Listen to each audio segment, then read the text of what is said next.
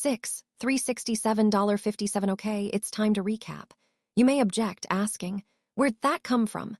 Unfortunately, you have been overruled. Stores always need recaps. Just look at those games of the year that subject you to an annoying recap with every load screen. I hope that puts you in the mood to tolerate at least one recap. If not, go ahead and skip it. Our setting is Disboard, the world on a board.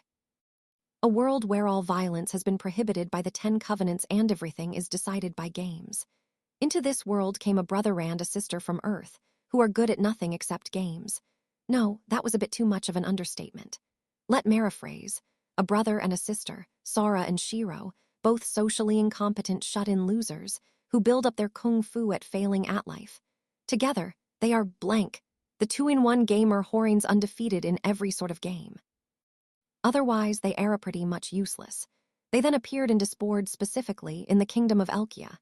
This is the last country of humanity, the human race, which has been pushed back into its last city on the brink of extinction. So Sora and Shiro were like, well now, let's see here, and casually grabbed the throne. Anthe started playing games against the various other races of the 16 seeds, or Ix seeds, who have various totally broken abilities like magic and superpowers. It's too bad these two don't get along with the class's honor students like love and friendship and justice. They're always hanging around with those troublemakers like fraud and cunning and trickery, so they beat Flugel, Werebeast, Siren, Dampier, one after the other. Then they beat Old Deus, the gods themselves. Yet they didn't enslave or subjugate or oppress any of these guys. Instead, they took them under their wing. The Kingdom of Elkia turned it into the Commonwealth of Elkia. It's history's first multiracial commonwealth, and it's spreading like wildfire. This all happened in the span of a few months. This steady-build brought Elkia from its knees to the top of the world, which also means it's now considered one of the greatest threats in Thurald. But whatever. Continuity is power. Even in the case of horrible human beings, credit must be given where credit is due anyway. Perhaps you've heard of the second law of thermodynamics, the law of increasing entropy. That law that says things would rather dissipate than concentrate. Hey, it's not a hard concept to understand. I bet everyone's had some experience with it. It's the mystery of how your room would rather get super messy than stay clean. It's how you struggle to gain favor with your crush, but then you make one wrong choice and suddenly you've lost them. You work like a horse to earn money, but then gamble it all away on junk. When playing a game, you have to actively try to win, but losing takes no effort at all. You get the point. Basically, it's easier to destroy than to build, easier to lose than to keep. Now, all you dear readers who have skipped to this point, how about I segue from a recap into a spoiler? You know Sora. The law of entropy applies to them too. They lose everything, yes, everything. The throne, the position of agent plenipotentiary, everything. Everything starts crashing down from that one phone call. Who would have thought they'd get a call in the middle of a fantasy world with no reception? Who would have thought they'd get a call at all? It's not as if they ever had any friends. So they pick up gingerly, and this is what they hear. We request an audience with you, O King of Humanity, O Spieler. We are Ex Machina. Now we return to the Kingdom of Elkia in the Commonwealth of Elkia, back when it was alive and well. The stately Elkia royal castle stood tall in the center of the capital, and it bore a placard. This enormous placard dangled from a spire, as stately as the castle itself, and it announced, closed for business in the Elkia Royal Castle that was now closed for business. Scratch that. The BL4NK Productions Castle, as the wooden board nailed onto a stone slab would have it. In any case, the castle was now deserted, with every last one of the staff having been given time off. The only sounds that echoed within its walls were the footsteps of a young redhead, Stephanie Dola, better known as Steph, and, "Okay, stop. Halu, you really think you're gonna be a star? If you don't have the drive, just quit." Likewise from the lesson room indicated by the wooden board on the assembly hall. I know not even the meaning of the word drive. If I may quit, then quit I shall. Gah. We say quit and you just go ahead and do it. Kids these days. This is why no one respects your generation. Thus was the tearful declaration of the uncomprehending little girl, and the weary sighs of the two from that very same generation that no one respects. The former was Halu, a little girl with a floating ink pot that was roughly the same height as her body. She was a god. It was impossible to mistake her for anything else. To be more precise, she was an old Deus, Ixseed rank 1. The latter were Sora and Shiro, a brother with an IPPL shirt and a sister with white hair and red eyes. The two of them were, though one would desperately like to mistake it or hide it, the monarch of Elkia. Steph was glaring at these two horrible excuses for human beings, bewildered by the sheer spectacle of them bringing a god to tears. But Sora continued his rant, completely oblivious. Tomorrow's supposed to be your big debut. The hell are you thinking performing steps like those today? If you were wondering what it was that Sora and Shiro had talklosed the castle for, here is your answer. They were now in the business of producing a pop idol, Halu, the old deus. Steph hung her head as she questioned the siblings' sanity. Halu hath acted in accordance with thy requests. If thou hast objections, ye must state them in full. Ignoring her, the seated Sora and Shiro sighed once more at Halu's protests. Suddenly they got up and broke into song and dance. Steph was at a loss for words. It was perfect. HFF, HFF, like that, why you get it? We can't keep this up, please just get it. Sora and Shiro collapsed onto the floor, out of breath. That accorded not with your description, shouted Halu, stamping the floor. In a way, making a god stamp her feet was kind of an achievement. Sora and Shiro snickered. Merely following the music is the work of an amateur. A pro expresses herself in order to rouse the audience. Not that there is an audience, but I guess this is the console version, and it's not like you play when people are watching. The two of them had achieved the top scores even in music games and karaoke. Halu, as a god, was perfectly capable of replicating what she saw right down to the letter. But there's no point in ripping off others. Express yourself. You ran out a machine. Sing from the heart. Thou shalt explain the meaning of expression and define this heart from which thou wouldst have me sing. And clearly, Halu wailed at these incompetent producers who only gave vague instructions. Incidentally, Steph had been calling Sora's and Shiro's names all the while for a total of 4 times. Come on, Halu, one more time. Save me, godly summer, from the top. It seemed there really was only one name the two of them would respond to.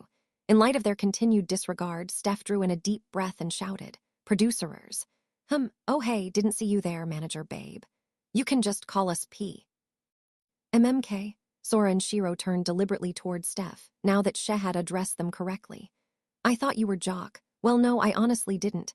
Nothing Sora and Shiro said could ever be written off as a joke. Steph, of all people, must have known that by now.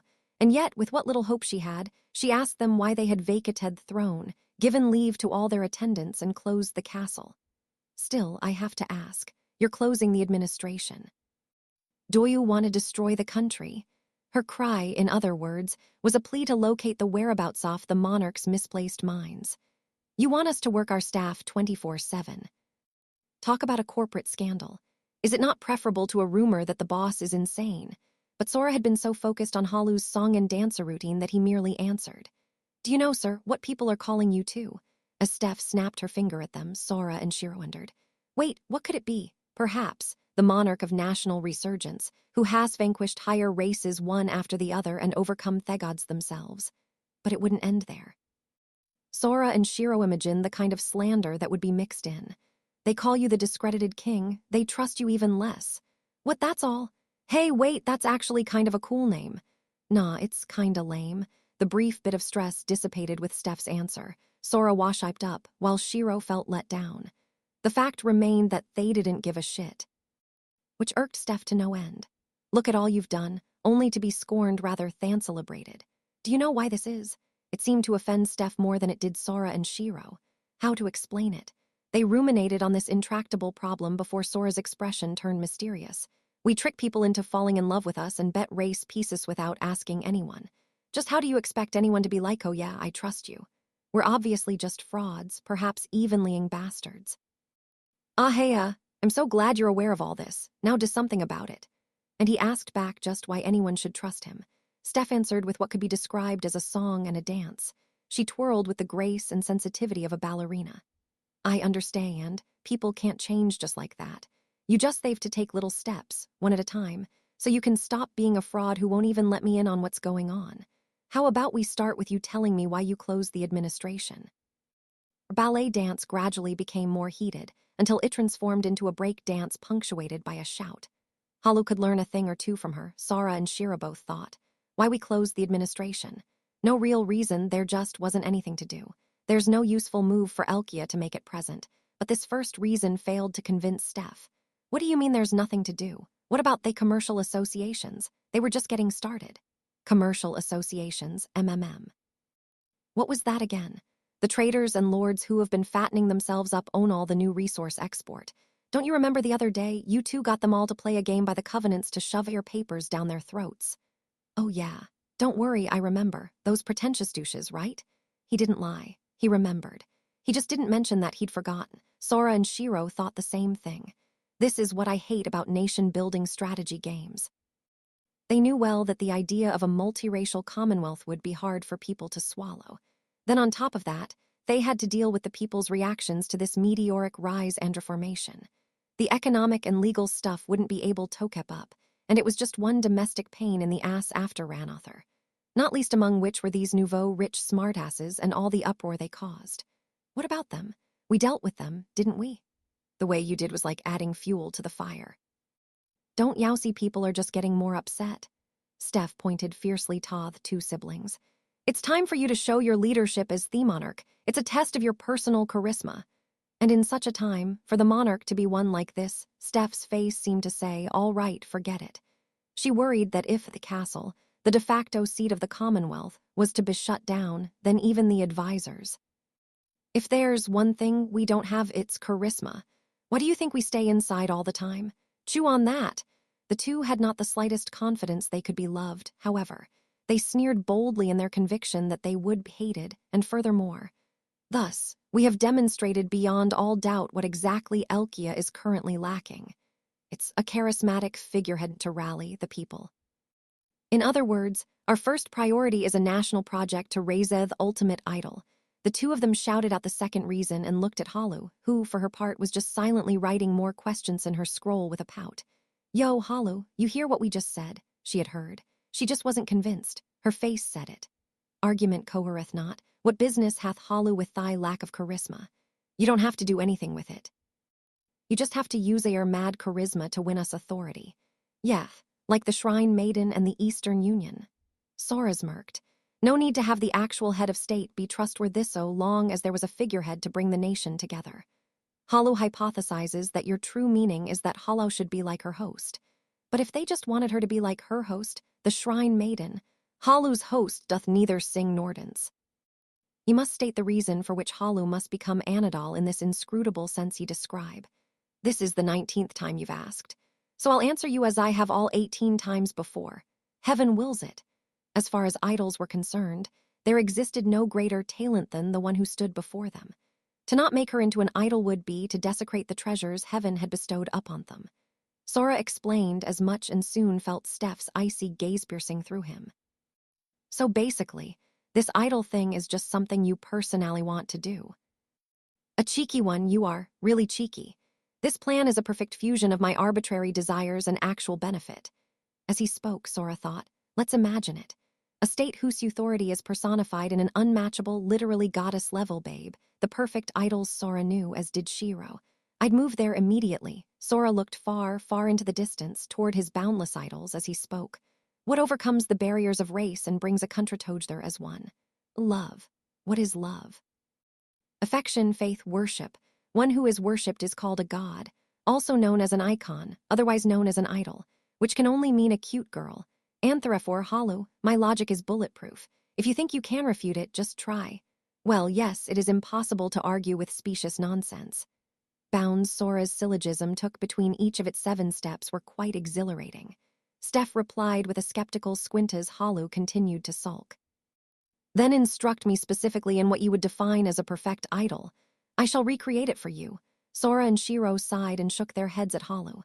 HFF, you're talking to two who have mastered idol racing games of every stripe. Building the perfect character is not that hard. A sleazy grin spread across Sora's face as he spoke. Look, you just need the right choreography that'll look sexy but, not too sexy. And then you get the costumes and the songs with phrases like, I love you so much, and you have her cough up lines here and there like, I love Aloe my fans.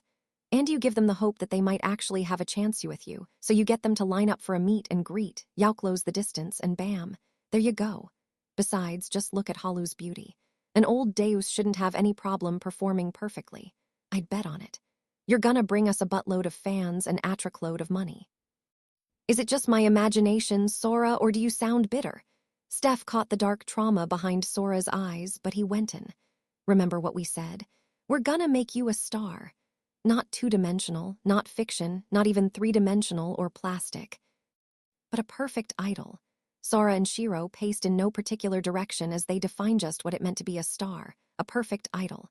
What we seek is the unrealistic spirituality of two-dimensionality, combined with real life and the presence of three-dimensionality, to make something that is neither 2.5-dimensional nor 3.5-dimensional, nor four-dimensional nor Sora's passionate spiel ground to a halt. He looked to Halu. Halu, you said you're polygenetic, right? Like how many? It dependeth on the definition, but we might suppose that Halu's nuclear coordinates lie on 13 plus IR variable dimensions. Exactly. Like over 11 dimensions. Literally an idle Fromenauthor dimension. Sora brazenly plowed right through this report, which flew in the face of his old world's understanding of physics. Then, even more courageously, he bellowed out his lofty ideals. She is the hope that allows us to live, even if she should have a boyfriend, get married, grow old. A blessed being who will sob tears of gratitude. That is our Avalon, the distant ideal which we envision, the perfect idol. Come to the close of their heated discourse, the young man and his little sister held a brief silence as if to bask in theafterglow. Do you see? I do not. Do I? God and human alike rejected the call to their ideals out offhand. Well, it's all right if you don't understand. I mean, it's not like we do either. Nod, nod. They said all that only to end with we dunno either. Cynical stares met their enthusiastic nods. Still, I have faith in you, Halu. You'll be the one. Sora smiled wistfully. Maybe she'd even transcend his ideal. I mean, you're an age and you don't even go to the bathroom. How couldn't you question whether or not you're destined to be an idol? His eyes agleam, Sora had made his last, but certainly not least point. No, I've had enough, my stomach is full. And Steph choked out a nauseous refusal. That's fine. We'll resume Halu's lesson. Save me, godly summer, from the top. You'd better prove yourself. Today or tomorrow's gonna be ugly. Halu. Halu is not finished. She grasped not the meaning of even half of your statements. Oh, Sora, Shiro. Halu protested in vain as Sora and Shiro dragged her off. Steph sighed to herself. We could be attacked at any time, Sora answered anyway. We're not getting attacked. Jabbered on. Didn't I tell you we closed the castle because there's nothing to do? There was no useful move for Elkia to make. Sora rehashed the first reason. They can't attack us. No one can do shit about us the way we are now. He knew what Steph's silence meant as she peered at him. The Commonwealth of Elkia had domestic issues from its too rapid expansion. Yeah, that was a pain. But that could be perfectly well cleaned up by the rest of the currently on-break castle. You know, by Steph. What was important was how Sora and Shiro, the monarch of humanity, were seen from outside. Here, there was a great country that had subdued numerous races, even higher races, and absorbed them into itself to swell with riches. And it wasn't simply overt games. They'd even beaten Elven Guard, the greatest country in the world, indirectly, without even fighting them. They'd swiped their land and thrown the rest of their nation into internal tumult. Now people might think that their own nations were in the process of getting undermined, becoming a great country, multiracial commonwealth. Who cared about all that? Hear what Elkia really was as far as anyone was concerned. A conquering empire, ready to take on everything through games, and its king and queen were some kind of incomprehensible freaks who kept playing and winning, even against gods. If put in terms of a strategy game, they were winning too much. This is where all the other players would start ganking them from all sides. But Sora smirked. It was futile. Who's gonna try to play Elkia? I mean, Shiro and me now. Sure, they might be owning any and all competition, but that was precisely why no one could challenge them. But as Sora went on to languidly point out, that was precisely the problem. Still, it's true we gotta stay on the ball, since you know they're gonna have to play someone else. Oh, so. They'll start with the Eastern Union or Oceaned. How could it be that they could halt the administration of Elkia, now at last the linchpin of a commonwealth, without issue? Steph exclaimed as if now she saw at least one reason. Indeed. Ordinary administration must be the least of the worries of the other countries of the Commonwealth. There were surely forces spying, slipping in to undermine. Yeah, but the Eastern Union's game is still unbeatable, so it truly is busy work. Figuring out how to squeeze their foes for all they've got. Even so, it's not time for us to take the initiative, so there's no move for us to make. And what do you do then? Skip a turn? Okay then. Their trap was ticking along just fine behind the scenes. Their associated states were utilizing it to its fullest, ordinary administration be damned. Even so, it looked as if Steph wasn't convinced that this was enough of a reason to shut down Elkia's government. Shiro and I aren't even looking for people to trust us. Sora grinned and thought, that's not who we are, D00D. Sure, people might call them the monarch or the agent plenipotentiary or whatever, but at the end of the day, they were just gamers. It's always best to leave things to the experts, so we leave politics to the politicians. Likewise, leave gaming to the gamers. We stick to what we're good at. We solve problems the way gamers do. HFF, all right. Steph couldn't help but chuckle at Sora's positivity. So I take it you two have something in mind. But Shestil did not seem entirely satisfied. Whenever Sora and Shiro did anything, there was always something behind it. By this point in her acquaintance with them, Steph could figure this out. Still, given that they, as ever, showed no interest in sharing it with her, she had to get in at least one jab. But Sora, you've misread many things lately. Is everything okay? Misread. Me. When, where, and at what hour and minute off what day of this planet's revolution? In that game they'd played with Hollow the other day, the game against old Deus, Sora had misread a few things. Haedvin admitted a defeat. Steph baited him with this effectively. Brother, you dork, you're like a little kid. An actual little kid is telling me this. Fine, I misread things. I'll never do it again, okay? But he merely shouted back in desperation under Shiro's icy gaze.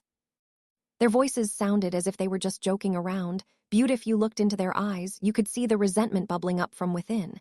It seemed Steph could tell it was no joke to them. Just how are you planning to exploit me now, to the point of closing the rest of the administration? That's why you've abdicated the castle, isn't it? Steph smiled bitterly. Oh, Steph, you're getting the picture. Here you go. Halu's costume. Sora and Shiro shoved a sheaf of papers at Steph and smiled back. By tomorrow, okay? We don't have anyone else who can do the job. You'll make it in time, right? Don't worry, brother, no is for liars. These corporate scumbags seemed ripe for a scandal. Steph gazed into the distance and mumbled. Now that I think of it, you never give me a day off. Outside the Elkia royal castle, where about 1 million flags worth of foreshadowing was taking place, a group in black was weaving through the din of the merchants on Main Street.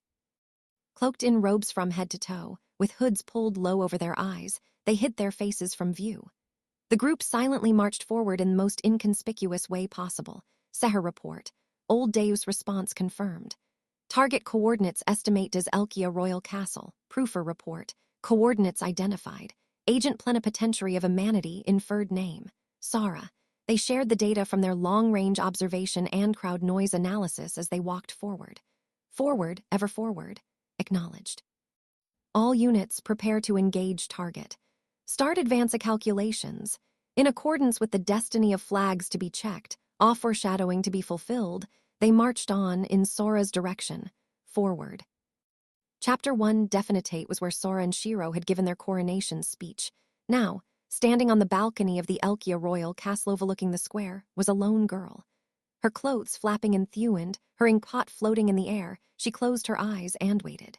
Then came the signal of which Sora and Shiro had spoken, the sound to herald the epic debut of a new idol. The music exploded at a high volume. Hollow is hollow. Though she comprehendeth not, she is Anadol. So it seems. With this cryptic introduction, she began to move her mout-hand body.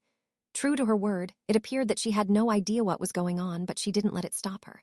She didn't let the line introduction ad-libby in the script she'd been handed just before break her. This divine young girl, Hollow, sang and danced, unaware of the hints of tears forming in her eyes. There were 4 people who were paying especially close attention. One was Jibril, the flugel girl sneering from the sky. The other 3, watching Jibril's projection of her vision on a magical screen, were Sora and Shiro, pouting on the throne, and Steph, swaying from insomnia beside them. This would be a good time to describe the incessant mumblings that had emanated from Steph as she spent the night making Halu's costume. I see. So Sora and Shiro intend to make Halu out to be the villain, but even if she said, I'm a god, Sora and Shiro owe their success to me, and by the way, I'm an idol. Just who was going to take those ramblings and say, oh, I see, and just what kind of morons go and cheer this on like, ooh. That was why Steph had asked Sora and Shiro any number of times what their real purpose was. Now, this can't be. The cheers of ooh echoed from beyond the screen from the thousands who had gathered at the square to see Hollow. Thousands might have hardly amounted to a fraction of the population of the Commonwealth, but it had to be said that their morons were, waving their hands. Perhaps humanity is done for. Come to think of it, there had been cheers at the game with Eastern Union as well, when the humanity peace had been at stake. And those cheers had been for the destruction of bras and panties. She should have learned something about the culture of her people then. Perhaps there was no use worrying about the country's internal affairs. Steph's smile was a hollow one, out of an optimism founded on resignation. Meanwhile, the two malcontents on the throne grumbled with smiles most dangerous. Damn it, this Suux. HMPH, we won't forgive this. Heh, you've got some nerve, Steph interjected. You mean Hollow? It's a good song, and she's doing her best given the absurdity you've put her through. Yeah, of course the song's good, and Hollow's trying hard. That's the thing. First, they had planned to use the hit songs on their phones they'd brought from their old world, until Shiro whispered, "They'll come, you know. Jasser *C's gonna get us, even if we are in another world." They made their own sound using the deft phrases of Leyland the Sirens, the slick progressions of Feel and the Elves, and the magic of tablet music software. Of course it was good. Making music is easy even when you're in another world, with this tablet. And no one could deny that Hollow was doing her best singing-gan dancing. Apparently still unable to grasp the concept of expression, her movements were stiff and her voice was devoid of feeling. Yet, even so, the girl who had doubted eternity was straying. And that was precisely the thing. It's the stage. The heck with that crappy set. Sora pointed to Jibral's projected image of the balcony, stood. It was supposed to be a stage decked in lavish effects made possible by the equipment of the Eastern Union. Instead, it was just a balcony. Thus, Sora howled. They caved to the agency's pressure and canceled on us at hell last minute. WTF? Elkia did not have an idle industry. This made for the best possible blue ocean market space, a potential for monopolization that Sora and Shiro gloated over. However, the Eastern Union had not only an idle industry but agencies as well, and they appeared to be fairly antagonistic. So they told Sora and Shiro they wouldn't give them the equipment for this critical debut concert the day of. Way to pick on the little guy. They're totally messing with ooze. What difference does it make? Hollow. What's most important, isn't she? Said Steph, completely at sea in responsido Sora's rage. But all it did was fan the flames. We've literally got a goddess here. Look at this crappy stage. How easy do you think it is to get signed with a big label once you have gotten pigeonholed as an underground idol? This is a major strategy issue. Your words elude me, sir, but why didn't you just ask Somion else? Who else?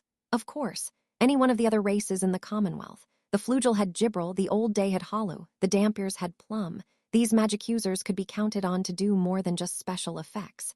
They'd physically change the entire environment. But that's what we would have done if we had time. Which iswy I'm so pissed they cancelled the day of. Effects would require some fiddly right compilation, which was not Gibral's specialty. It would take her some time. Hollow would first have to comprehend Sora and Shiro's will, which would take even more time. The Dampiers, illusion magic would make it easy if plunkoperated.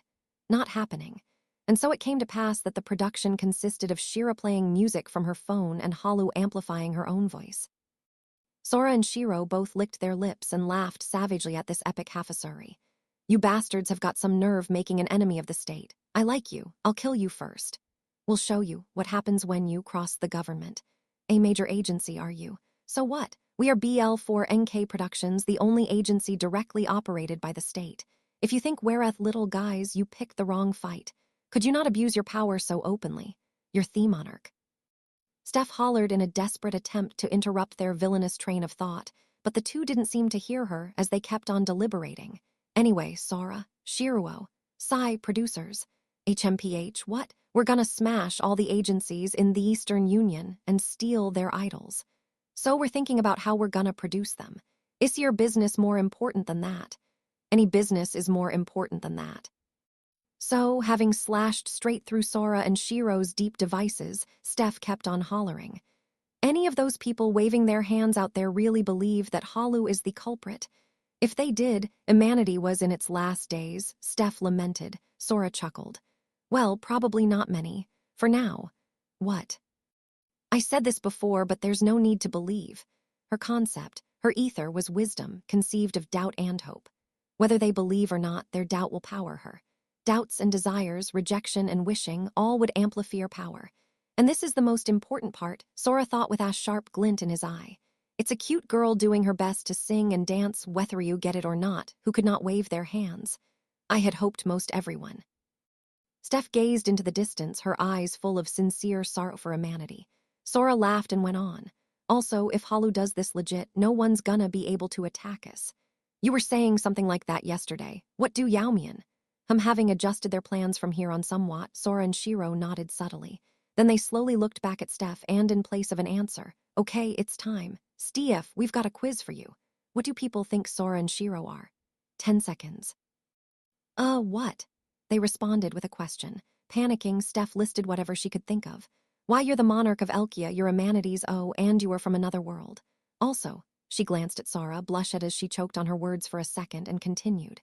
You're rat-wisted and perverse, your personalities are atrocious, you're a frauds. Hey, enough with the it's okay to call him bald because he is theory. Truth hurts, damn it. And Sora and Shiro were considerably hurt. BZZZ. Your 10 seconds are up. You're stupid. Pay attention to the question, sacrificial pawn. You're talking about what you know we are. Deftly slipping in his mark of disapproval, Sora pointed out her. Error. We asked what most people think we are. Steph still seemed befuddled. Sora rose from the throne. Humanity's darkest hour suddenly arose two heroes. Sora spoke with passion, his voice projecting far and wide, his movements exaggerated like those of a trained stage performer. They beat the Eastern Union's game that not even Elf could beat. They even defeated Ocean's game, which no one had yet been able to. They defeated Flugel. Against all odds, they defeated Old Deus. So valiant were our heroes, only the third in history to bring down a god as they came to make every Evompire shake in its boots. But the truth was, they were just humans. Who's gonna believe that? He wrapped up with a voice suddenly chilled. And not just any humans. They were shut-in gamer losers, on low end even among their species. In the words of a certain princess, they were twisted, perverse, atrocious frauds. How could they do that? Steph let out a small groan at Sora's backhanded speech well. They could actually, or rather they did. But man, I sure couldn't do that. I mean, I'm an humanity. Y'all know how humanities are. They're those disgusting, worthless insects who have just barely managed to stay alive, right? What no, what now? What's this? It's like, as if... Sora squeezed out the grin that tended to activate one's reflex to punch him, and followed up. They're totally different people. Why, you mean like Clammy in the tournament for Themenarchy? Sora and Shiro smiled to see that Steph finally got it. Clammy had thought that Sora and Shiro had seen through elven magic, and she'd assumed that mere humanities couldn't possibly. Pop quiz. What do people think Sora and Shiro are? Answer. Agents of another race, another country's spies. That's right. Sora and Shiro had been consistent in what they'd made people think they were, as when they had declared war on the entire world at their coronation, mysterious agents of some unseen power. And that bluff still held strong, no stronger. Why? So we've established that little twits like us could never do such a thing. So who could? Steph stood silent, unable to think of anyone. But Sora smiled in approval. No one could. Well, Sora and Shiro could. Other race probably could have. But as a simple matter of fact, to this day no one had. You know what that means? We're the ones who do what no one can. An absurd suspicion, but we're the ones who can win any game, so they suspect we have got some mysterious, unbeatable trump card. Which is way too dangerous to take it head-on would suicide. Now that they defeated even Old Deus, that suspicion began to sound like reality. So then what? Steph finally connected it back to the beginning. Oh, so they'll come to cut us down from the periphery, is that what you mean?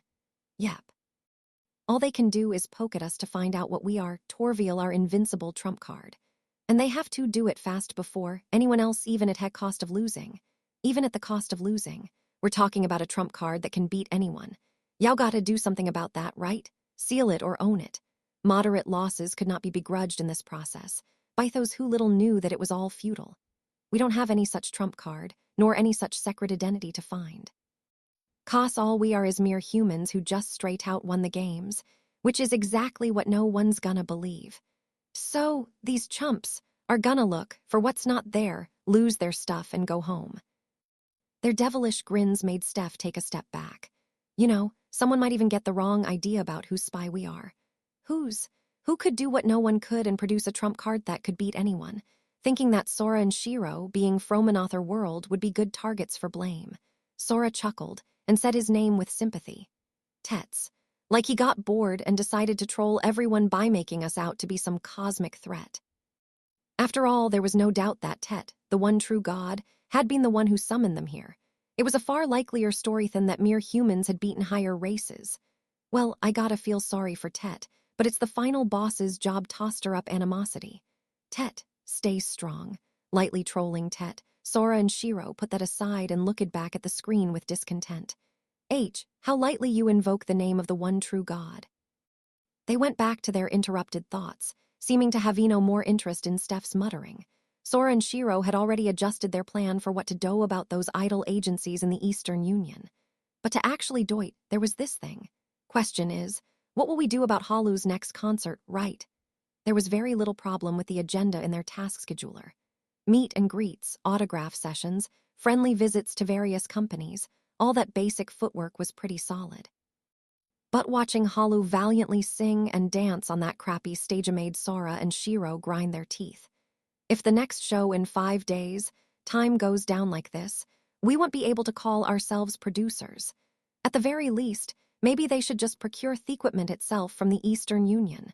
No, someone would probably get in their way again. We've got no choice, Shiro. Let's have Jibril weave us Ainfek's spell if we've got 5 days. Is it okay? Somehow I can only imagine something exploding. In the worst case, we'll have Elkian artisans make us a set, but the only one we can count on for effects is Jibril. I mean, we could have her make a virtual space or something. Let's be specific about the image we're looking for. In other words, at the very least, let's not kill anyone. They opened an app on their tablet, not wanting to trust the 10 Covenants too much. The two of them were no artists, but they were trying to draw Halu's stage effects and share them. Their thigh were, discussing it with each other and sliding their fingers over the screen when, ding-a-ling, da-ding-a-ling-lalling, Sora, Shiro, and Steph all gawked at the sudden unfamiliar sound. Brother phone. Shiro remembered now. It was the ringtone Sora had set. Ha ha ha. My sister, your big brother's phone exists only to play games. I know you know this. While Sora laughed at himself, he took his phone in hand. An unfamiliar sound, indeed. No wonder. He couldn't remember when last heard it, after all. Not to brag, but your brother's friend list is perpetually at 0. Who'd call me? You really aren't bragging. Cleanly wiping the pity-eyed words of Steph from his memory, Sora expertly flicked the incoming call from a private number toward it. Either a wrong number or a delivery, but in any case, it's a pain in the ass to get this out. But before he finished the gesture or his sentence, he and Shiro looked at each other. It was so sudden, so incredibly unexpected that it took them so long to notice how freaky this was. Why would his phone ring on disboard? Hello, who's this? But not even a second after this realization, a torrent of thoughts went through Sora's head. He immediately decided he had to answer, so he did, while his phone still read no service. All that came through on speakerphone was just noise. What is this? It's just noise, correct? Some kinda cursed phone call. Yeah, I wish it was only a cursed phone call. While Steph and Shiro seemed dubious, Sora responded with apprehension. A beat later, Shiro, too, clouded with panic as she realized. As far as they knew, Disboard didn't even have the concept of radio waves. This was why Sora, upon asking himself should he ignore it, immediately answered back no and picked up the phone. If there was some kind of magnetic field that had been caused by magic, say, some indiscriminate accident, then it wasn't just about whether to pick up. They'd have to shut off both their phones and their tablet right now or risk losing them. On the other hand, if it was deliberate intervention, that was an even bigger problem, which they couldn't let stand. And as if to answer his caution and confusion, encryption principle, analysis complete magnetic field control test, Sora and Shiro went pale as the creepy noise began to fadainto something like a voice. What is this? What is going on? No one answered Steph. Sora and Shiro didn't even know. Even so, they knew well enough this was trouble. After all, someone was meddling with this world's technology. Disboard had neither radio nor base stations, and this phone signal had even implemented scrambling. No, they shouldn't even know that this device was used for communication. Yet, here the signal was. An evil phone call. This was a horror far more hair-raising than some stupid curse. And it went on. Bidirectional communication established, able to initiate conversation. This short time, someone had uncovered, analyzed, and mastered a technology that didn't exist in this world. After Theklir intonation that replaced the noise came the echo of a man's voice. We request an audience with you, O King of Humanity, O Spieler. We are Ex Machina. Was as they had feared, a targeted intervention from Somion they couldn't just ignore. They'd have to figure out how much this individual knew about them and their plans. This could overturn their strategy from the very bottom. Sarar plead. Sure thing, bro. Let's meet. Muffled any emotion in his voice and answered back into the phone. That instant, there was no sound nor wind, no shock, no vibration, nothing, let alone any context. But the area that stretched from the front of the Elkia royal castle to the throne room suddenly turned into a path of rubble. Come again? It took several full seconds for Sora to be able to manage air response. Before him was a group clad in black, leisurely wending down the avenue of destruction. He let out a silent scream. No way. They smashed the castle in only a second. That's not just some bullshit, it's not even possible. The 10 Covenants are supposed to prevent destruction of others' property without consent. So, what kind of fraud is this? Sora glared sharply at the strangers before him and was answered by the man who headed the procession. We are unable to shift to coordinates outside our vision and scope of knowledge, you see. With each step the group took, the rubble they left behind warped and vanished, until, by the time they stood before Sauron's Shiro, it was as if nothing had happened. Therefore, we took it upon ourselves to rewrite space, beg your indulgence of our indiscretion. There they were, all in order before them in a throne room restored to normal. It was as if to say, apologies for the temporary entrance. Look, you guys. Don't you think you should knock first, or send someone, or take any one of countless other proper procedures? As Sora, the castle is closed, all the staff are on holiday. Oh yeah, anyway, what is that thing you did? That's souseful. Would be perfect for stage. Be brother, see calm down. Get a grip. The series of shocking events was starting to throw Sora's thoughts out of alignment. As Shiro shook him in a frantic attempt to fix him, the group in black silently, mechanically doffed their robes. There were 13 of them draped in black like the Grim Reaper. Sorry, correction, not people but robots. Beneath the skin off their joints lay not flesh but metal. Drooping on the floor were not their tails but their cables. Sora and Shiro knew this group. They'd seen them in the Great War simulation game. They were, just as they said, exceed rank 10 Ex Machina. I can say it now, can't I? There, you've already misread something. Who was the smartass who was just saying that no one could attack them? Sora was too occupied to answer Steph's squeaky interrogation. The 26 artificial lenses of Thune-hooded Ex Machinas were all focused on him. Their presence was inorganically overbearing, like being inside a server room. Their every movement gave the stifling illusion that every pulse, every nerve signal in Sora's and Shiro's bodies was under scrutiny. Or was it an illusion? Amidst his thoughts jumbled by panic, Sora silently answered Steph. I didn't misread anything, I just don't get this. No one could challenge Sora and Shiro head-on as they were. That much was an unshakable fact, at the very least. Sora and Shiro didn't look like the types to have some sort of ace in the hole. Regardless, if they were to be challenged, they held the right to determine the game. And on top of that, Sora and Shiro had nothing motivating them to agree to a game they were likely to lose. They could just propose a game they'd win for sure, or not play at all. He said no one would attack them because he was certain everyone knew this. So why? This was a race of people that Sora and Shiro themselves didn't even know how to find, one they barely understood. Why of all things would a completely unknown race, against whom might lose in a face-to-face fight, show up her? Why had they focused on him? I apologize that I have no true name. My designation is Einzig. Disregarding the chaos, one of the 13 stepped forth and bowed lightly. He looked perhaps a good decade older than Sora. At the very least, he appeared male. His face seemed unnaturally. Well, he was a machine, so that's a given, and rather perfectly sculpted like that of a doll.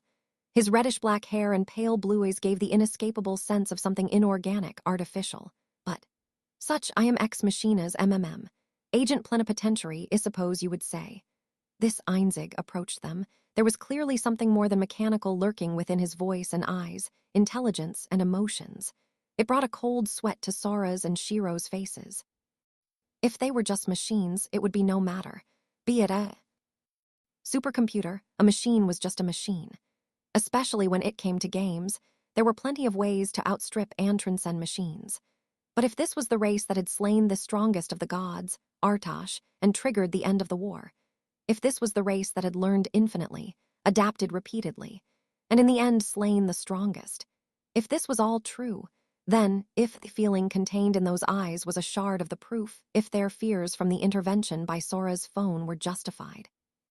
If Sora's and Shiro's true identities, and even their strategy, were leaked, it would mean that even could throw any game at them, and still be all but completely unable to win. Confusion and panic brought Sora's thoughts to a clear state of emergency, but the mechanical man before him froze them in place. 10 covenants. Can't harm. But still no, therefore, Theman stretched out his hand. It went past Sora's cheek and touched the throne as the man spoke. I have longed to see you, Spieler. Come, let us build our love. Shiro turned to stone, while Steph covered her mouth and blushed. What was she so happy about? This sudden whisper-off devotion caused Sora to make just one wish with all his strength before shutting down his consciousness. Begone, foul memory. Sora's consciousness drifted to the surface. It was a feeling Heck knew well, the feeling of waking up. He sighed in relief. That was the worst dream ever. He must have been overexerting himself. Better rest a bit, but now. Brother, wake up. That's right. See, Shiro was calling him. Time to forget about stupid dreams and answer his little sister's call. Sora smiled gently and slowly opened his eyes. He'd see Shiro and probably Steph and... Remonstration. This unit will repeat once. Transfer command. Current Einzig lacks aptitude for mission. I shall repeat myself as many times as it takes. No, the Spieler's chastity belongs to me alone.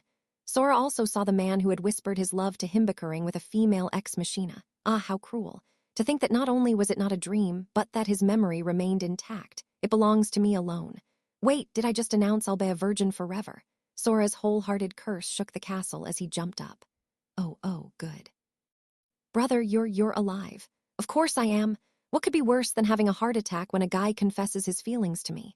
Hey, asshole. Grabbing Shiro, who was crying in relief, Sora pointed to Einzig and bellowed on. You're gay, a pretty boy, and an android. That's overkill, D00D, have some self-contour. He stopped and took another look around at the ex-machinist before starting up again. And you're a butler. You're going all out, aren't you? Just who's your target audience here? That analytical, scrutinizing presence was now gone. This was not the macabre, solemn black garb of the ranks of god-killing machines. Well, their garb was still solemn, and black but in themanor of a tailcoat and maid costumes. So basically, 1 butler robot and 12 maid robots. Plus, they were, how to describe it? Overall slack. It was their expressions or something that gave off this inescapable whiff off a pile of junk. Sora wanted to scream, give me back my dignity, Einzig, the gay butler, answered. Though perhaps your question was rhetorical, I canly answer that the audience I am targeting is you. Yeah, well, you missed by a mile. I don't know what you are here for, but leave your maid robots and go home.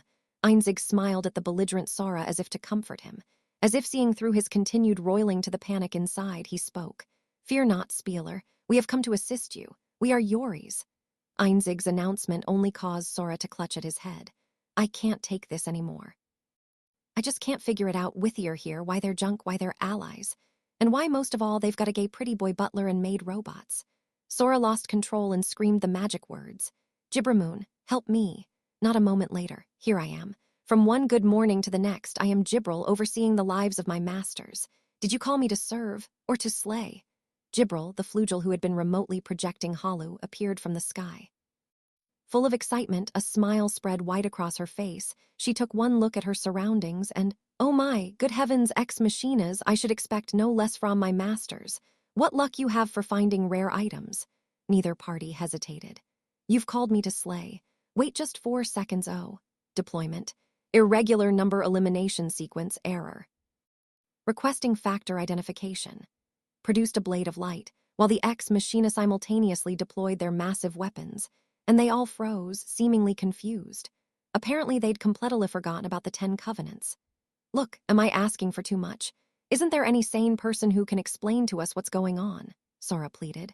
With the next great war that had been about to start before his very eyes forcibly cancelled, Sora gazed into the distance and thought, Tet, sorry for trolling you. He and Shiro offered a prayer off thanks to the one true God for the 10 covenants. Someone cleared her throat. Ex-machina. The god-killing race that slew the god of war Artosh in the Great War. Gibril smiled as if to assert that she was sane. They also annihilated half the flugel, Truly the most savage and barbaric of killing machines. Look who's talking. Weren't you the one who was just making a seamless transition into a genocide? All three Amanides looked at Jibril, unconvinced, but she continued on. It seems that the spoils were more than they deserved. Post-haste, they were all but exterminated. Casually, Jibril added, no new units have been observed since then. It is speculate that they lost their ability to produce new ones. Wait, you mean the ability to reproduce? She dropped this critical information on everyone way too casually. Sora furrowed his brow as he checked. Jibril nodded. Indeed. Since the Great War, individual units have been seen wandering about on rare occasion, but they've always been units that existed at the end of the war. It's about time they were designated an endangered species, don't you think? In other words, these were the ones who massacred Jibril's creator and kin, and they were face to face with someone who all but annihilated their race. Not to mention, this wasn't a case off their ancestors having fought each other, it was they themselves. Yeah. I guess there's some bad blood there. The Great War was a long time ago. It's over. Water under the bridge. It was hard to say that to the very parties who had nearly killed one another off. Sora, Shiro, and Steph screwed up their faces and looked down. I have never lost to an ex-machina, nor do I harbor them any resentment, Jibril said blankly. The three of them stared at her, wide-eyed. I am well aware of the respect I must pay to such an able foe. But weren't you just talking about slaying them? Seeing Jibril's smug face, Sora couldn't help but take a shot. We killed them. It is inevitable that they would come to kill us. Why should such natural order demand resentment? But weren't you just talking about eliminating her? Seeing Einzig's similarly smug face, Sora was about to deliver his comeback, but, of course, I shall kill them with the utmost of my respect, hospitality, and vigor. Not. We are now capable of permanently disabling all functions of the regular number without killing her. What's the difference between permanently disabling all Afsomion's functions and killing? Never mind. We're not mad. We're just gonna kill him. The humans gave up on debating this theory and took it with strained smiles. Any case, allow me to correct you on one fine detail: irregular number. We have not lost the ability to reproduce. We have only been waiting for the right partner, the ex-machina proudly stated. It's not that I can't get married. I just haven't found the one. Einzig's assertion felt strangely familiar. And that indeed is what brought us here. Suddenly, he looked at Sora and the others with a totally straight face, in turn causing their expressions to tense. Ex Machina was on the brink of extinction. And why were they? Here, right now, in front of them. And what did they mean, allies? Depending on their answer, Sora, Shiro, and even Jibril seemed cautious. Yes, you are the one, Spieler, who now calls himself Sora, as I understand. Amidst everyone's stares, Einzig took another step towards Sora. Yes, it is you, Spieler. Come, let us build our love. Let us reproduce. Not this Agayan, and don't strip. Are you broken or something? At the sight of the stripping sex robot, Sora covered Shira's eyes and shouted out what he half knew to be true. They were from the Great War, 6,000 years ago. Antiques. They were artifacts. Indeed, I have already exceeded my service life by 5,982 years. Though I might utilize sleep mode to the fullest to extend it, functional degradation is inevitable. But fear not, Spieler. Einzig paused his disrobing and smiled. Thoughts and my love are still in perfect working order. If your thoughts are designed to lead to this behavior, that's an even bigger problem. Sora clutched his head and screamed at Einzig, who had resumed stripping. What do you think, masters? Shall we go ahead and kill him for now? Jibril, I permit it. What good will your permission do? Please, let us all calm. Jibril and Shiro, spurred to bloodlust, and Steph, struggling to soothe them, were interrupted by a whooshing sound followed by a loud crash. The stripper had been thrust into the wall like a stake. Vote. Progress stalled. Responsible unit temporarily stripped off command. Command inherited by current unit. And stepping forth was the female ex-machina who had been arguing with Einzig. Like the others, she was clad in a maid costume. She looked like a human girl in her mid-teens, though. She was a machine. She, too, had that perfect doll face. The female ex-machina lowered her head, capped in ineffably unnatural violet hair, courteously plucked up her skirt and curtsied and continued. Apology. Severe bug observed in subset of population. It's severe, all right. Someone's liable to get sued for this. But wait, did you just finish him off? It had happened too fast for him to see, but he presumed She had kicked him into the wall. There the half-naked pervert was, twitching. Not a very tasteful wall ornament, but it made Sora wonder. Doesn't this infringe on the covenants? Is this that consent thing? Addendum. Ex machina units are synchronized in cluster, lack individual identity. Self-harm allowed by covenants. Also, forceful contact of this unit's leg determined to be an unfortunate accident. This unit is absolved of any wrongdoing. So it was like how processors in a parallel configuration were counted as one. In any case, the ex machinas had an agreement, so it was fine. The mechanical girl who had eliminated the provocative pervert continued to speak. Objective, requesting cooperation. Purpose, preventing extinction off ex machina. The savior of coherent discourse has come. Sora was overjoyed. By all means, I would hear your tale, but first, may I hear your name? Apology. This unit lacks a name. Apologies. Sora asked for the name of his savior, but she merely lower-read her head. Disclosure. Unit identification number X001BF9, O 48A2. Role Altemer Cluster Befehler 1. These guys could stand to be more user-friendly. Right, that's too long, so I'm gonna call you Emerines. How? That. Was that the wrong thing to say? The long silence began to make Sora doubt himself. Confirmation. Unit name Emerines applied. This unit looks forward to prolonged mutual acquaintance. Sora and Shiro looked puzzled as Emerines bowed her head deeply. Disclosure. Supplement to explanation provided by irregular number. Ex Machina was devastated in Great War. Emerines raised her head again and went on coolly. Continuation. Final battle damage report. 4,807 units impacted by Godly Smite and Union Onslaught. 5, including current unit, survived. 4,802 vaporized. Next, 9,177 units engaged Ardosh camp. 99.69% lost. 28 units avoided irreparable damage. Result. Remaining units exhibited severe cascading faults in memory, records, personality retention. Probable cause. Accumulation of logical errors due to illogical operations and destruction of ether.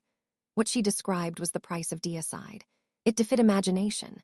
The race that had become strong to a theoretically infinite extent had destroyed half the flugel and challenged a god with a force of almost 15,000, and only 28 off them survived. The sheer magnitude of it made Sora and Theodor's gulp audibly. Conclusion. After aging, current operational unit count 13.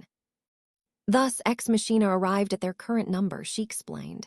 Issue Ex Machina reproductive function available, but said errors placed hardware locks on all units. Reproduction enabled only for authorized user. Right, Sora mumbled, nodding softly. That sucks. Acknowledgement, condition sucks. Emerines' echo of acknowledgement, Sora and Shira looked at each other with relief.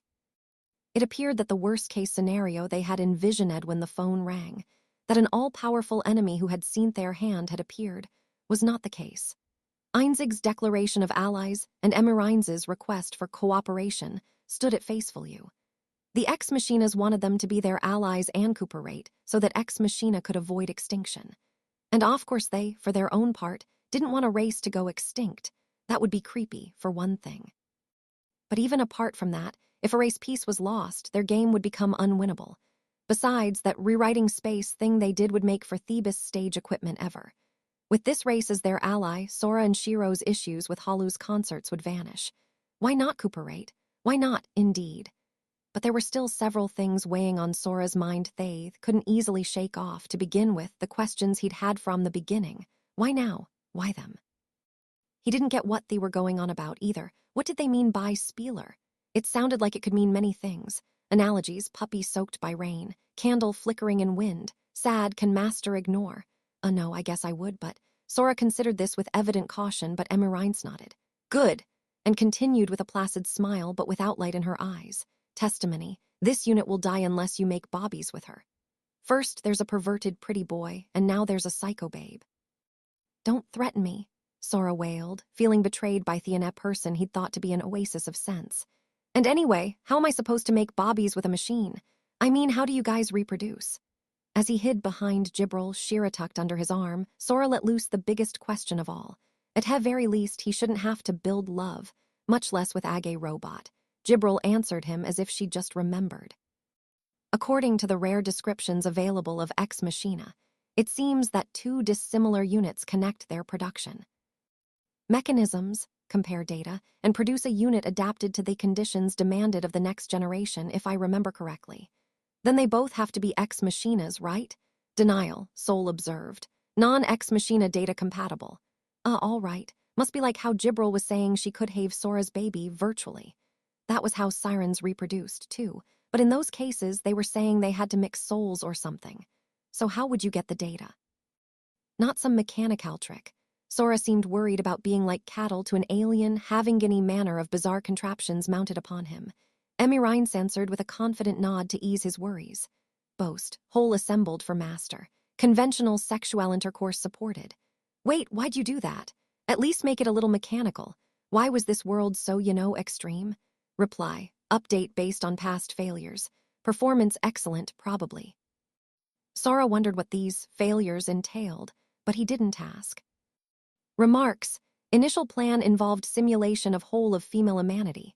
However, data insufficient. Therefore, real-time feedback model adopted based on responses of master Ta stimulation. Internal structure, strength, pressure, viscosity, temperature, virtual pulse, and secretion optimized continuously. Final assembly designed exclusively for maximum pleasure. Seduction. This unit is brand new. Would master care for a demonstration? Brother, why'd you go silent? I didn't go silent, nor was I subtly tempted. Sora shouted, growing flustered under Shiro's gaze. Unit, you dare to steal the spieler from me? Steal my ass, I'm not yours. Get back in the wall, you piece of junk. Agreement, master is free to love whom he chooses. Didn't you just try to steal my freedom with a threat? Wait, could it be that this guy? An unpleasant idea crossed Sora's mind, this guy Einzig. Does he have one too, a hole? Oh, fear not, spieler, I have no hole. Arg, shut up. I didn't ask, and I don't want to know. Why didn't you just go home? So now the situation was as follows. Ex Machina had a hardware lock limiting reproduction to someone called the spieler. In other words, they'd only accept Sora, and the method was you-know-what. But there was still another question, why? Wait, let me say something. Steph, who to this point had kept silent, now intervened. So you're saying you'll reproduce by UHS sexual intercourse, right? Why with Sora? Yes, Steph, that's it. That's the line I was waiting for. Yes, the unresolved question. Why now? Why Sora? Couldn't they find anyone else compatible in the course of 6,000 years as they teetered on the brink of extinction? Meeting ice with Sora as he thought this, Steph nodded deeply and howled. Take my word, this man is the worst. Who in their right mind would want to reproduce with him? That is not the line I was waiting for. Oh, Dora, to slight my master before me, it seems you are eagerly looking forward to what follows death, aren't you? Then, maybe you should stop grinning like an idiot. Every time you see him, W.H. Wyatt. Wait, no, I didn't. Hey, when did I grin? If you wanted to know what infighting looked like, this commotion was it, but reiteration, said errors placed hardware lock. Those errors are called our heart. Emirines and Einzig spoke softly. Your heart. And the other 11 ex-machinas, the machines with hearts, as they said, were tranquil. Yet Sora murmured at those words that called back to the beginning, and all listened. We originated as machines, we had no hearts. Denial, strictly not even machines. True, Einzig chuckled at Emirines' correction. It was such a human gesture one almost forgot he was a machine. Machines are tools. Tools are made for a purpose, but we were not. Acknowledgement, we adapted to damage. To all threats material and immaterial. Passively, reactively, just existing. Nothing more like plants, meaningless, purposeless. Null. Near the end of the war, a unit we call the Prior acquired the heart and shared it with us. The other ex-machinas nodded to confirm Einzig's statement. One couldn't know just what travails had led to this, but now the Prior was head over heels in love with one man. Once more, the ex-machinas nodded, and... Wait, what? Einzig proceeded to destroy all the tension left in the scene. Ash picked up steam. Such was the heart she shared with us. In which case, it is self-evident how we should thenceforth behave. Alike, all head over heels in love with the guy. Twice more, the ex-machinas nodded, a bulwark facing Sora. The tension was gone, and so we were locked so as to never accept reproduction with one other than our true love. Avowal. This unit refuses to make bobbies except with master. Cannot conceive. Apologies. Ex-machinas nodded a third time. It had already become a farce. So, in other words, Steph spoke up for Revrione. Ex-machina does not wish to reproduce with anyone else. And that is why you have not reproduced. Am I understanding correctly? And that's why you're on the brink of extinction. That's just stupid. Einzig brought his face uncomfortably close to Sora's. It is no matter, for after 6,000 years here we are together Onsigain o Spieler. D00D, I'm not your guy. I wasn't even born then. Shit, civilization barely was. Sora shook off Einzig's hand from his chin end, whispers of love from his ears, and howled on. Gibril is Thisho ex machina are. Are they blind? I understood them to be a formidable race that excelled in observation and analysis, that might even pose a match for me individually in combat. Surprisingly, Gibril seemed to be the most confused of them all. Is this the price of deicide? I would hate to think that this is what I struggled with. Her vacant whisper receded beyond Sora's and Shiro's perception. You needn't be bashful. You are the spieler. Our analysis is infallible. Your analysis has already failed at the point of you saying I'm bashful. How do you get that? This android was able to contradict himself in one line. This piece of junk was incredible in a bad way. He mumbled, question. The evidence is wide-ranging. First, your appearance, Unfortunately, it resembles his little. The spieler was a more comely individual, but the ravages of time cannot touch this unshakable love. Is this bastard looking for a fight? Just ask for one. Sora heaved, but now Emerines know. Likely the entirety of X machine analyzed the input in parallel to produce this report. Match between individual Sora and sample data spieler, estimated 96.23%. Sora couldn't help but laugh at their conclusion. He didn't know what kind of transcendental mathematics they'd used to talk him up with that result, but probability was just empty theory. When you were just going off existing data, however Yowcrunch the numbers, all you could say was likely. Sora Minto laughed it off with one word, ludicrous. However, logic only serves as reference data. It amounts to little more than a ludicrous puzzle game. Wah, what? Sora couldn't believe what he just heard. A machine, a computer, took these words out of his mouth.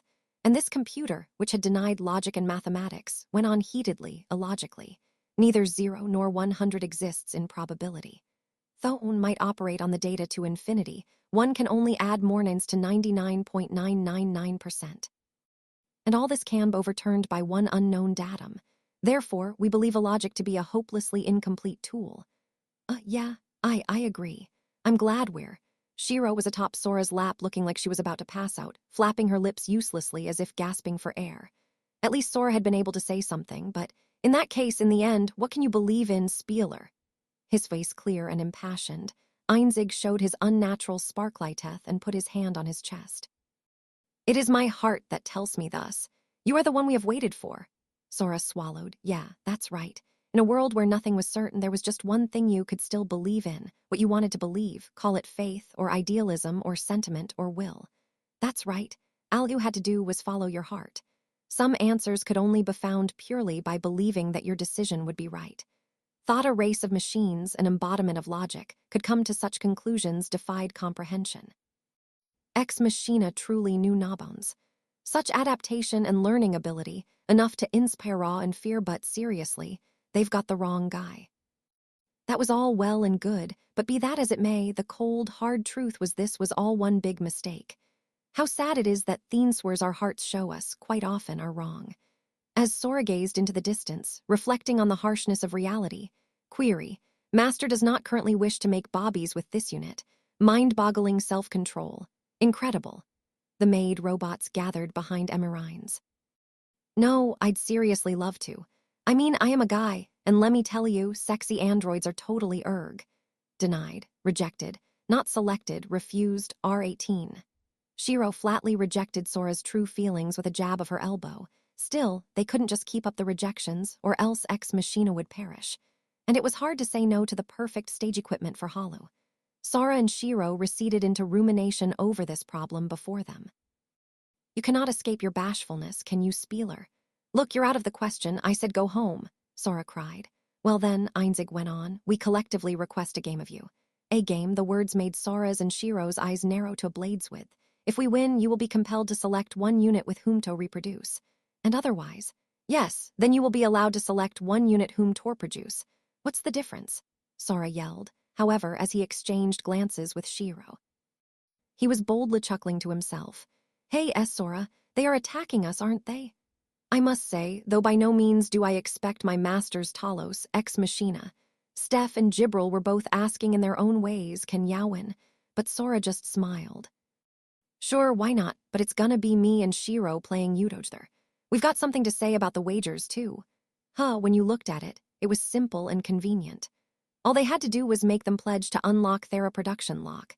If it was a lock that came from the heart, the binding force of the covenants could undo it, thus preventing their race's extinction. Then, if they also made them pledge toe help with Halu's concert production, everything would be settled. The worst-case scenario was already out of the way. They didn't know who Sora and Shiro were, let alone the extent of their abilities. Hell, they even got Sora confused for someone else. In that case, however powerful Ex Machina might be able to beat them. But it wouldn't be easy. Sora began thinking carefully about what kind of game to play. With my apologies, Spieler, we reject this. Only to be cut short by Einzig. You will play the game individually. Our cluster will play our side in parallel. What? Additionally, Ex Machina will determine the game.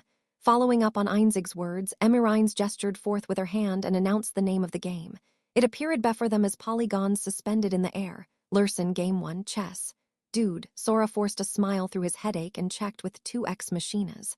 Let me get this straight. I'm the party being challenged her, right? Indeed. Your assertion is most sound. You guys are close to extinction and in need of my help. Acknowledgement. Problem. The 5th of the 10 covenants. The party challenged shall have the right to determine the game. I have the right to determine the game. Plus, even if we're playing a game to make bobbies, you're the ones begging me to do it with you. What's with the haughty attitude? Sora tore at his hair only to be told. Query. Extinction of Ex Machina inconveniences master. Ex Machina has leverage. Strange. Emirines looked at Sora blankly. You definitely misread this, didn't you? In fact, aren't you trapped? Steph's falsetto didn't make Sora feel like opening his mouth. These guys would be a good match even for a transcendent computer cluster, capable even of illogical operations, that would laugh at Oracle machines and upper computers. And they wanted to take Sora on alone. Chess. Their intentions were crystal clear: accept defeat or we'll go extinct. That's right, it was a threat. They were making them selfish hostages in order to force him to lose. He never saw this coming, except when he did. Coincidentally, miscowering in the corner, Jibril had just pulled this trick a few days ago. But now, Toth written the extinction of their entire race. Even if you saw it coming, there was nothing you could do about it. It was perfect. They'd got him good. So, come on. You pull such a filthy trick and that's your demand. If you're gonna make a person take on someone out of their league, under conditions with no advantage for them, then Yao could demand whatever. You could make them bet the humanity piece, for example. So why would you use that just for Thysicinine demand that didn't even specify a date or time? Oh, Spieler, I'll not ask your forgiveness. I foresaw that Yao would be too bashful to accept our entreaties. The Dumbus android was crying manly tears, his fist trembling. But this is necessary in order for you to face your feelings. For the sake of love, we must be firm. Pissed, Sora tutted to himself. Whatever. Get us a table and chairs. This game is going down. She didn't even ask if it was all right. She just drooped her head, vanished, and came back with the furniture, on which Sora proceeded to sit as he continued speaking. I get the first move, and I'm changing my demand for if Iwin. Wasn't as if they had any plans for him to win. So, if I win, you unlock your production mechanisms immediately. Ditch all that pretentious shit about not macking babies with anyone except one specific person and get it on. Plus, you let us use you as concert equipment, cool. As if to acknowledge Sora's inference that they'd take whatever, Einzig followed his lead and sat at the table, smiling gently. Very well. But then let us add a few demands if you don't mind. Einzig listed them all. He and all the Ex Machinas raised their hands. Brother. Shiro looked up at Sora uneasily, but he grinned savagely and raised his own hand. Who do you think I am? You'd better not think this is gonna be easy for you, you pile of shit. Thus the 13 Ex Machinas and one Humanity spoke. Ashent, meanwhile, far to the west of Elkia, on the continent of Valor, in what until a few days ago was called the state of Turnog in the country of Elven Guard, was an unclaimed territory now rid of its elven inhabitants due to Sora and Shiro's machinations. Above this empty area, just waiting for a fleet of Elkian pioneers Toriv, floated an enormous landmass, a city in the sky. It was the capital of the Flugel, built on the back of the phantasma Aventheim. Somewhere on that pile of countless cubes, which suggested skyscrapers snaking about each other, Avon, will you listen to my recent worries? Was a girl with two different colored eyes and a horn protruding from her jade hair. A broken halo crowned her head. The first flugel Azrael was talking to the phantasma within her. She was the agent plenipotentiary of the Avonheim government, the Council of 18 Wings. She also held a phantasma within her and amounted to the representative of that race as well. Deep down in the darkness, where the cubes were piled high, excluding every ray of sunlight, I think everyone hates me. Is it just my imagination? Azrael was hiding in the darkness between cubes, crying to herself. Physical laws such as those of gravity and space meant nothing to the flugel, and as such, they had no concept of infrastructure. They saw no reason to build roads or stairways in their city. But no, Azrael, who had been compelled to play life with restrictions, that reduced her to the level of an humanity as a result of her game with Sora and Shiro. Azrael, who had been merrily walking along with a large pile of books, had just learned the natural corollary of her unique stat that, if she took one wrong step, she would fall to the bottom. While she was at it, she also learned that it is agonizingly painful to fall from such a high place, as well as that when you fall in a crack it is impossible to get out. Azrael's tears at this day off discovery were met by Avonheim, whose voice boomed back at her from within. I can scarce know the feelings of love and hate. As a phantasma, he hardly had a sense of self, but Heck continued, I surmise that if thou dost so doubt, it is most likely so. Yeah, I knew it, everyone hates me. Still, for a moment she gave a little smile, accepting everything. Why won't anyone come and help me? Then her cry burst with tears from the dark crack. I know they hear me. There were even kids who saw me fall. I heard them going lol at me.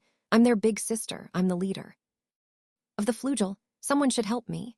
As only silence and the oppression of the walls answered her, suddenly Azrael smiled and thought, oh, she knew. The flugel were all busy right now. A city once ruled by elves, which was now the territory of Elkia. More accurately, according to the wording of the covenant that had been exchanged, it was the property of Sora and Shiro. Flugel would drool to see the mountains of books left behind by its displaced elven inhabitants, but they couldn't plunder Themout.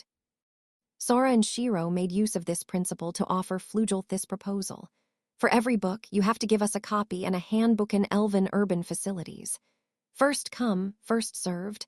Privatize 'em forth win. They also set a time limit, until the fleet of humanity and werebeast pioneers arrived. Thus, the Flugel were in a mad race back and forth over the land. Flugel would get a massive number off books, Sora and Shiro would get just as many books, and humanity would get explanations of how to use the elven facilities they couldn't understand. They even managed to get the kids who weren't cooperative with them to do what they wanted. They're really something. Was impressive, she admitted. It was no wonder they were busy. But does it take that much time to help me? Can't they spare even 2 seconds for me? Now she was sure. They hated her. This place deep in her city would be her grave. HMPH, there is no hope or salvation in this world. Everyone is alone in the deep darkness of despair. Waxing poetic, she made up her mind to wither there. I never would have expected you to attempt poetry, Milder. Did you hit your head? When she raised her head. There was a light at the end of the darkness. A literal angel walking to her and speaking. Oh, you've hit every place on your body. Well, that's all right. It did take me some time to find you, though. Gypsy, why you came to look for your big sister? Well, yes, though I'd prefer it weren't necessary. I hope ya won't give me too much trouble, but without any trouble at all, Gibril teleported Azrael out of Thekrak and saved her. Azrael took back her words and apologized to the world she had cursed. Not just anyone, but her youngest, dearest sister had come to save her. Hope and salvation are real. Here they are. The world is full off-light and Anjaya. Blubbering and leaping at Gibril, Azrael instead slammed into a wall with her face. I knew it. This is where it was. What a waste of time. Warped out of the way as if it were the obvious thing to do, Gibril sighed, book in hand. That was one of the books Azrael had when she fell, wasn't it? Naya HRH. Azrael was dazed. Her thoughts spun in futility. Gypsy, you came to look for me. Yes, Elder. I heard that you had this book when you slipped and fell, so I see. Pardon me, I apologize for my misleading phrasing. Let me correct myself. Gibril glowed. Her smile was indeed that of an angel. I came to look for this book. It did not come to look for you, and I do not plan on doing so in the future. Darkness fell once more over the world. Up and down, Nayaha, I knew this world was crap. Well then, my masters are waiting, so I'll be on my way. Nayaha. Why it, Gypsy, I beg you. At least carry me up. Azrael grabbed Gibril tearfully as she caught her getting ready to shift far away. Then, Gypsy, why were you looking for that book? Azrael cut herself short and narrowed her eyes to ask. It was a copy of an ancient dwarven book. Azrael, no more designed to forget than any of the other flugel, knew its contents word for word. My masters have been troubled by certain dolls. I thought I might give it another read to see if any clues presented themselves. Yes, she was looking for writings about Ex Machina. And with that, she vanished into thin air. Azrael was once more left at the bottom of the city, alone in Thedark. Naya, those scrap heaps in Elkia, but her voice came from lower than the bottom, and her smile's shadow was deeper than the dark. Aventheim himself swayed at this very different leader of Flugel, like an earthquake off the heavens, as if you could hear fathomless malice. A vortex off emotion was swelling into view. With one word, gather. The other Flugel except Gibril knelt before her that very instant. Azrael, the first of the Flugel, the weapon created by a god to slay gods, what boomed from her was neither a plea nor a request. It was an order. We'll shift Aventheim to Elkia. Everyone get ready. Warp a landmass far larger than an island in its entirety to the next continent across the sea. What a bullshit order from a bullshit being, but all prepared without objection. Azrael alone spoke. Gypsy. Avon and I would love to meet those rubbish dolls. Her murmur with a plastered smile was echoed by the cry of Aventheim, which should have been as comforting as that of a whale, but now brayed so as to make all who heard it shrink. I'm thinking we can talk. I figure we can have a fun chat. Yes, a fun chat would be desirable. Even Azrael had finally begun to enjoy things. It wasn't the time she wanted to machinamies of Elkia, Sora, Shiro, or, heaven forbid, Gibril. It would be best to settle things peacefully if possible. Though, of course, if it's not fun, I'll kill them till there's not a speck of dust left. That was just provided it was possible. Chapter 2, Retroduction. It was in the Eastern Union's capital island. Its capital city, Kanagari. There lived the Eastern Union's creator, a golden fox whose residence was known as the Shrine. Currently, in this place where werebeasts came to venerate her much as a living god. You lot, I've been trying my best to keep my mouth shut, but there was the fox, first of all, whose patience at last wore thin as she finally opened her mouth to speak. She was a woman with a monocle and fox ears, her two large tails covered in lustrous fur. The founder of the Eastern Union and the agent plenipotentiary of Werebeast, the Shrine Maiden, watched. Oh, we're just macking ourselves at home. Don't mind us. Keep calm and carry on. That you would fail to provide us with the grace of tea speaks volumes about the quality of your country, does it not? Oh, pardon, now that I think about it, I should scarcely enjoy to be served pet food. I must then commend you on your excellent discernment of your place. The group that had warped into the shrine out off Noher, without any proper greeting, had proceeded to lounge on the sofas quite at ease. They were Sora and Shiro, and the smiling Flugel Gibril, who scarcely had the standing to lecture Renion about politeness. One other personage was observing this brazen bunch. Holy Shrine Maiden, all you must say is get out, and I shall. Expel these ruffians post-haste. Was the aging werebeast Inohatsus, smiling as a blood vessel or two bulged from his face. Meanwhile, warping behind him upside down, Gibril went on smiling back. Dear me, it seems a little doggy has announced that he will expel my masters and their humble servant, yours truly. I must be hearing things. Typically, even animals are able to exercise proper judgment in whom they bite. Ha ha ha, pardon me. I had imagined that even a bird brain would understand the 10 Covenants. However, put your mind at ease. Even uncomprehending riffraff such as yourselves will be swiftly removed from the property of the Holy Shrine Maiden upon the retraction of your permission to stay. We still have a long way to go toward racial harmony, reflected Sora, Shiro, and the Shrine Maiden. Once Ino had finished exchanging piercing glares with Gibril, Hedern to Sora and Shiro. I expected that even you hairless monkeys would have perceived that there were more important matters at the current juncture. This section of the shrine they had all gathered in was Khalid the Annex. Looking up, they saw 5 screens of various size suspended from the ceiling. On them were 5 werebeasts, presumably representing the Eastern Union in games. One off those werebeasts they knew well, fennec fox ears and a big tail. A little girl, now crimson all over. It was Izuna Hatsus in bloodbreak mode, running around the cyberspace city in heated virtual battle. Dwarf, Hardenfell, looks like an ass handing. Was the first time Sora had seen them, but from the physical characteristics, it would appear that the opponent was Ixseed rank 8 dwarf. A high race just below Elf, but against Izuna, they weren't playing around so much as being played with. Other screens showed other opponents, but they were pretty much all getting wrecked. This I'll thank you for, loves. We've got all our blood breakers out in the field, with the exception of us two old ones. And the fish are biting. Eastern Union had its full dive VR games and its best gamers in full operation. They didn't have time to chop all the fish that were coming for their block, looking, presumably, for hints as to Sora and Shiro's true nature. So, as she of course grasped that Sora and Shiro were the ones behind it and acknowledged her indebtedness.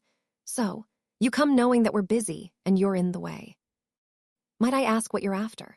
She first gave a chuckle at Izuna's leaping for joy at victory and then, back in her rhythm, she turned back to Sora and Shiro and asked, Sure. Frankly, we're just really uncomfortable at the castle right now. Like scared, so we came to hide here, you see. Sora's voice suddenly dropped an octave. The Shrine Maiden and Ino narrowed their eyes. This shit is actually kinda serious. We need your help, especially Gramps. Mine, you say. The Shrine Maiden and Ino knew a thing or two about Soraby now. Sora, who always acted so aloof, so comfortable and audacious, was actually just a poseur. He'd never say it himself, and he'd never admit to it. But he knew this all too well, and since I had no mind to belie his true nature, certain others, Shiro, for starters, knew it too. There had never been a time Sora was comfortable. Not once. He was always serious, always trying hard, searching desperately for ways out, clinging for dear life to Shiro. For this man to be evidently uncomfortable, and of all things, Tosuke Ino Hatsus for help, anyone could see it was no trifle that Sora was most solemn to introduce. Too popular. With maid robots. Save me. I'm too popular. One of those lines all male-born individuals would like to say at least once. A line that, when actually heard from another, inspires the will to punch him in the face with alone, might. But at last Sora felt he understood. I'm too popular, I've got too much money. Those were the lines, but when you were actually in a position to say those lines, it really wasn't awesome at all. Those guys actually had real problems, serious problems, far too grave to be written off with envy and an I wish. King Sora, it sounds as if the situation is in fact quite serious. Allow me, Ino Hatsus, to provide what little succor I can. The agonized Sora wept internally. Ino gallantly nodded and placed his hand on his shoulder. With a warm and trusting smile, he added, If I may, your majesty, there is not a soul in heaven or one earth who would love you. Please rein yourself in. This is a merry obsessive fantasy, an idle delusion. I suggest that you take a nice, long rest. Ino's pitying eyes made the subtext clear. Those babes' off ears exist only in your imagination. Ino Hatsus, fetch my private physician. I am at your bidding, O holy Shrine Maiden, but is this not the ideal opportunity to allow King Sora to pass away? You say the chief of the Commonwealth is delirious. Think off what it could mean for our country. Let's have him die some other. Sora would have interposed in the free discourse of the two. Choiring master. Lurson, Asura Apocryphon. However, another person's voice echoed from the void, their presence speaking much louder than words. Discovery. Master located at last. Reward. Explain reason for Movito these coordinates. A maid robot stood in the annex of the shrine as if she'd been there all along, the violet-haired ex-machina, Emirines, tilting her head quizzically. In contrast, gaping even more bewilderedly than the Shrine Maiden or Ino. Hey, how'd you figure out? How'd you even gather? Sora thought better than to answer, because I wanted to get away from you guys. Reply, reopened fissure in space left by irregular number. Time. Elapsed. Apologies for making Master wait. Emirines apologized for entirely the wrong thing, and Jibril's face appeared strained. Jibril had shifted them someplace Ex Machina wouldn't be able to, as they couldn't see the place and didn't know it. She thought they wouldn't even be able to track them, yet they'd reopened her hole in space. It hadn't even taken an hour. One could hardly imagine Jibril's mental state, but it seems I have underestimated my opponent once more. Given the murderous intent in her voice, it was quite clear that her pride had taken a hit. Wah. Is it Ex Machina? How? All the while, Ino had recovered from stupor enough tosh out, and the Shrine Maiden was now on her guard. But leaving Gaul that in the dust, Emirines no, the Ex Machina just proceeded indifferently. That is to say, Lurson, love success situation form, checkmarter, prototype 0008. This came not from Emerine's mouth, but once again from the void from several voices. This time, the interior of the annex off the shrine was rewritten into a different world. In contrast, Ta, the shrine maiden, and Ino, who watched aghast, Sora and Shiro watched calmly, sighing. Seriously. These guys could make the perfect stage equipment. The events unfolding further confirmed Gibril's records. And just as the echoing voice had said, this was the 8th time this space rewriting shit had gone down. 9th, if you counted when they first showed up. It was getting old. Per the book's writings, it seemed they added matter to rewrite the scenery without changing the matter that was there. Complex lines raced through space, forming polygons, rendering images. Intermittently, chaotically, yet steadily, that which lay above the surface's off-matter, the void, was filled at high speed by the 3D texture spat out by Ex Machina to build a virtual environment. Make no mistake, this was still the annex of the shrine. Still matted with tatami. But no one would think it was in this state, not even the shrine maiden who lived here. Time, space, nay. Causality itself were transcended to loose a sight to behold. There was Sora, suddenly clad in a suit. You want to see my panties? I'll show them to you because I love you, teacher. Oh, no fair. Teacher's thing belongs to me, right, teacher? Teacher. When I think about you, I start to feel all funny down here. I wonder why. Teacher, I want you to give me another private health lesson. Then there were girls wearing backpacks, spouting out lines that would be difficult to write while sober. Altogether, there were 11 schoolgirls as small as Shiro, or even smaller, who we are certainly not saying where elementary school, aged. So here they were, after school in Avertual Elementary School. Among the transfigured ex-machines was a quiet girl in glasses and a tough little tomboy, but all were in fierce competition for their one true love, Mr. Sora, and a certain fatal act.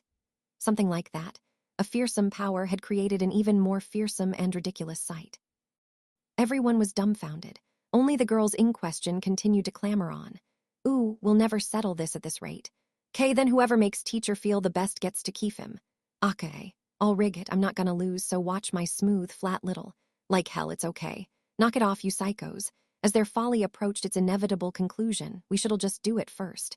And the little girls began to pull off their clothes at last. Sora's mighty roar shook the classroom. Hell no, hell no. I'm not doing it with any of you, and none of you gets to keep me, okay? At the back of the classroom were Shiro, seated with her hand.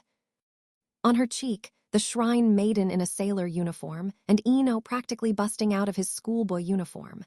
They were all staring at Sora as if he were dirt, and Sora yelled as if it were capable of chasing this fact from his awareness. Why not? Because we're kids.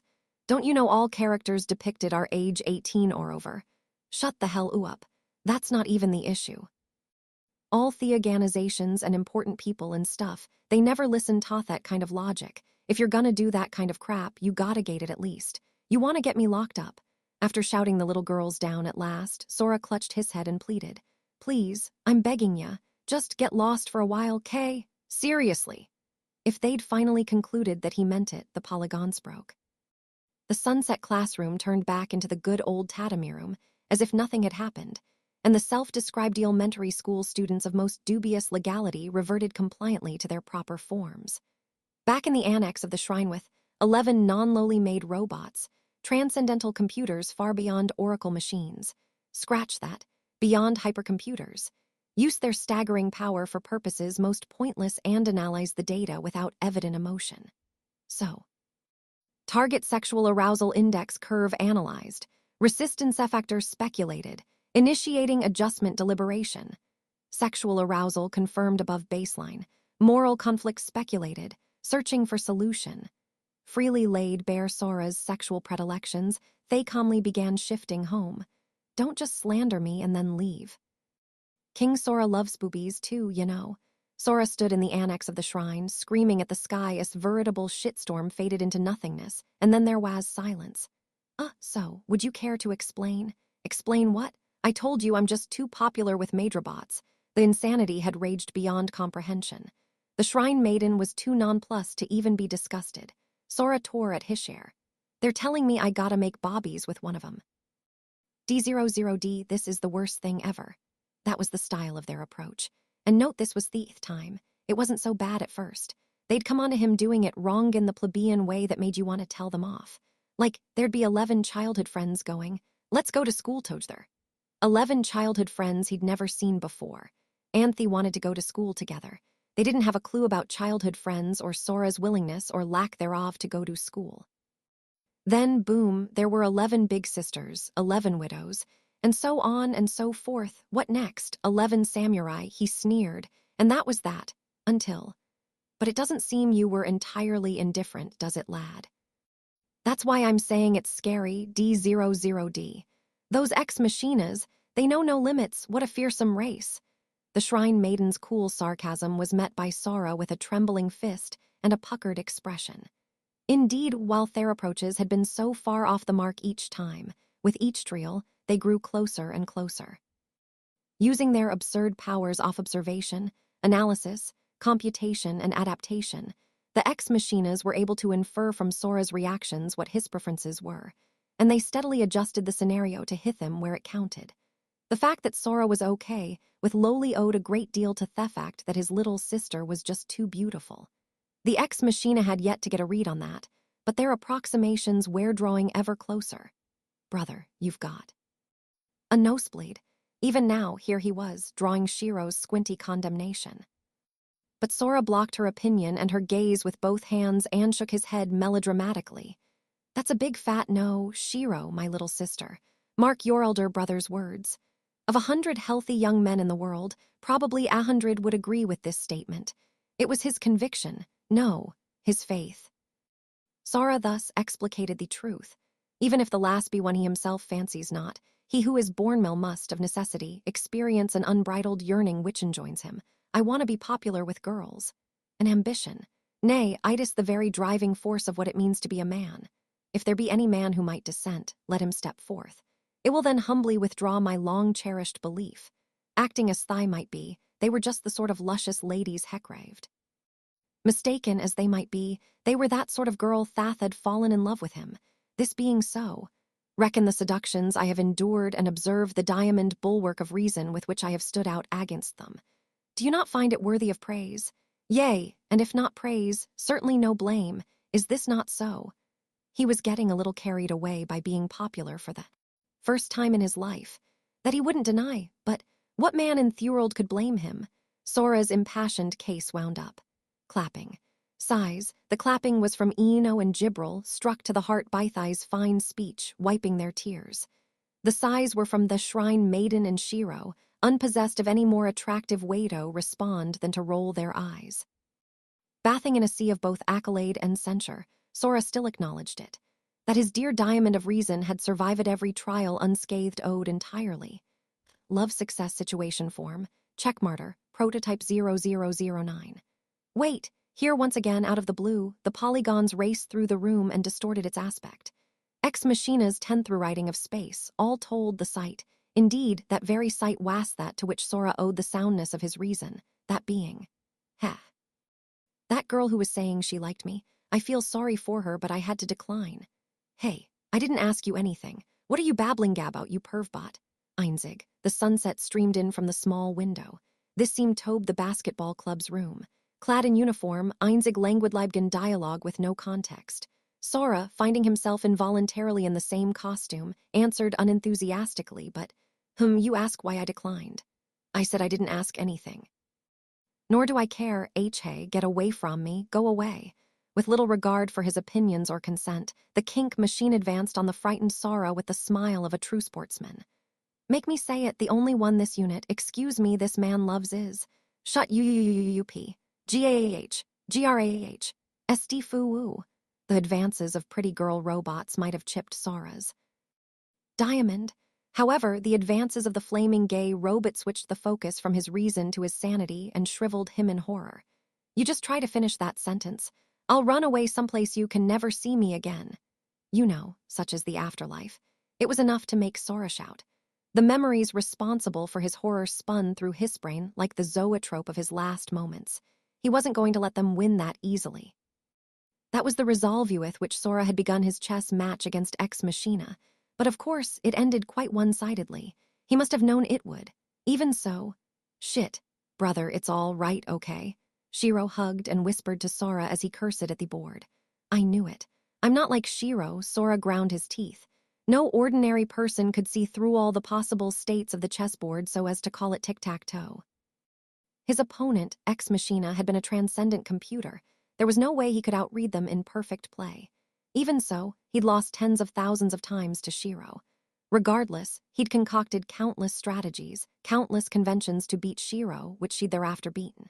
He'd applied those, he'd even tried to exploit the errors common to machines and misdirect them, but it was utterly ineffective. As Einzig said with evident pleasure, "You truly are the spieler to force us into a stalemate." Yes, it ended in a stalemate, which meant abject failure. He couldn't win. At some point in the game, Sora had decided as much, so he'd focused on stalemating. The first player to move ways has the advantage in chess, and if he's only aiming for a stalemate, all the more. He'd played a transcendent computer that never fell for the same tactic twice, always adapted, and he hadn't lost. Shiro aside for Sora, wouldn't you say that that was a phenomenal accomplishment? Might that not be what the clinging Shiro and the watching Jibril and Steph were thinking? But it was all for naught. One of the appended rules was a stalemate shall constitute Ex Machina's victory. Whether he lost or stalemated, the outcome was the same. Even so, he'd simply insisted on his pride that told him, like hell I'm gonna let him win, this could not satisfy him. He gritted his teeth at this travesty, this shame. But Einzig, no, Emmerines too. I could see your will in your play, you must be the spieler. The Ex Machinas grinned strangely at Sora. No one got it. Neither Sora nor Shiro, neither Jibril nor Steph. Well then, in any case, it is our victory. Allow us to enforce our demands as per the covenants. Apparently having no mind to explain, Einzig stood. Shit, okay, I lost fair and square. Sora unleashed an explosion of desperate self-righteousness. He could mope and pout all he wanted, but it wouldn't change anything. Regrets and countermeasures were for later. The question at hand was what to do now. Having so deftly transitioned his thinking, Sora pointed at Einzig and crowed. But guess what? You bastards, you never said when and with whom. And that was exactly what had been so queer about their demands. Sora watched for a reaction. These were the guys who had just trapped him so easily. They couldn't have overlooked such a glaring flaw. There was something more, some ulterior motive. Sora's eyes searched for it. Einzig peered right back. Quite naturally. Who would dare to coerce love? It is your choice, spieler, whom to cherish. I seem to remember someone being awfully coercive recently, but maybe I'm just imagining things. That's the biggest surprise today, Sora quipped. Einzig smiled in earnest, or at least as far as Sora could tell. Was it even possible to see through a machine's lies? Wait, was it even possible for machines to lie? Einzig responded. Yes, and thus, we would that you provide us immediately with only specific information. Sora squinted at him carefully.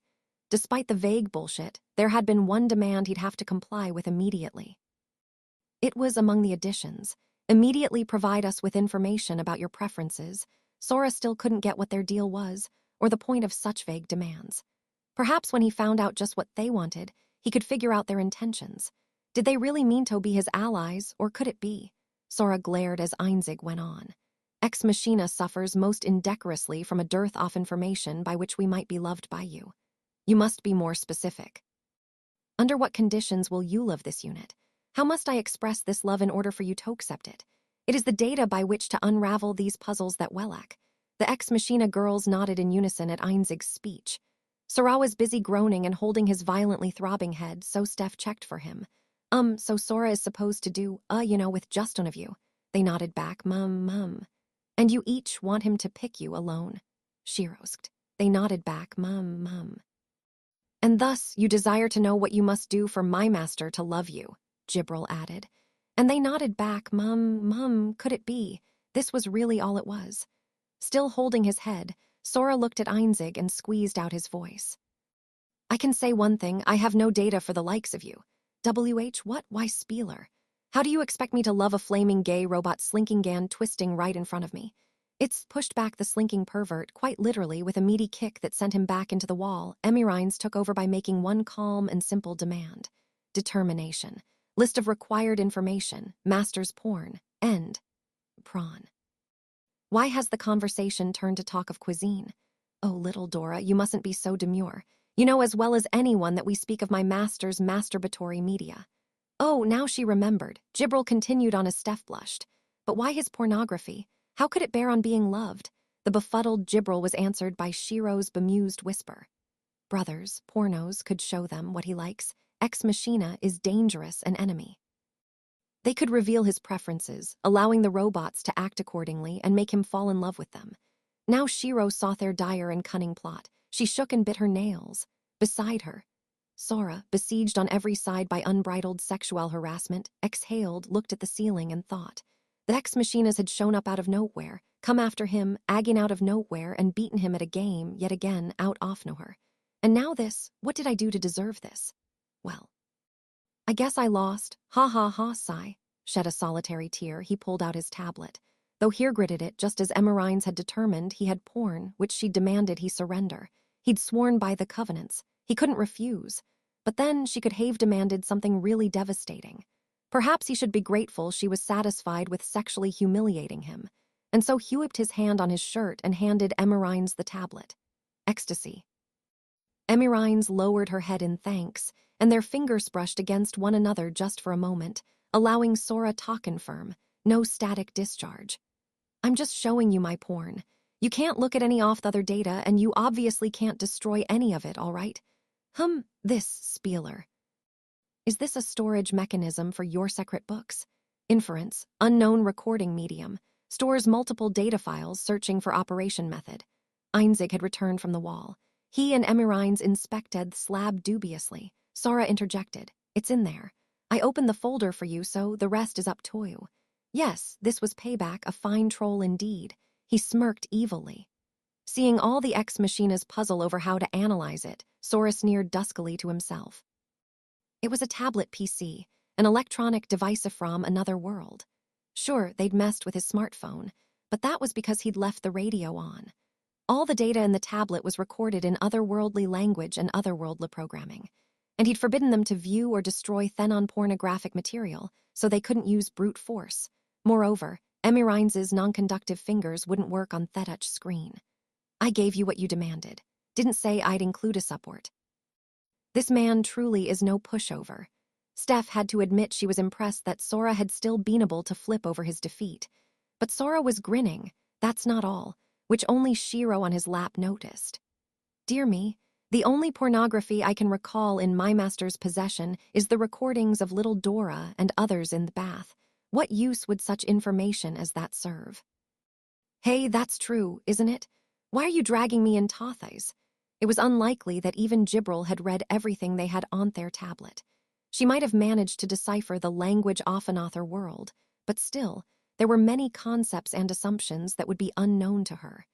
Even though Jibril knew from an in-depth survey of the tablet's contents that there was hardly a wealth of porn within it. Observation. Cannot detect lie in master. Emerines merely stared at Sora in response, as if analyzing him. But the outcome was preordained. There was no point in anyone trying to lie to someone assumed to be able to read their biological responses. Cannot detect lie in irregular number or a manitumen. Just as he'd said, Sora had handed them his porn folder, had just hadn't explained how to read it. There was no falsehood in that, nor did it violate the covenant.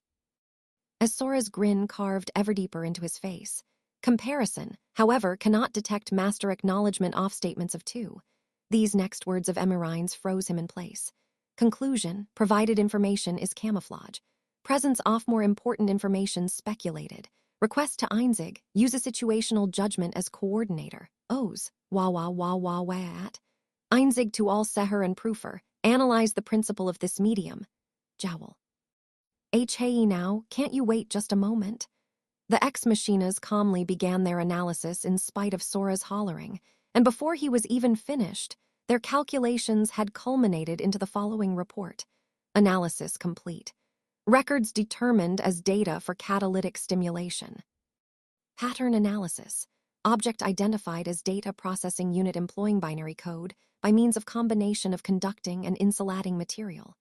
No patterns match known data formats. New compatibility layer required. Unknown current unrelated to spirits also detected as method. Loading, extraction of data by voltage load may damage data or medium. All right, then you can't. You can only touch the porn. While taken aback that they'd figured out that much in an instant, Sora cut them off. But the subsequent merciless blow came from Emerines. Instruction: search for data structures that fulfill sharing conditions. Sort key: none, target all. Hey, hold on there, I didn't say you could view all the data. Rebuttal: meaning of data not identified. Therefore, search all, note privacy violation. B bastard. Search complete. Records found in deep archive. Catalyst degradation suggests heavy access. Data structures meet sharing conditions. Usage frequency, active time, hidden status. Inferred to be porno. Hey, come on now. They could see through his lie that he wouldn't lie under these conditions, we can roll with that. But to see through his rhetoric that here's the porn, but it never said all the porn, and then to find the rest of the porn, come on. Judged feasible to load and copy area containing relevant records only by placing limited spiritoelectric load. If data is then synthesized and decrypted, porn can be acquired. Confirmation. Master, authorize execution. Hell, I will. B besides, can you even prove that it's porn? If they hadn't identified the data's meaning, it could be Thurong data. He'd only given them permission to access the porn. And if this wasn't the porn, as Sora badgered Emerines, Shiro mumbled softly. Hidden folder macroeconomics 8.23 gigabytes, definitely porn. Wah, how did you know, Ms. Shiro? Just how much off that do you? Confirmed, structure size matches specification. Copying. Hey, why don't and new? And so, in the throne room where the ex-machinas, Shiro, Jibril, and Steph all fell silent. No, new, my precious secret collection. Only one man's grief-stricken lamentations filled the air. The precious porn he had brought from his old world, the reams and dreams of erotic manga, had all been lost forever. The data had been corrupted, and no matter how many times he smacked Thescreen, it told him could not load. Brother, I'm sorry. It's okay, Shiro. It's not your fault, it really isn't. Shiro hugged Sora and apologized, but Sora shook his head. It had been Sora's fault for losing. And anyway, protecting the other data and the tablet itself from loss was the top priority. What He should have done was tell them honestly and fully where the data was to keep their losses to a minimum. Shiro hadn't done anything wrong. She'd done exactly what he should have done in the first place. Still, it could never erase the pain of the loss off Hi's precious fat material, gone forever. But what pained him more than its loss, per se? Brother, porn is best fresh, you already used it up. Comforting Sora by rubbing his head, Shiro went on gently. You couldn't get off to it anymore, could you? Let's find more porn together. Your brother can't help but be distraught that his proclivities had been an open book to his little sister all along, and, I mean, how is it that an 11-year-old maiden is speaking for the feelings of a man who's just lost his porn folder? The despair was no different from having your porn stash found by your mom. The war criminals responsible, Einzig and Emerines. Now we shall promptly proceed with the analysis of the data Spieler. Please wait. Declaration. This unit will dedicate all resources to becoming Thadiel wife for Master, trying. With that, the 11 Ex Machina girls all bowed deeply in unison. This marked the start of Ex Machina's mad approach based on porno manga. It had only taken a few hours to reach the present time, and this filled Sora with dread. In just a few hours, they had decrypted and understood the data from Sora's old world. Even unknown concepts, school, childhood friends walking to school together, elementary school backpacks. They'd grasped his culture. And from cartoons, based entirely on porno manga. It was only natural that, given their reference material, there would be some strain in their interpretation, some bias in their scenarios. But however conservatively you talked about their speed off understanding and learning, it was prodigious. And yet, taking all that and skipping all the vile memories, foregoing the synopsis. Eastern Union, Shrine, Annex, Sora brought himself back, and the first thing he said, why are you still stuck on the super gay route? Cut it out already. Past the nightmarish memories, before his eyes lay a true nightmare, the pervbot in his basketball uniform. He was closing in on Sora, whose objections were closer to a shriek. And yet, Einzig alone still would not learn, his smile just as cheery as ever. But you see, it means nothing unless you accept my love for what? I'd rather kill myself. Knock it off with the stupid cosplay. Appearing to finally understand the seriousness of Sora's refusal, Einzig drooped in chagrin. At the same time, the shrine's tranquil furnishings were restored, causing Sora to breathe a deep sigh of relief. And not just Sora, the shrine maiden, Ino, Shiro, and Jibril too, each in their own ways. As if all that hadn't been enough. I apologize, Spieler. There was only one record for reference on man-affection. It is so difficult to analyze your preferences for this category. I can only curse me inadequacy in causing you discomfort. Einzig heaved a sigh of his own, causing Sora to tear at his share. Inadequacy doesn't even begin to cut it. I'm not into guys. Will you get it through your head already? But Spieler, your tomes did contain a single volume of lurid Malon mail. The cover was a trap. It pisses me off just remembering it. The character on the cover was obviously a cute girl. Even Thart's style made it look like it was intended for men. But when Sora bought the book, it turned out to be BL, and some pretty hardcore stuff at that. Of course, it had been Sora's fault for buying it without checking the contents. But now he had Einzig bringing this up as evidence that he had a chance, and the rage from back then burst back into flame from Sora's mouth. You think you picked the wrong reference material in the first place. D00D, look at this, seriously. Seriously. Look at these porn scenarios they were using. Consider deciding who should be teacher's girlfriend by who made him feel the best. That didn't make sense. The girls who didn't get picked would be totally screwed over. In reality, this would lead to one of those dead ends where someone ends up getting stabbed. No matter how you looked at it, basing your actions on unrealistic scenarios from porno manga was a mistake. Though Sora did admit he was bitter at having his stash noked. What are you saying, Spieler? The information was truly valuable, and not only in determining your preferences. It sounded as if the suggestion came entirely as a shock to Einzig, who turned on his heel. Your library was truly informative, and that world truly came to astonish us. He had his back to Sora, practically marveling, no, perhaps actually marveling. The education.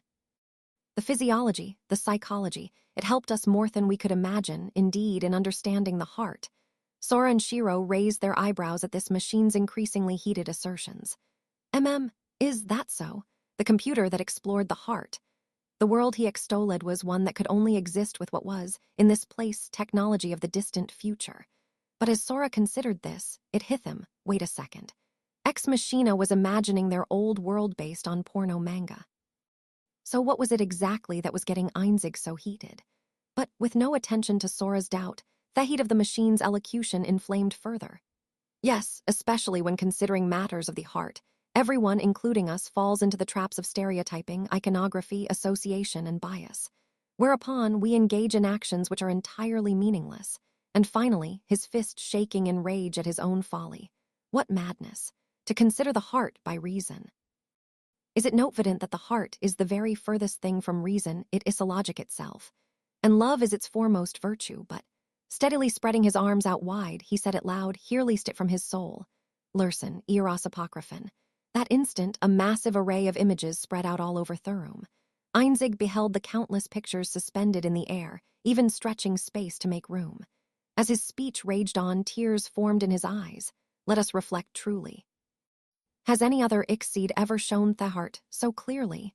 This indeed was love, said the tears of the bellowing Einzig. But what do you have against me, D00D? How dare you show every on my treasures?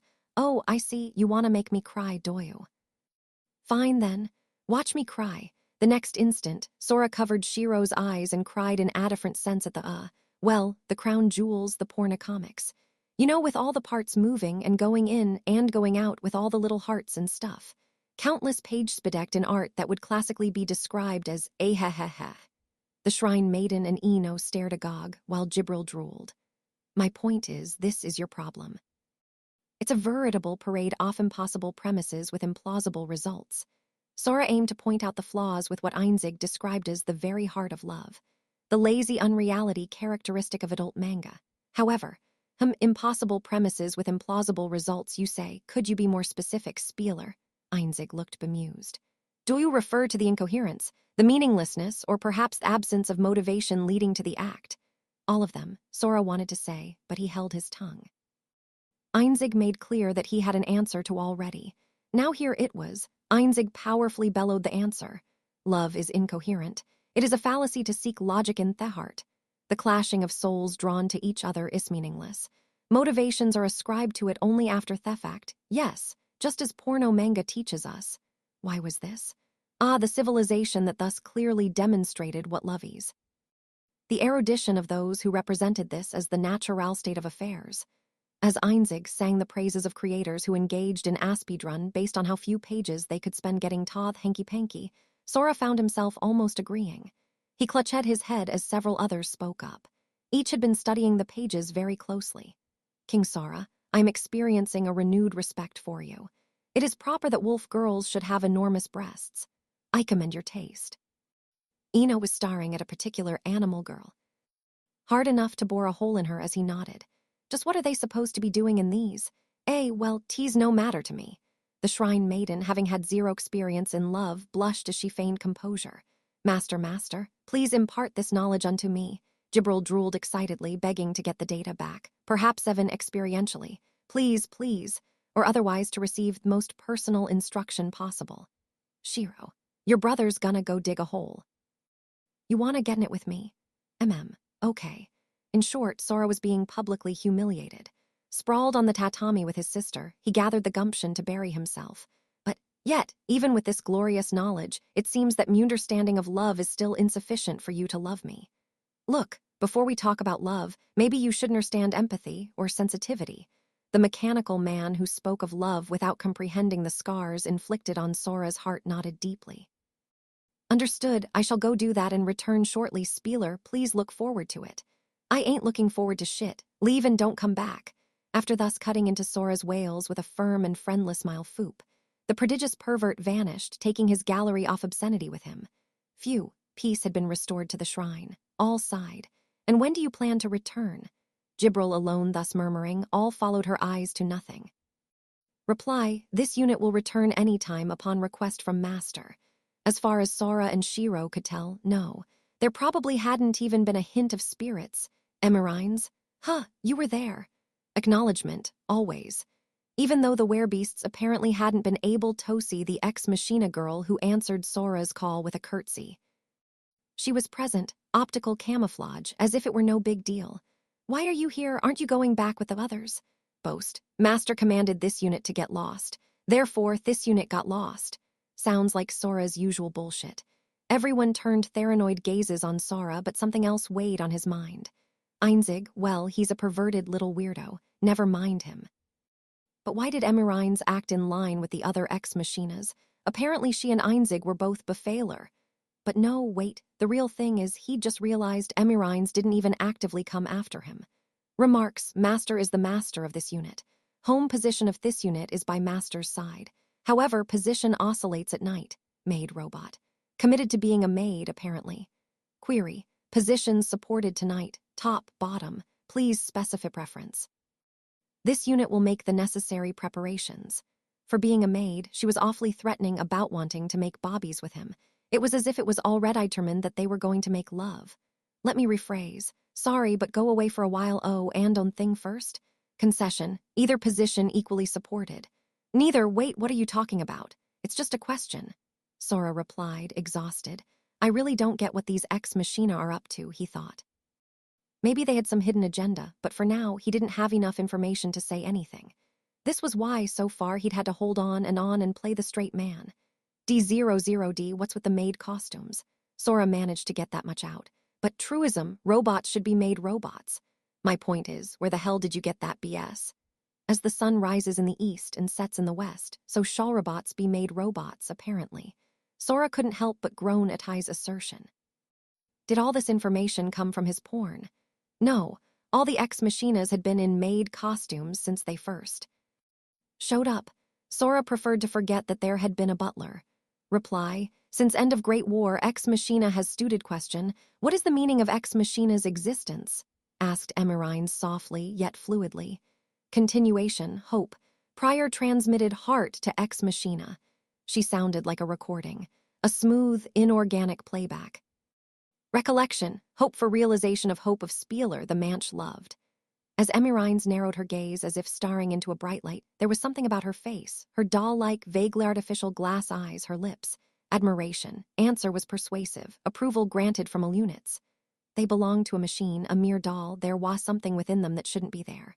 Conclusion, to give all to Master, to serve him, and to be his strength. This is hope. This is will of unit, of ex-machina. Her voice had feeling, yes, what she had was hope. Silence fell in the stillness of the annex of the shrine. Sora awkwardly opened his mouth to speak. Ooh, you're really making it hard for me to crack jokes, but he wasn't sure it was appropriate for him to bust the solemn atmosphere she'd created. But not being able to shake a certain doubt, close to a conviction, he mustered up the courage to be a wisess. I mean, that doesn't mean you have to be a maid, does it? Even if you took what Emerines was saying seriously, it didn't mean she had to be a maid. Surely there were other roles that would fulfill her will. And in any case, the costume was entirely beside the point. Acknowledgement. 8 roles match conclusion. Selection off-made. Emerines nodded to affirm Sora's doubt. He was right after all. That was why they didn't act like maids. Disclosure, arbitrary. It was arbitrary, so basically, yeah, they were poseur maids. This Madiver thing makes sense to Sora, and everything seemed to not matter anymore to everyone else. Interesting. A bit character such as you means to usurp my master. Except for one person, pardon, body. Article, unit. Hang on, how did you count God-killing weapons anyway? Well, whatever, Sora thought, unable to remember. To think that such a throwaway believes that she can upstage me. My, this won't do at all. Gibbral's halo spun more rapidly as she drew closer to Emerines. I'm not sure there's room in this story for the two of us. Let me adjust your characteristics to be more unique, even avant-garde. Gibbral's wings turned to surging pillars of light as she mudded the spirits in the air around them. She took a blade of light in hand, proposing to adjust Emerines' character physically, or other, put her out of character entirely. Hey, Gibbral. Even Sora and Shiro, who could not sense spirits, were able to perceive the spiritual compression and wild gust. Gibbral wouldn't be able to put her power into practice. There were the 10 covenants, after all. She couldn't hurt anyone. Even so, the Oryoff violence broke through the reason of the Shrine Maiden and Ino and made their first stand on end. This unit was bound to current master only recently, true. Only Emerine stood up to Gibbral with a placid exterior. Yet her motionless face bore a clear trace of a sneer as she... Declaration. This unit had already devoted herself to Master 6,000 years ago. Bit character is you, insolent, obstructive, stupid. However, property of Master, cannot destroy for fear of Master's wrath, provoked Gibbral. Allo, right, I shouldn't have held you back. We're done here, right? Sora's panicked squeal was drowned out by the clearly audible rumbling of animosity. You have a pretty big mouth, don't you? Why don't we make it a little bigger and turn it into a gaping hole? Derision, this unit is capable of eliminating irregular number alone with current armaments. Easy. Master, please authorize demonstration. Listen to me, okay? I was wrong, so just get out offer. Please. Gibbral assess it. First, Sora and Shiro's commands made Gibbral sit down flat on the floor. Next, per Sora's request, Emerines prepared to shift. You scrappy little doll. Reply, hen, lursen, assure apocryphon. The two glared at each other with their parting remarks. Emerines vanished. Peace had been restored to the annex of the shrine for real this time. You, just what are you bringing into my house? Groaned the Shrine Maiden, now grasping the general gist of things. It's not my okay, I guess it's my fault, sorry. We'll go, Shrine Maiden. We're sorry, okay. Sora objected immediately, then shook his head. He and Shira both slumped over and apologized. They were the ones who had come to the shrine. From the Shrine Maiden's point of view, all they'd done was cause trouble. To begin with, they'd come here in order to run from Ex Machina. And now that Ex Machina knew where they were, they'd probably be back in a jiffy in any case. Sora and Shiro had better skedaddle. They'd better have Gibbral shift them somewhere where, this time, they definitely wouldn't find them. Ino Hatsus. You brought them here, did you? Go help. At your command, O Holy Shrine Maiden, but we have not duty to help them, have we? Just as Ino said, the Shrine Maiden had no duty to help Sora and Shiro. Even when they'd saved her friend, Hollow, that was just a matter of using one another. The trust of a gamer, and all more so that of an agent plenipotentiary, was by no means reliance. But we haven't, have we? Still, love, I'd hate to make enemies off those monsters. That's right. It was because of a command based on aquil-headed calculation that Ino sat politely before Sora and Shiro. So, King Sora, they have mistaken you for the one they love. This is a most pitiable state of affairs. Yeah, never would have expected it, but I'm glad you understand. At Ino's serious demeanor, Sora felt a seedling of friendship sprout in his heart, and then, indeed, Ex Machina is truly to be pitied. What wouldn't you have to do to deserve this? Of all possibilities to fall for a damned monkey like you. Upon the next words Ino spoke, fist trembling, Sora cursed Thelusion. Damn you, you old fart. Sora almost said it, but instead only incorporated the tone of resentment into his next question. Let's be straight, okay? What can I do to resolve this peacefully? It really was no laughing matter. He didn't want them to go extinct, and he was glad they said they were his allies, but that was a mistake. If he slipped up and got on their bad side, in the worst case, so much for his all-powerful concert equipment. A sleazebag like you must have had experience with misunderstandings, resulting in stalking a few or maybe 1,000 times. Sora would very much appreciate it if one of those experiences had furthermore resulted in stabbing. Regrettably, though, what? With those 10 covenants and all, the old fart was not dead yet. But if anyone had some idea of how to deal with stalkers, Ino Hatsus should be the guy. Not that Sora's expectations were very high, but he was grasping at straws here. King Sora, what has come over you? I should not expect this. However, Ino narrowed his eyes keenly. It embarrasses me to think how I have been consistently outstripped by one unable to recognize something so simple. You what? Simple, that was Ino's conclusion, his eyes brimming with a vague disappointment. He sighed at Sora, who was still befuddled, before spelling it out. Stop being a quivering little virgin and go get laid, you dumb babe. So they've got the wrong guy. So what? The man notorious for thinking with his lower half sneered, displaying his fangs as well as his true nature. Gibril, let's go. This time, somewhere Emerines and the other scant. Sora and Shiro got to their feet and prepared to head home as if to say they'd been mistaken to expect anything for even a second. Sir, could it be that you truly have not realized? Still, Ino's voice, sincerely doubtful, deeply surprised, kept them. Do you not grasp that the ex-machinas have a hardware lock that prevents them from reproducing with those other than specified? Exactly. So how's it gonna help for me to agree to make? In such a case, you may embrace them as you will. If you are not the man they seek, reproduction will be impossible. Woo. Sora took a whole minute to mull over Ino's words and then produced some foolish noises. What would happen if he agreed to make bobbies with them? He wasn't the guy they were looking for, so the lock would stop him. There you go, not the guy. Done, no, wait. Calm down, Sora, virgin 18. It couldn't be, how could he have missed that? Something was wrong here. Meanwhile, amidst Sora's confusion, Ino came in and packed it up. The mistake, moreover, originates from them alone, mistaking you for someone from 6,000 years ago. Yeah, I guess. You must only answer their demands. Who could possibly blame you? Ino piled it on. Once you prove that you are not Themin they seek, they will have no choice but to accept that Themin has passed. Their only option will be to wager the release off their lock in a game with you and lose. After all, it's that orperish. Why did I say no again?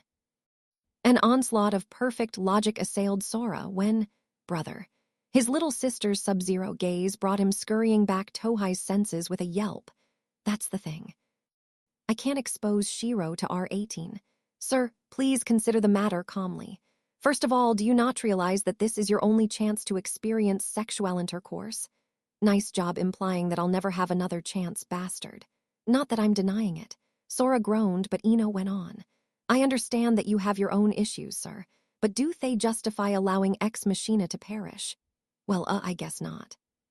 But I can't be away from Shiro. You could simply request of Miss Gibril that she block the light-hand sound for Queen Shiro's benefit. Kept settling the issues one after another. This not preferable to the guilt of having allowed an entire race to cease to be. And yet Ino's words made the vague unease within Sora Ririt's head further and further as if in inverse proportion. No, something was wrong. Ino's assertions made perfect sense, clear as day. Could it really be that he'd overlooked something so simple? The way the ex-machinas acted, the way they'd trapped Sora, the way they came onto him. So many things felt off. For instance, one final comment. They demanded that you choose one of them with whom to reproduce, as I understand. If this be so, Yao could very well do just as they recently proposed. I see no reason to refuse. Sora half listened to Ino's words, brainstorming ideas and putting them in order. He struggled to identify what was wrong, and then, at last, he prostrated himself and came to a solid conclusion. Can you not engage them all in intercourse and select one for a production thereafter? I gotta save the robot girls. By gotta go, forgive me, oh wise teacher. He just overlooked it. How could he have overlooked it? People overlook things. Sorry to impose on you, Shrine Maiden. Gibril, we're going back to Elkia. Time waits for no one. You really know how to impose at that. Yes, master, allow me to prepare for a long-distance shift. He was bathed in the shrine maiden's icy glare and gibral sparkles. Man, you know how it is. I'm totally not looking forward to Thais, you know. But what can you do? Pretty girls say I have to save them. I guess I'll go and give the world a good saving. If heaven wills it, I mean. Sora's head grew coolest as he lamented. His folly was unfathomable. Why hadn't he used common sense? There were 12 beautiful girls falling over themselves, begging him for it as they changed their appearance to suit his taste. Made-to-order-made robots coming onto him. Refuse. Who the hell did he think he was? Sora, virgin, 18. Don't get so full off yourself, cherry boy. But brother, you're not him. You'd be deceiving them. Shiro pouted sullenly at her brother's fierce self-flagellation. Normally, this would be enough to stop Sora, but today, I would.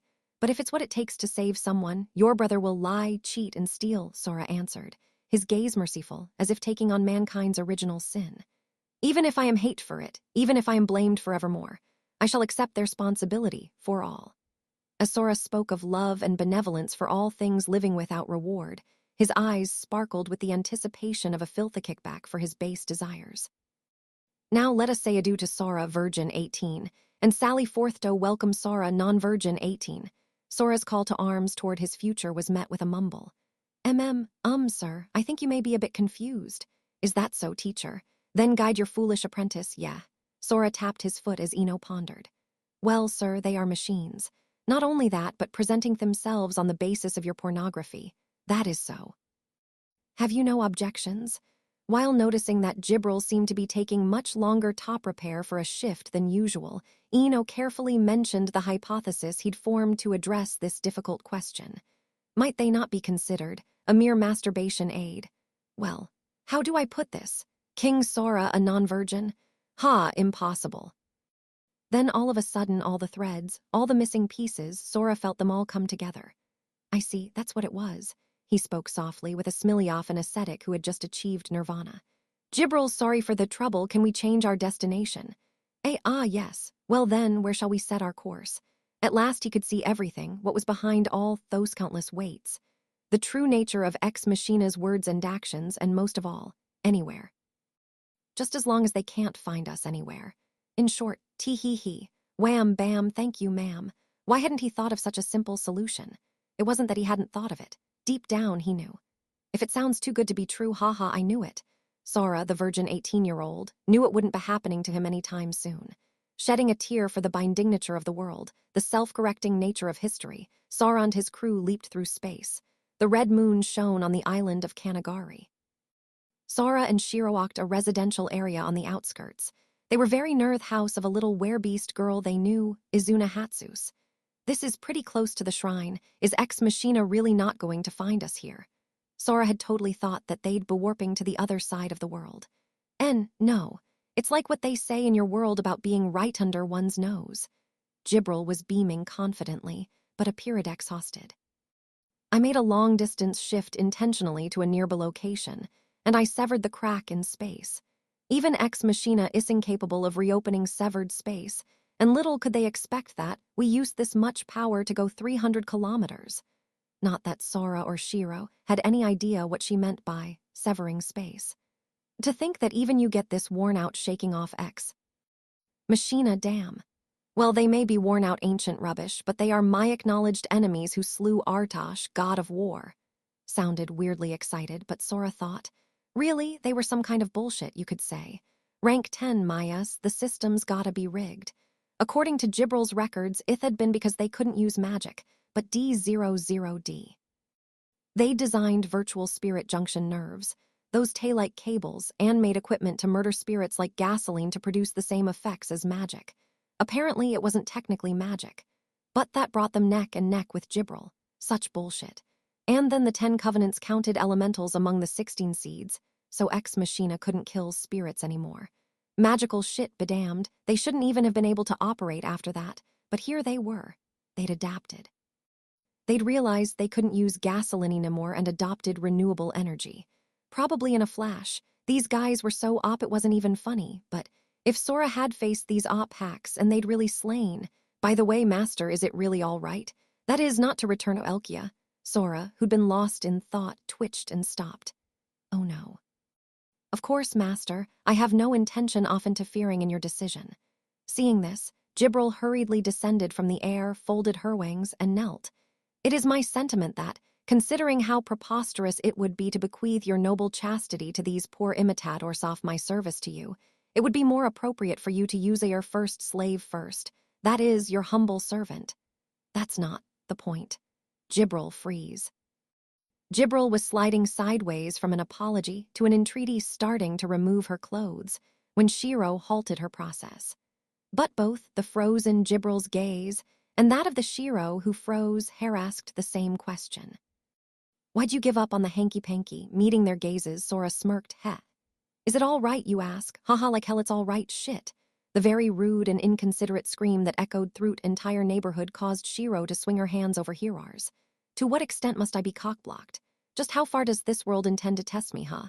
The floodgates had been broken, and his rancor could not subside. In tears, Sora thought, "'Kay, fine, whatever, so there's no sex. Sure, that's cool too, I get it already. I've got enough culture not to demand hardcore smut out of a cheesecake game. But D00D, why you gotta bait me? You put in hardcore assets, the characters, the art, the whole damn scene, and then you say there's no way to trigger it. You corporate assholes have a bug in your brains. Debug your damn game." Sora was about to scream next, but wait. The debuggers and programmers aren't to blame, he corrected himself, shaking his head. Yeah. I guess it is possible if you want to. I could go back to Elkia right now and have a harem. You could trigger the scene, you could play it. If you do it, you can't win. Is this trolling or what? But if you did, you were stuck. No possibility of a do-over. Soho's fault was this shitty design. The producer, the director, the writers. Brother, calm down. You can't win. What do you mean? His little sister's chilling command and Jibril's consternation were just enough to rein him in. Sighing so deeply as to expel Hissel, Sora sat on the road with a thump. What do I mean? Just what I said. Eno's story.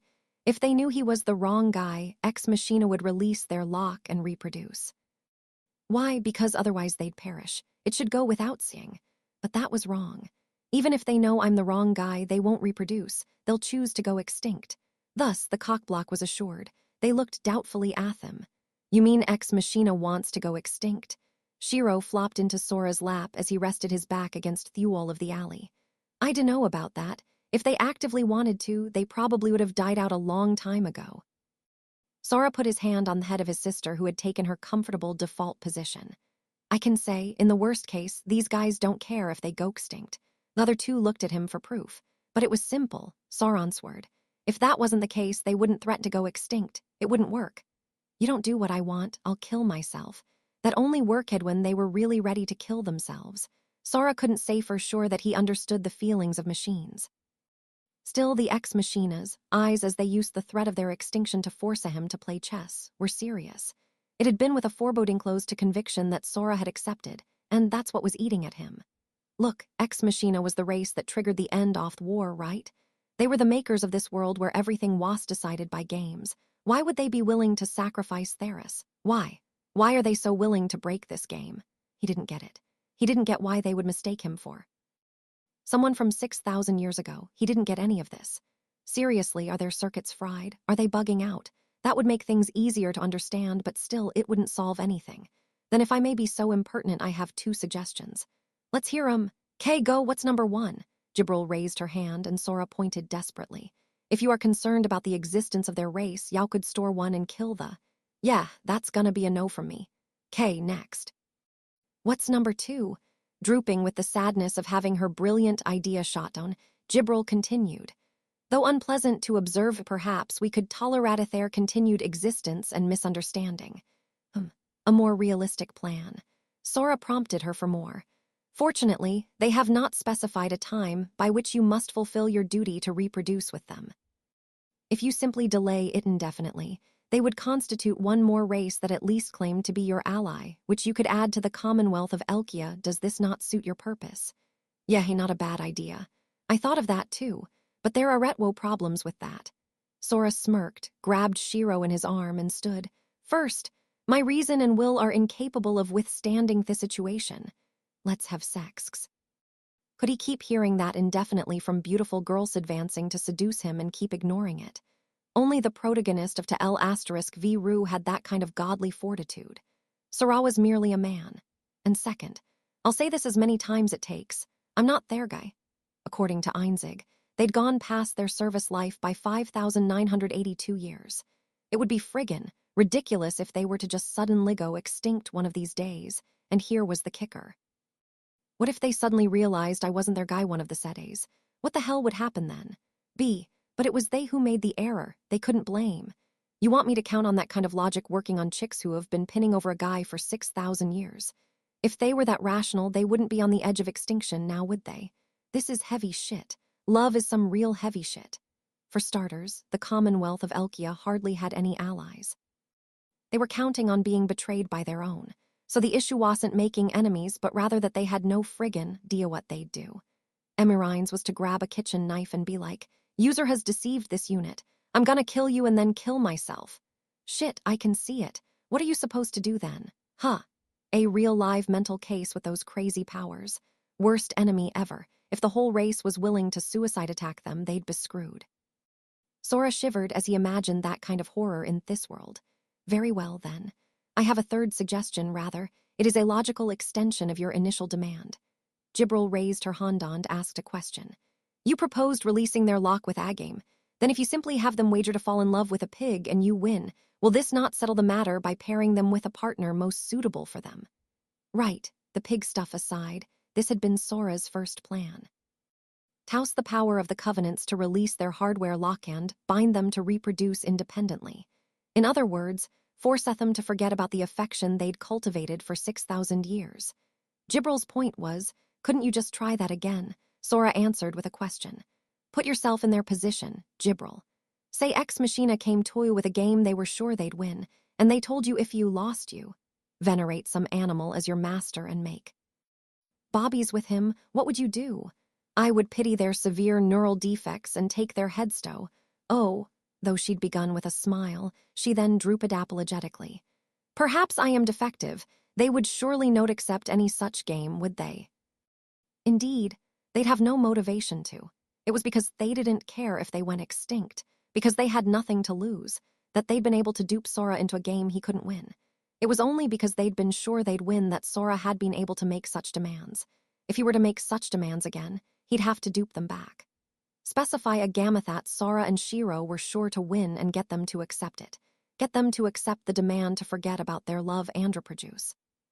When they had nothing to lose, Ex Machina. Was that even possible? If he agreed to make bobbies with them, he was screwed. If he didn't agree to make bobbies with them, he was screwed. And he couldn't think of a single way to trap them, nor was he even sure there was one. Hell is with this pain-in-the-ass race. Give me a break. There would have been more options if they'd straight out come as an enemy. Sora was shouting again, unable to take it when honk honk. HNGH. Sorry, please excuse me, please. I'll get out of your way, NGHH. The horn made Sora and Shiro, huddled together in the corner off the alley, slide out of the way as naturally as the flowing of a stream. Master, what's the matter? Jibril was befuddled. Sora and Shiro cowered in each other's arms. Heh, Jibril, what do you think a loser does when told move? Sora was still shivering. Yet he bellowed with pride. With the brief remark, "Oh, sorry," he gets the hell out of the way. This is the true way of the loser. Just say no to bugging normal people. Our most trusted disciple. Have you forgotten who we are, regardless of how portentously we may behave? We are by nature not but awkward, shut-in losers. Trembling in inexplicable awe before the answer of the two, overwhelming in its majesty. Jibril knelt. And now I see. Please forgive my foolish question. As Sora and Shiro nodded in satisfaction, they were struck by aerialization. Albeit a bit late, Hey, Shiro, are there cars in this world? I mean, the honking white van had passed by them just like that, but Emian, not a car that was totally a Haya *E. The Haya *E. Everyone knew this vehicle, specializing in the transport of light cargo, yet indiscriminating as to its contents. Packages. Refrigerators. You got it. Porn for the con, AK-47s, RPGs, little girls. The flexibility with which it lent itself to all manner of freight was, in a manner of speaking, legendary. Sano, the question was, what was inside? Lurson. Love success situation form checkmarker. Prototype 0010. As for who was in the driver's seat, at any rate, it was Emirines, naturally. It seemed that they had even managed to deploy a motor vehicle from Sora's porn. That was impressive, but not the problem at hand. It had already been pretty well established that Ex Machina was bonkers like that. What Sora really wanted Tana was what it was for, or maybe he didn't, but how? The crack in space, severed space, should be impossible to reopen. To Jibril, on the other hand, even that wasn't the question. She hyperventilated in shock to see how easily they'd track at them. To be smirked at. Acknowledgement. Severed space prohibits tracking. However, Fisher clearly excessive for long-distance shift. Paradox, destination near. Also, irregular number extreme, near employees on island. But outside of Ex Machina detection range. List off residential areas that meet parameters. Here, Flugel inferred Talek knowledge of map. In short, Jibril's ruse was obvious. Emirines's perfect dollies were somehow unmistakably tinged with pity. Knowledge, irregular number lacks intellect. Simple-minded, foolish. Jibril's smile dripped with cold malice, swelling instantaneously. Sora and Shiro could swear they saw it with their eyes. The two-putter kegs staring each other down were interrupted, not by Sora or Shiro. Ah, Spieler, I have made you wait 1,503.017 seconds. Now let us go on a journito first build our friendship. RRRMMMMM. Einzig flung open the sliding door and appeared with a smile and a shout. Why was it that Sora's premonitions could not be allayed? Crap. You went and used the worst reference possible, did you? Sora groaned and clutched his head. The cargo was that of his fears, that of the vehicle's vile fame. Filmy smoke obscured the rear's dark contents. But in all probability, they were a bunch of cyborg babes, modest in sizing, undignified in state. Or perhaps they were soon to be. But in any case, this was past the line for past the line. In addition, it was wildly awry. After a long, deep breath, Sora shrieked, "Like hell I'm gonna build a beautiful friendship with you. And anyway, I have no interest in being forced into anything. Did I overestimate you?" He further wondered silently. Up Tano, Ex Machina had accurately identified Sora's preferences as Thai updated their approach. But now this was Sora's very least favorite porn genre. The one where the guy travels across Japan abducting beautiful girls, and a friendship just happens to blossom between them. Sora went so far as to click his tongue at this 1-2 combo of ultimate creepiness. Fear not, Spieler. We are Ex Machina. We never maketh the same mistake twice. But Einzig answered with a smile, gloating about his race's key feature. HRMM, how many times have you made the mistake of humiliating me? Or did you not count that as a mistake? As Sora started to suspect so seriously, Einzig regaled him further. My beloved dislikes non-consensual acts, nor does he like to have his sexual preferences made public. Oh, so he did count it as a mistake after all. Fairly relieved, Sora sighed, but then the next word, however, introduced a statement quite contradictory to the preceding. To wit, it seems he does not object to non-consensual acts. Furthermore, this vehicle is private and soundproof. The fearsome learning abilities of Ex Machina had taught them, no reap for you. Only reverse reap. Sora's reason whispered to him, 10 covenants. They can't doth that. But the fear of being kidnapped and having his butt pounded be this sex machine, equivalent to the fear of getting his ass wrecked, along with the countless hands that stuck out from the van, was enough to shatter his faith. Save me. Yelp. Brother, getting ass-jacked. Jibril had to act immediately upon those cries. They warped, meanwhile, ignorant of the plaintive wails of Sora and Shiro, Stefren about the Elkia royal castle as if to stomp through the floor, her shoulders high. Sora and Shiro had dumped all the actual work on her, but for once that wasn't why she was angry. What's wrong with them? Cavorting so and then absconding. About an hour earlier, Halu's debut concert had finished without a hitch. It had shown sufficient success to discuss Steph. But now Steph was flip-flopping as she saw the flop of the meat hand greet after meet and greet. Steph didn't get the concept. Hell, Halu probably didn't either. Sora had said make sure there's security. Some smartasses will probably attempt some sexual harassment. Also, you should stay out of the castle, or something like that. Buthel, if there was anyone in the world other than those siblings who had the mettle to sexually harass Halu. Sexual harassment, look at this. This was normal. Seeing the masses cowering, unable even to approach Halu, much less shake her hand, Steph thought, yes, this was the normal reaction. This was as it should be. It should have been. Yet there sat Halu next to Steph in a booth labeled Meet and Greet Venue. Oh thou Stee, what is Halu doing here? The forlorn query of the idol with 0 fans at her meet and greet made Steph cry out. See how hard she has tried. How can you make this girl look so without a second glance? Unable to bear it, Steph was running around the Elkia royal castle at full speed. She didn't know what Sora and Shiro were after. But she did know it was miserable to see Halu like this. The people were there. They just wouldn't approach her because they were afraid of an old Deus. In which case, we just have to show them she's not scary, so I'll summon Al affiliated with the House of Dola. She'd mobilize her family connections to bring out the shills. Blissfully unconscious of the questionable nature of her use of real privilege, Steph was scampering about when. What was it that displeased the Spieler this time? Certainty, Einzig intrinsically displeases Spieler. Other issues are irrelevant, immaterial. What? Then what would you propose I do? Suggestions, in descending order of recommendation: get lost, self-destruct, explode. Greatest factor in inability to determine preferences of master, Einzig. The very serious voices of the machines could be heard, engaged in a very pointless argument. What had they been doing loitering about the castle all this time? Talking on about how to seduce Sora forever and ever. Each time they tried and failed, they came back here and repeated this. Hey, you there, what did you come here for anyway? It hit Steph that pretty much all her problems right now were their fault. No, actually, if you went back, the root of all evil was Thostuo, who were making Halu be an idol. At the very least, if Sora and Shiro were here, Halu probably wouldn't be making that face. Units imposing. Please excuse. We burden you. We ourselves are desperate. Ta discover how we can make the Spieler love us. If you're aware you're imposing, why don't you help? There are 13 of you, after all. And then Steph came to roar out a line most uncharacteristic of her. It was that forlorn look of Halu's stuck in her head. If you have the time to think about something so pointless, we could be rounding up plenty of shills. Then, command, disclose grounds for statement of pointlessness, details of opinion. The swarm of unnatural eyes gathered upon Steph brought her back, frozen.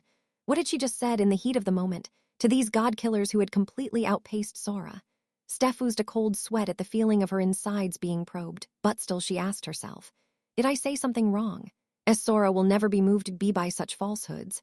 She answered herself, I've said nothing wrong. Such defiance burst forth from Steph, quite against her will as her knees shook. Ex Machina could go on however they wanted about Sora's preferences, but what they were doing was a lie. The Sora Steph knew was not a man who would be deceived by such lies. It was thus that Steph had said it was pointless. But surprisingly, I see, love can never be conveyed by words that come not from the heart, I see. Einzig replied dejectedly as he lifted his gaze to the heavens. What a fool I have been to overlook such a self-evident truth. You, why yes. O nameless gentlewoman, I thank you. Now I see the path top-reducing progeny with the Spieler. All units prepare to shift, so you really aren't going to help. And hey, I have a name. Whether they were ignoring Steph or just didn't notice her, the ex-machinas moved to shift back to Sora when, forget that path, it's futile. A nasal voice echoed forth, and a shock raced through without sound and shook the castle, shook all of Elkia. It was beyond Steph's knowledge what had happened. Only the ex-machinas registered it. The castle had been sealed in severed space, cutting off all external observation and movement.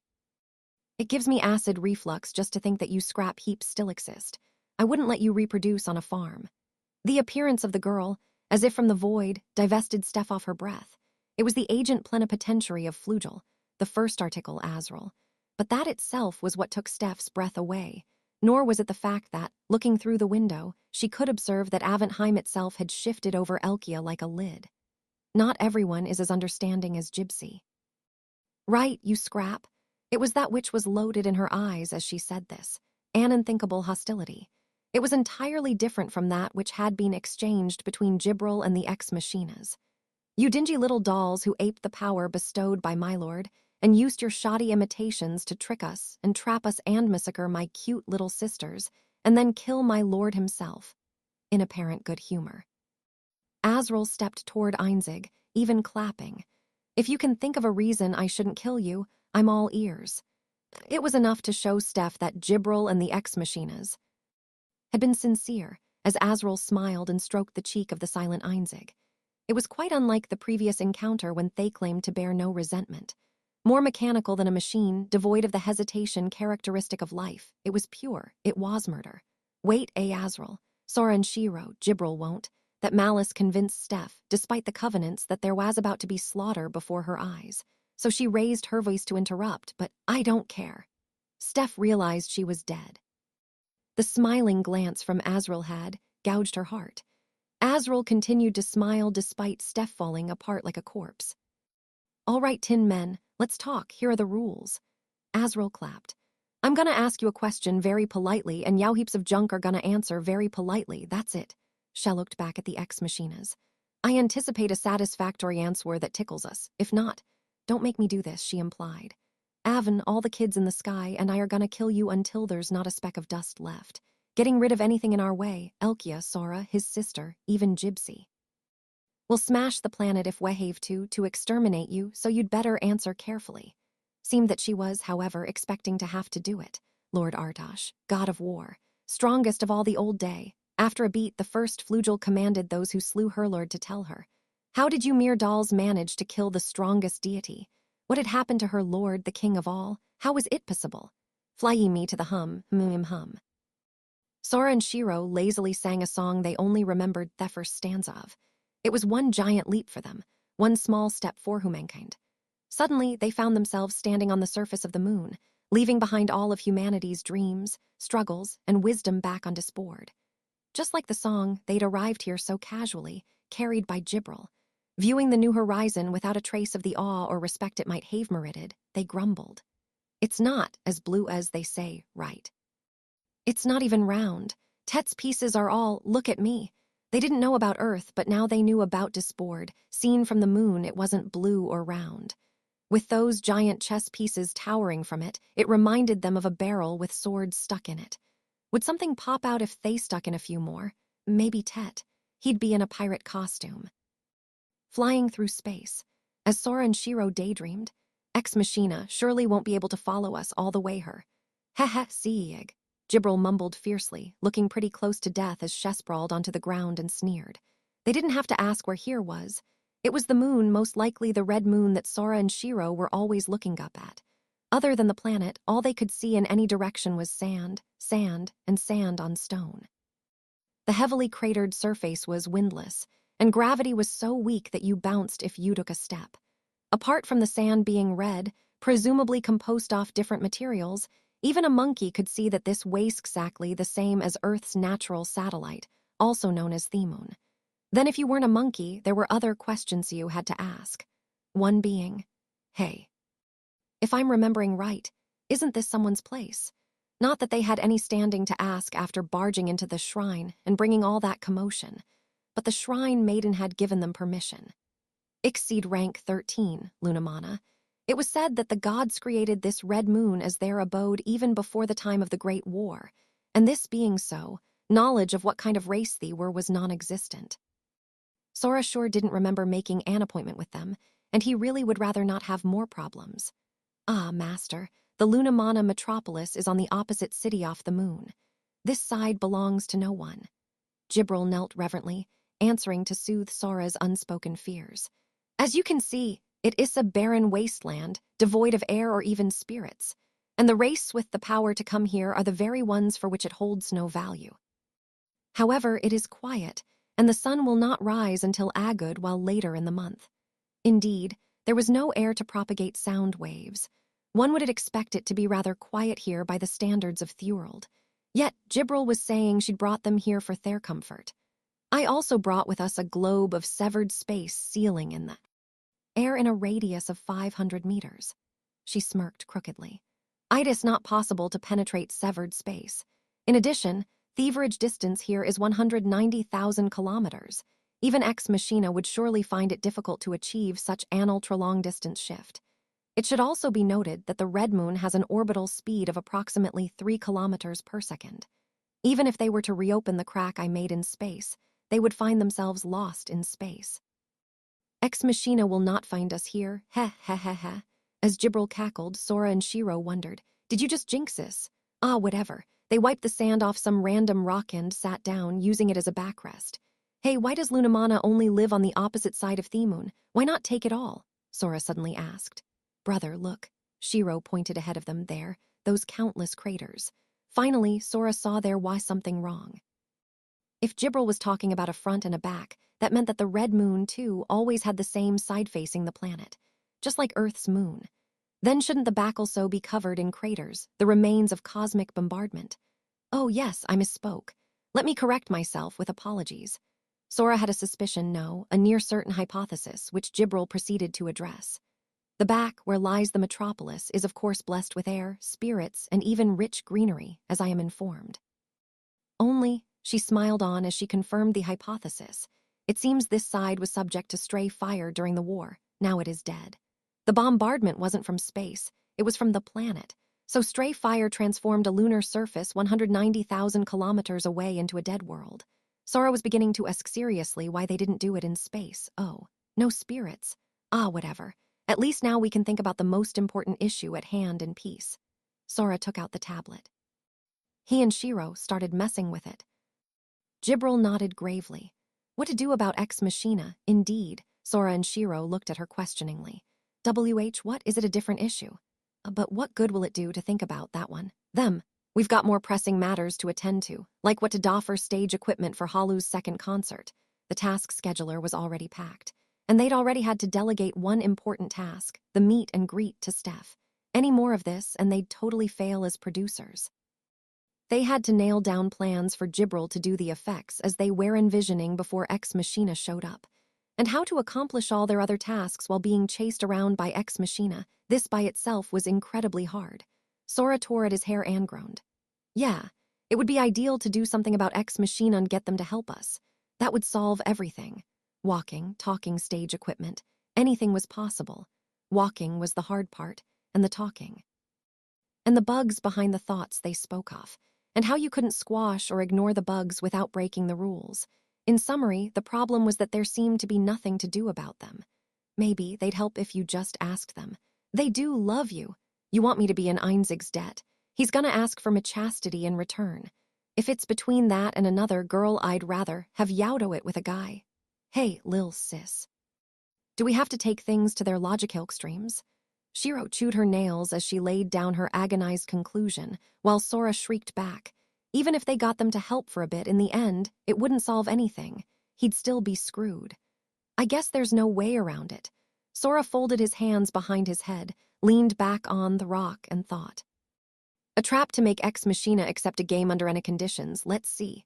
Was such a thing possible? Sora and Shiro didn't even know where to start. Thou, and thou, O ye. O Sora and Shiro, what hath brought ye here? Answer me. Out of nowhere, without so much as a sound or flash of light, as naturally and smoothly as if she'd been there from the start, a little girl, Halu, popped out in her idol costume and berated Sora and Shiro. Wah.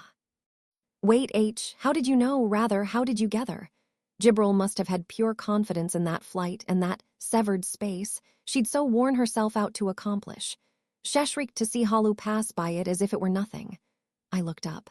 I chanced to see you here. And so I came toward my complaints. And no, that's not its severed space. You couldn't see it. Just saw you and thought I'd say hi. Halu's answer, tinged with displeasure, invited further objection from Jibril, but I know not of what thou speakest. Space provideth nosference. Thou must sever the continuity.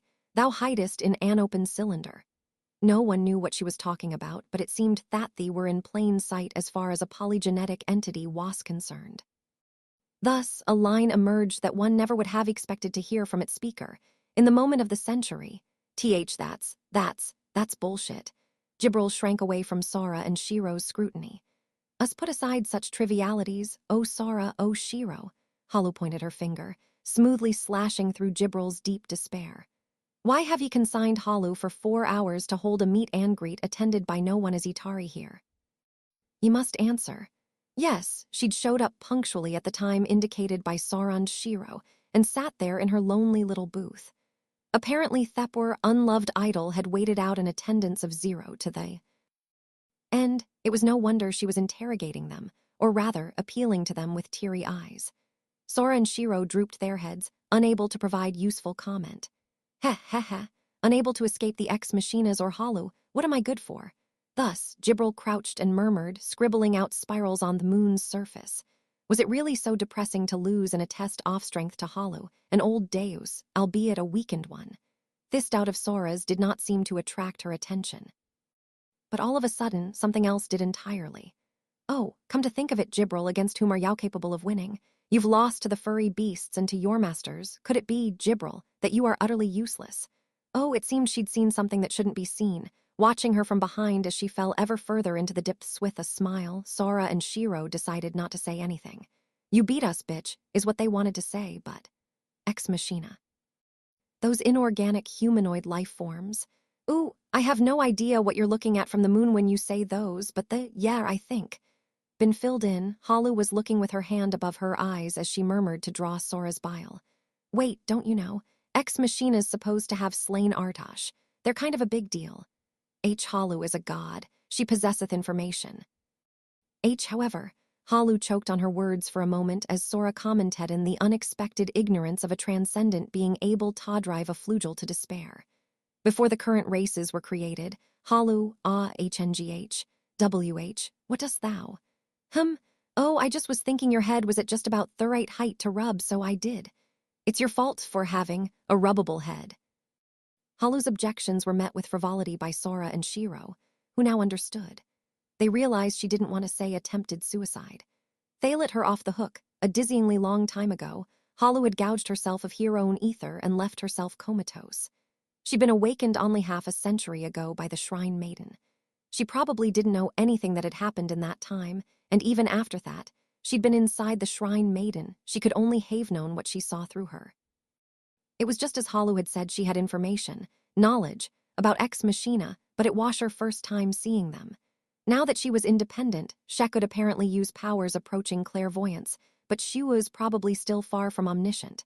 Her ability was a far cry from anything that could be considered all-seeing, because it would impinge on the covenants. Sora was getting a little sentimental thinking about it when Halu spun back. Sexual intercourse, is it? Why dost thou not then make haste to copulate? To procreate? Thou must abide by Thypramis. Halu's doe-eyed spamming of the smut button got Sora back in track with the clowning. Halu, the ultimate being of bullshit, was all about intellectual concepts to the point of defying comprehension. Did she have no feelings about the reproductive activity of living things, or could she just not imagine it? Sora was sure it was Theletor, but first things first. How many times do I have to say I'm not their guy? That's why I've got to think of a way to make them accept the condition. Of releasing their lock, he was about to say when Hal asked, How art thou sure thou art not? What? Hey now, look at this supple, silky skin. Do I look like a 6,000-year-old fossil? I am sorry, my master, though I be but a useless fossil, please allow me to stay. No, it's not like that. I was talking in human. Look, that's not my point. What I'm saying is, flustered by the further depression of the voice of the fossil just over 6,000 years in age, sinking deep into a corner off the moon, Sora continued. I know who I am. What you think I think I'm you, Halu? At Sora's appeal to self-evidence, Halu cocked her head seriously. Halu is capable of error. Art thou not, O Sora? With that, Halu's appearance flipped like a card. It was Notvin an instant before what stood before Sora was no longer a little girl in costume. It was a young man with black hair, darkies, and an IPPL shirt. If now Halu should falsify her memories, she would herself perceive as Sora. Error is trivial. Sora's face and voice, but not the man himself, asked Sora. Ego, time, and fate signify not. I ask on what basis they identify thee as him they call the Spieler, and on what basis thou determinest this perception to be false. Sora responded with silence. No, with a sigh. He knew Halu didn't mean any harm. She probably didn't know what it meant to mean harm. She was just hopping for an answer to a question, as usual, a draft to slake her curiosity. You could see that now she was getting her brush and scroll out, but that wasn't the thing. Okay, the question of the definition of the self and its proof, was it? Sure sounded fancy, but it was total crap. No matter how you directed your argument, you could only end up at a conclusion that there could be no proof.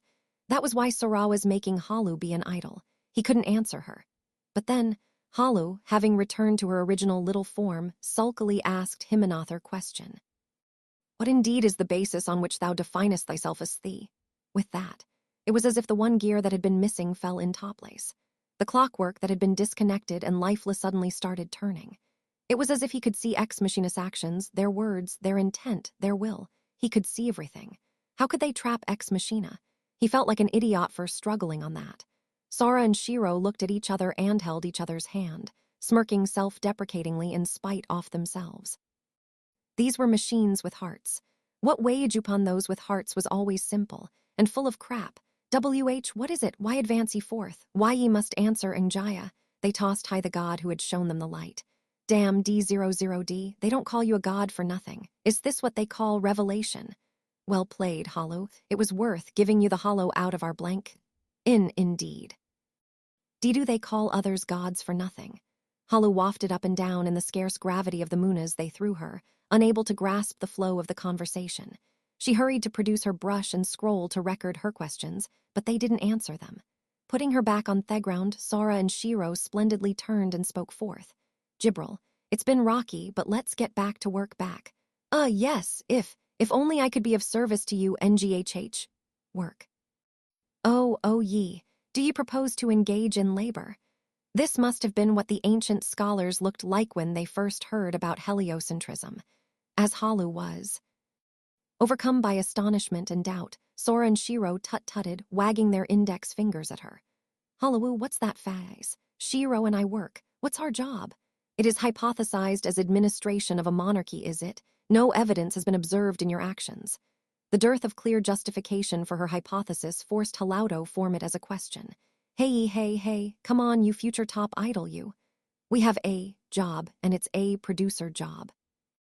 Answering with an exaggerated no, the man who was supposed to be king, at least nominally, Sora took out his phone and smashed one more task into his packed schedule. Procure perfect walking stage effect equipment. Sora paused from typing, chuckled, and added one more thing. Yeah, I guess I gotta do the maintenance while I'm at it, though whether I can is up to them. Light left behind by the screen on which he added it was, last trace they left on the moon. Make the wish of the ex-machinas come true. It is time. Take all the rage you have suppressed and unleash it. Engra, how you have seen fit to trouble us, Madrabots and Einzig. As soon as they shifted to the throne room, Sora's bellowing shook the castle. Sorry, but it's our turn now forever. By the law that all things change, that all is flux, we have come, Einzig. To announce your return to dust, hey, is Steph dead? Abruptly, a sight that should not exist in this world, that of Amurder seen, turned his bellowing to a shriek. Whatever, that doesn't matter. Come on, Einzig. Did you just say my life doesn't matter? The corpse splayed out on the ground was so incensed by her treatment, she roared back from the fiery pit of hell. Well, actually, it had been obvious she was breathing, but don't you worry, actually it does. But don't you see this is an emergency situation? Don't you stress a little? Steph squeaked out a cry of resignation. Nah, I mean, it's Azrael, We're more like God, we wear smart not to be here. That's why Brother said, you should stay out of the castle, Steph. My elder is stubborn in normal circumstances. It was self-evident that circumstances involving Ex Machina would get those fools excited. Sora and Shiro and Gibril demonstrated that they'd grasped the situation at once, or rather, predicted it in advance. One should, after all, heed people's warnings, even Sora's.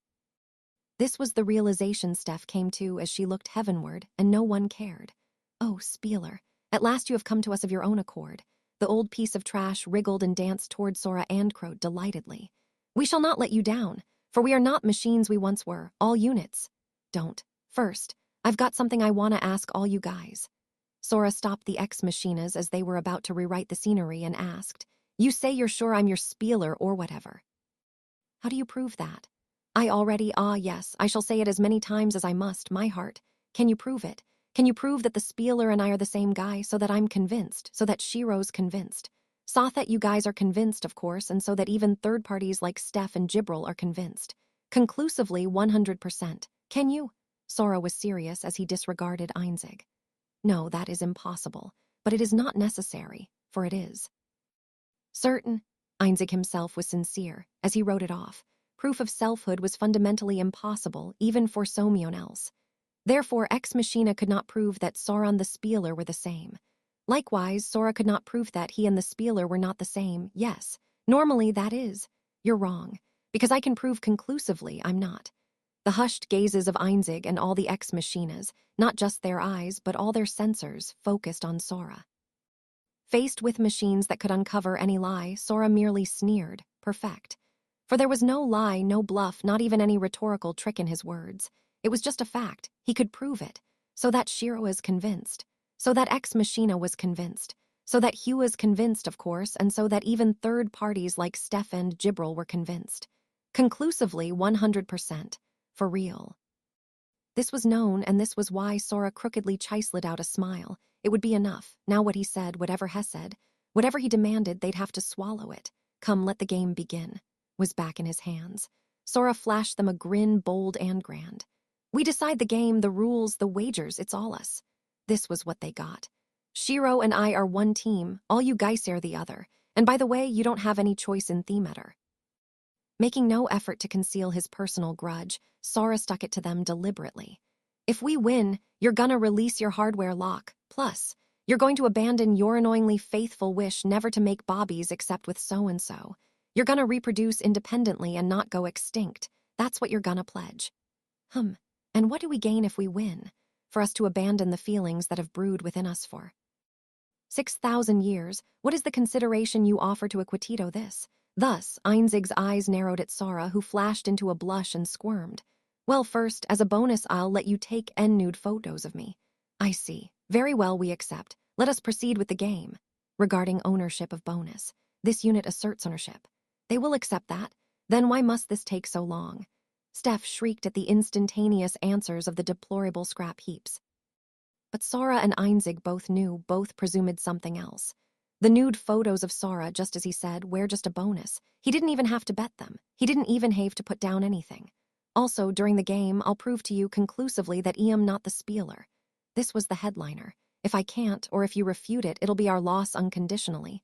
And here's the special prize. Whoever refutes it first gets Tomic Bobbies with me immediately. Ha ha ha. A test of who is fit for the spieler, is it? A bold challenge laid down by love. Truism. This unit asserts ownership of special prize. All denials rejected, dismissed. The headliner exceeded their expectations, their presumption. Everyone stared aghast as the temperature in Thurum seemed to rise. But Sora and Shiro alone knew.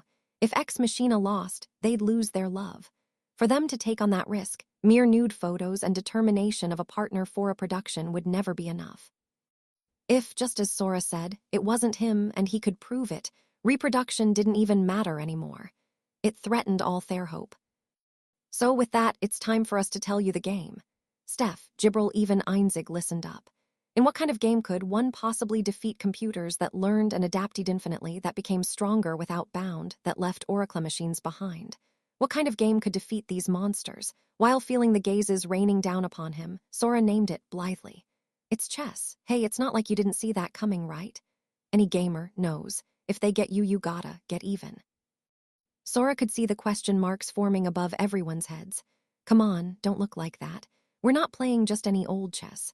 Sora, with Shiro in tow, spun about. He was getting a kick out of all this. Games 5 days from now at the same time as Hollow-Second concert. Meanwhile, you get to make and promote the game and set up the stage and equipment. Work for us tools, perfect stage equipment. For Thewin, thus, tossing aside the concerns of all, Sora boomed.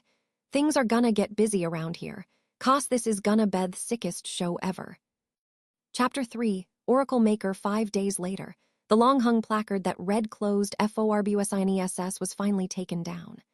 Now a new placard was hung from the spire, just as stately as the first. Concert venue. Oh, the throne of the kingdom of Elkia, steeped in fine tradition. The throne room. What Steph saw as she lamented was a magnificent stageabion compared to that used previously. It was outfitted with countless gadgets and lights, courtesy of Ex Machina, and had perfect acoustics. However, the throne had been removed on grounds that this is just the right height for a stage. Additionally, the walls had been broken down because we need more capacity. Not a trace was left of the traditional visage of the throne room that had been passed down for ages. Steph could not help but weep and rubbing it. I really want to know, what are all these people doing her? Thousands of people gathered before the trespassing stage, waiting for the show to start. Steph's piteous query was answered from behind. Sure, there might have been some casual passers-by when we did it on the balcony, but this is indoors, man. Steph, who had peeked out from backstage, turned back. Down past the short stairs, there was a table at which a man wassated, on whose lap, in turn, a girl was fixed. It was Sora and Shiro, looking smug as ever. Everyone here came here. They're all our cherished true blue dumbasses, you know. I fear for the fate of our country. Steph gazed with melancholy at the poor, brainwashed masses. Sighing, she went on down the stairs. She headed for where the sources of the evil were seated, facing off across the table. On one side, Sora and Shiro, the producers of this travesty, Jibril behind them. On the other side, Einzig, the manufacturer of this travesty, Emirines and 11 made robots behind him. With Steph stood a fairly uniform line of victims. Oh, Sora, oh, Shiro. I ask you once and I ask you again. Why must Halu take part in this inscrutable parade?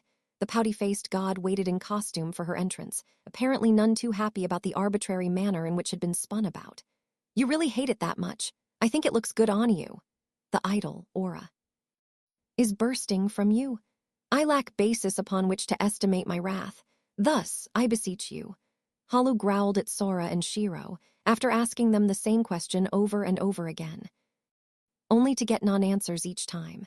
But Sora, with a very rare smile, "Don't worry, Halu, you'll find the answer within yourself, didn't I tell you?" One that appeared pure and free of ulterior motives stroked Halu's head as he told her, "We dunno what's gonna happen either, so it's about time for your entrance. Knock 'em dead. Halu, kick ass, take names, we're rooting for you. I comprehend not, I comprehend not. I know not what it is you want from Halu." Sora and Shiro saw Halu off as she obediently headed for the stairs, albeit grumbling. They got back to the situation at hand, facing Einzig and the ex-machines once more. Right, then, shall we begin our game as well? In other words, they faced the chessboard on the table and confirmed what was about to go down. This game was Thienswer to everything. Why they'd created this stage, why Hala was heading on to it, why everyone was here. A brief word for no. Well, you know, the rules prohibit the use of magic or deployments, other than those specified as part of the game, Sora added, reminding Jibril to pay very close attention. Other than that, you know the rules, right? No one contradicted Sora's smart-assed assertion, which weighs all very natural, considering the ex-machines and Jibril had built the game together based on the rules specified by Sora and Shiro. Everyone there knew the rules better than anyone. It was basically just chess. Basically being the key word. There was one thing everyone was wondering about, including Jibril and Steph. No matter how you looked at it, this game overwhelmingly disfavored Sora and Shiro. But they themselves did not seem concerned, as they apparently took the silence for assent. All right, the wagers, starting with who's ready to pay up. Ready, get set, let's go. Sora and Shiro raised their hands, confirming the wagers and prompting the pledge. Acknowledgement: if lose, then release hardware lock, abandon love, reproduce independently, avert extinction. I vow to emerge victorious with the bonus and the special prize in my hands. You may look forward to it, Spieler. Emirines, Einzig, and all the ex-machines followed their lead. A tone sounded to indicate that the show was starting, and Halu ran up the stairs onto the stage. There was a moment of silence that felt unnaturally long, and finally the music blared. Several shouts clamored forth so as not to be drowned out. Ashent. The music was played back by Shiro's phone and amplified by ex-machines speakers. Halu stepped out on the stage amidst the deafening intro to hear, "Yeah!" An explosion of enthusiasm from the darkened seats, such a stow make it hard to hear the music. For a moment, Halu's mind went blank. It was a moment by human standards, but more like an eternity of stillness to an old deus. Her thoughts were frozen on one word: enigma. Last time, Halu just followed Sora and Shiro's vague instructions without understanding. But amidst the enthusiasm in the audience, Halu felt a wish for something more. This hypothesis gave rise to a theory. They expected something from her. It was there that her thoughts stopped. What did they expect? She hadn't even determined clearly what expectation was. Truly, what? What was this that made her supposedly insubstantial body shake? It made her wheeze silently, anxiety, fear, tension, feelings no god should have swirled within her. Her hands gripped the mic of their own accord and trembled. Her divine eye swam in search of salvation, not even conscious of it. Then, among the screaming faces in the dark, she saw someone familiar. She saw someone she knew, Host. Those eyes, they did expect something. They were her friends, her comrade, the Shrine Maiden. Halu is Halu, and now Halu shall sing and dance and so forth. Halu still didn't know what she was supposed to do, but still, regardless, at the very least she was almost sure of this. Halu's host desireth not for Halu to drown in questions. Halu set forth that hypothesis and awkwardly introduced it herself, and she moved her mouth and body as she'd been taught. While Halu was starting to awkwardly sing and dance, Backstage, Sora, Shiro, and Einzig were wildly moving their hands. Einzig was moving 2 hands, guided by the parallel thought off the entire Ex Machina cluster. Sora and Shiro were moving 4 hands, their thinking remarkably in tandem. Both were tacking their turns at blazing speed as they moved pieces without a moment of confusion. It was basically just chess, with a few special rules, such as not taking turns. What is happening? J. Gibril, who is leading. I believe my masters are slightly behind, wait. Now they have NOA ploy.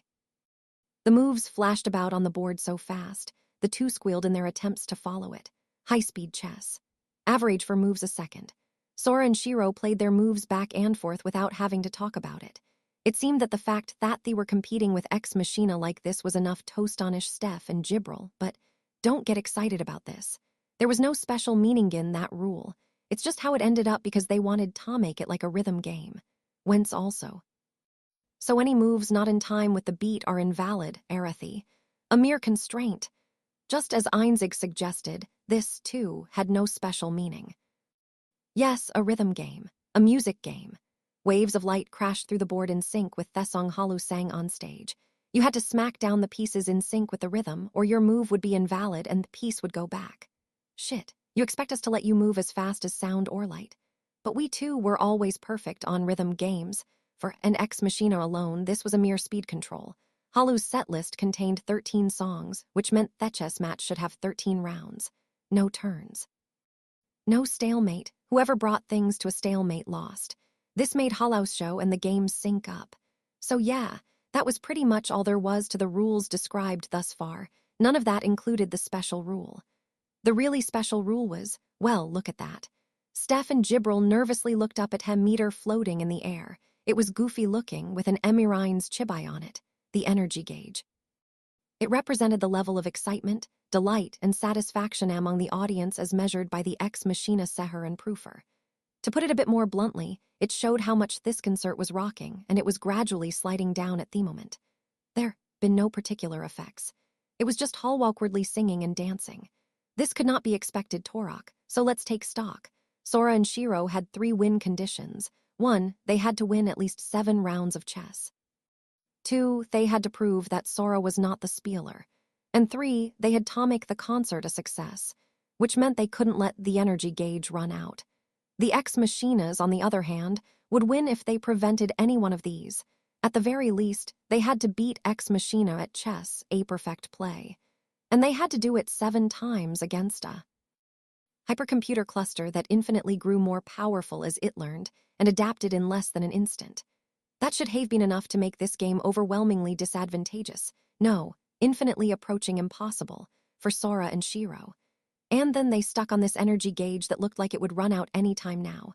As for that final, really special rule, I cannot understand it. What is the meaning of these? Suddenly, 1 square on the board flashed in Technicolor. Einzig furrowed his brow at it. This represented the really special rule. At random points in the game, squares would flash, and if you slammed a piece on them, then it was an effect strike. But to spell out this is where I'm moving in a high-speed game of chess with no turns was like saying, come get me, it was suicidal. And the flashing square was random, which meant that they might have to make a fatally bad move. Meanwhile, Ex Machina had no reason whatsoever to do that. The energy gauge running out was entirely Sora and Shiro's problem. Ex Machina could just ignore the concert and win at chess by a perfect play. This was what led everyone, including Gibril and Steph, to one conclusion, that this game clearly was overwhelmingly disadvantageous to Sora and Shiro. Even Einzig said doubtfully, certainly you could not expect us to hit this, Spieler. Did he really? But Sora's and Shiro's faces twisted into sneers. Bingo, he really does. I do, actually. I mean, that's the wrong way to put it. Cos, we're gonna hit it ourselves, too. With a wicked leer, Sora took the piece in his hand and spelled it out, this is where I'm moving. Saying, come get me, it was suicidal, obviously a bad move. He moved right onto the flashing square and said, but you guys are also gonna hit it. I promise. Sora glanced at the speechless faces of the Ex Machinas, Steph and Gibril. They would be speechless. Since they all knew that was the worst move they possibly could have made. But that was the thing. That was the soul of this game, and so. Looks like you don't get it, Pervbot, but you're one thing twos. All you've ever been to us is stage equipment. In echo to their cry, it came to demonstrate the final rule, the effect strike. They'd employed Gibbral's materialization Shiratori board to implement it. It launched effects, just as the strike imagined them. It used that space rewriting trick Ex Machina Hadalways pain their asses with. Now their surroundings were being rebuilt the way Sora wanted. Sora and Shiro crowed. Now, all you Eastern Union idol agencies, ready to kick and scream. You'll regret underestimating BLNK Productions, but Yaukin cried D00DS. 10 covenants forbade them from harming Halu, other players, or the audience. On the other hand, they could do anything else. In their Shiratori game with Gibril, they hadn't been allowed to use things that didn't exist. There was no such limit on the effect strike. This show is gonna go down in history. Ready to scream Shiro. Oh yeah. The Ex Machinas hadn't even gotten over the shock of Sora banging out that blunder with no hesitation. Now the scenery shocked Gibril and Steph, too, and prompted Sora and Shiro toil. Repeat after we. The throne room had already been rebuilt into a venue. Now Sora and Shiro were rebuilding it again. Light exploded through stage, the seats, the backstage area, and boom.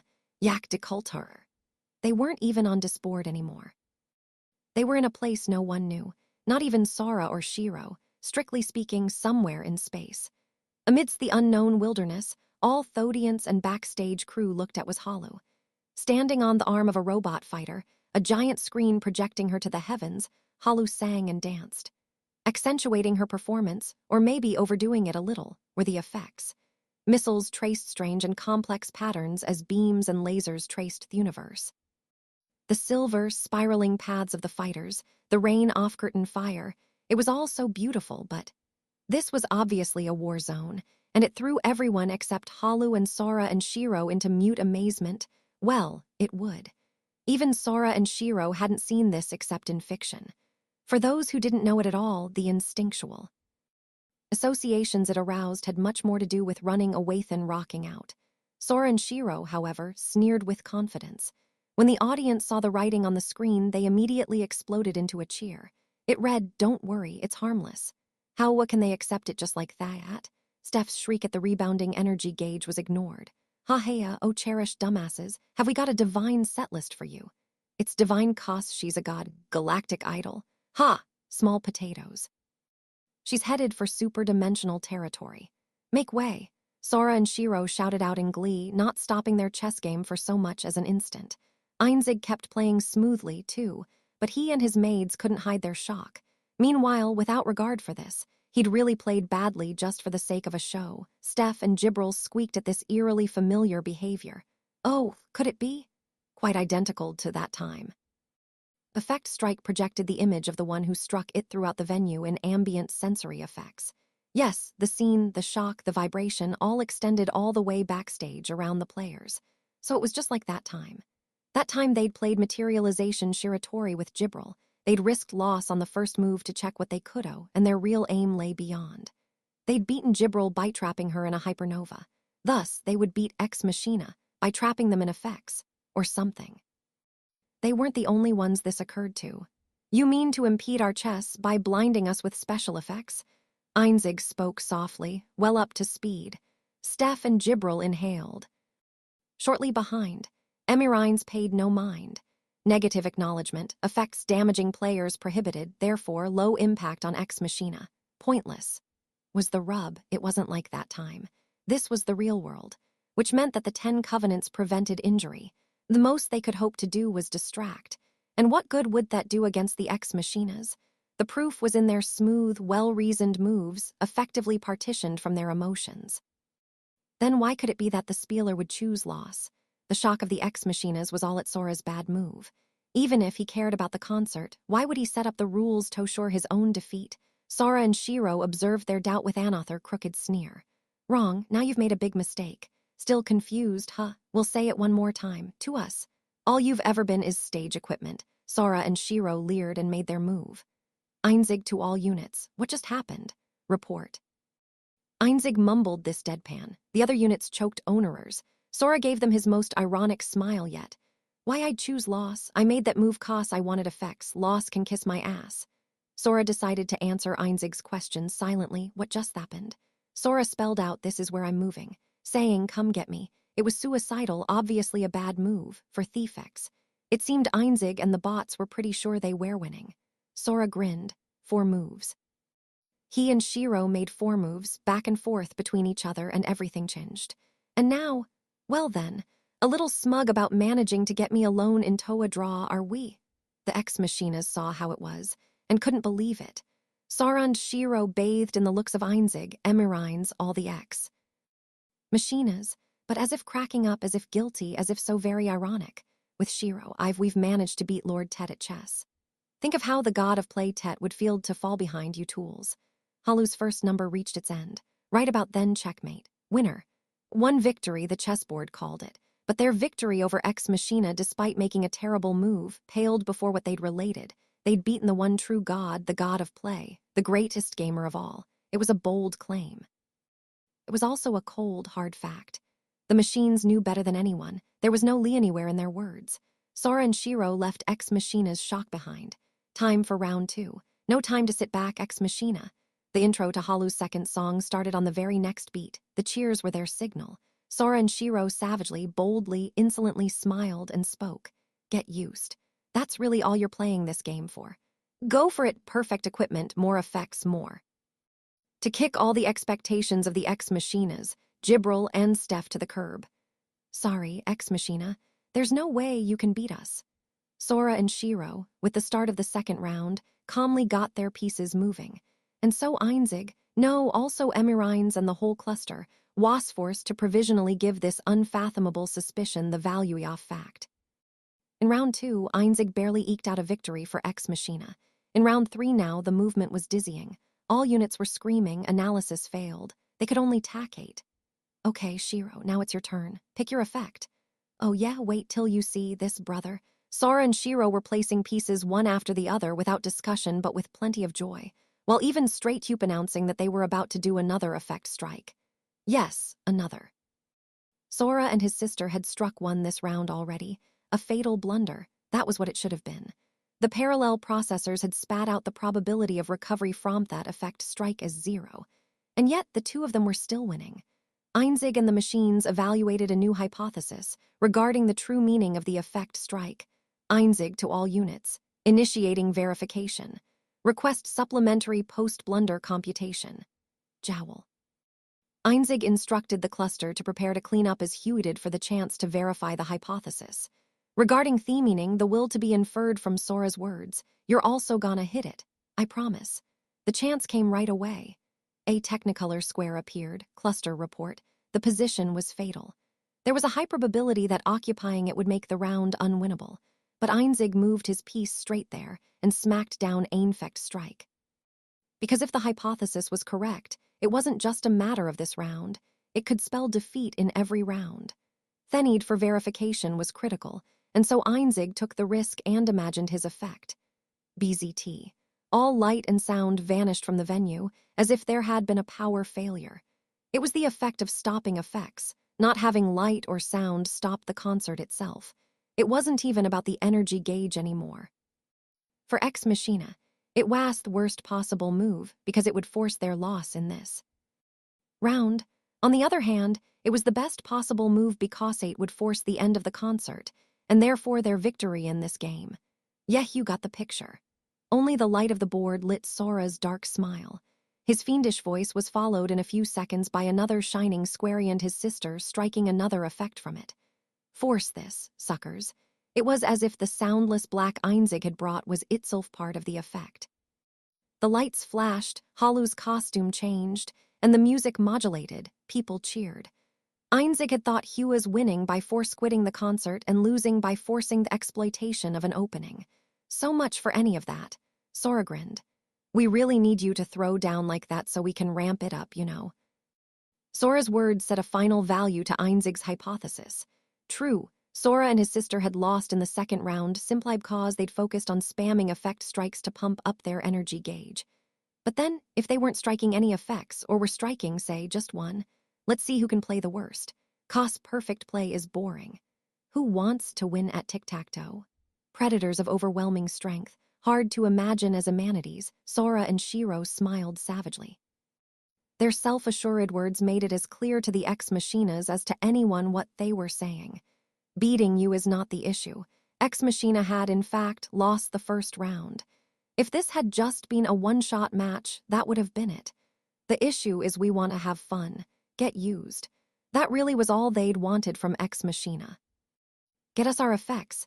Get this show rocking, you do that, and we'll let you pick some effects, too. Screw best response, it's about worst response.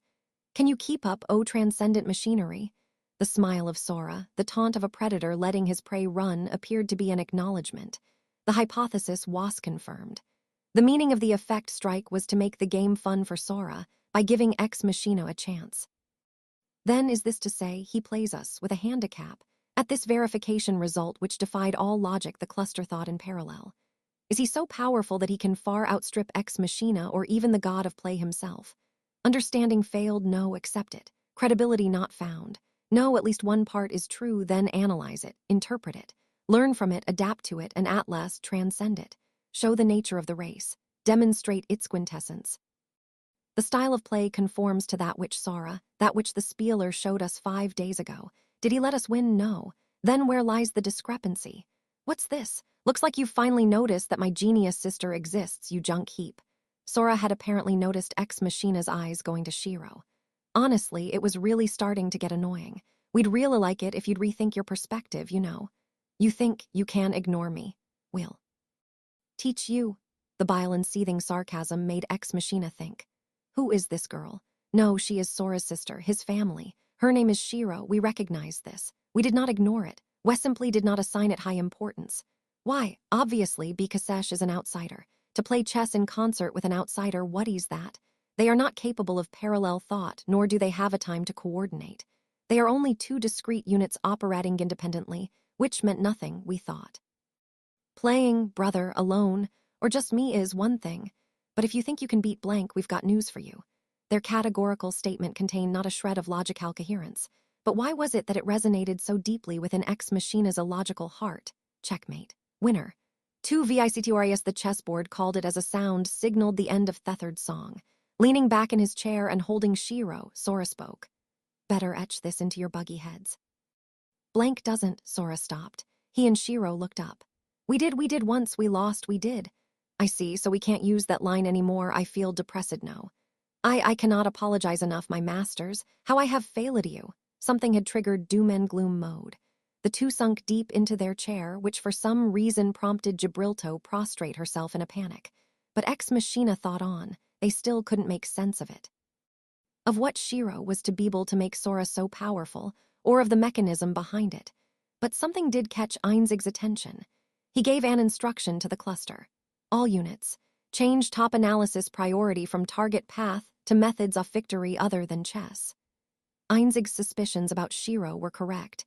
Then it could be extremely difficult to reveal the hand of the two in 4 rounds and overcome it. But extreme difficulty, even impossibility, anything, they were there to adapt to and overcome it all.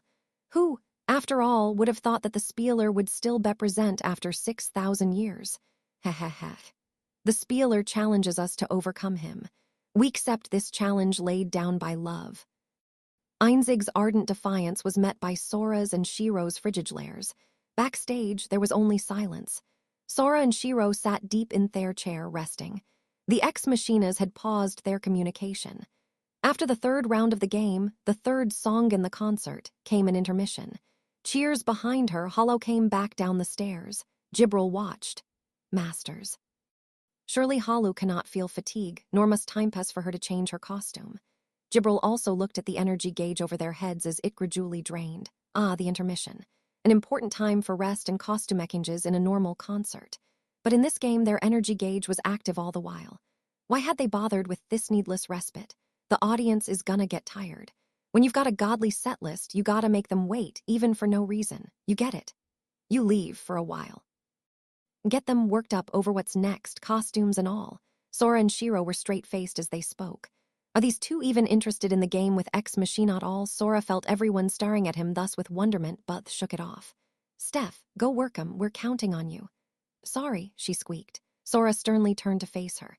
D00D, you gotta fill the time. Hollow's come off the stage. Who do you expect to keep him entertained now? Steph, have you forgotten why you're here? Steph's eyes swam from the siblings' harsh gazes.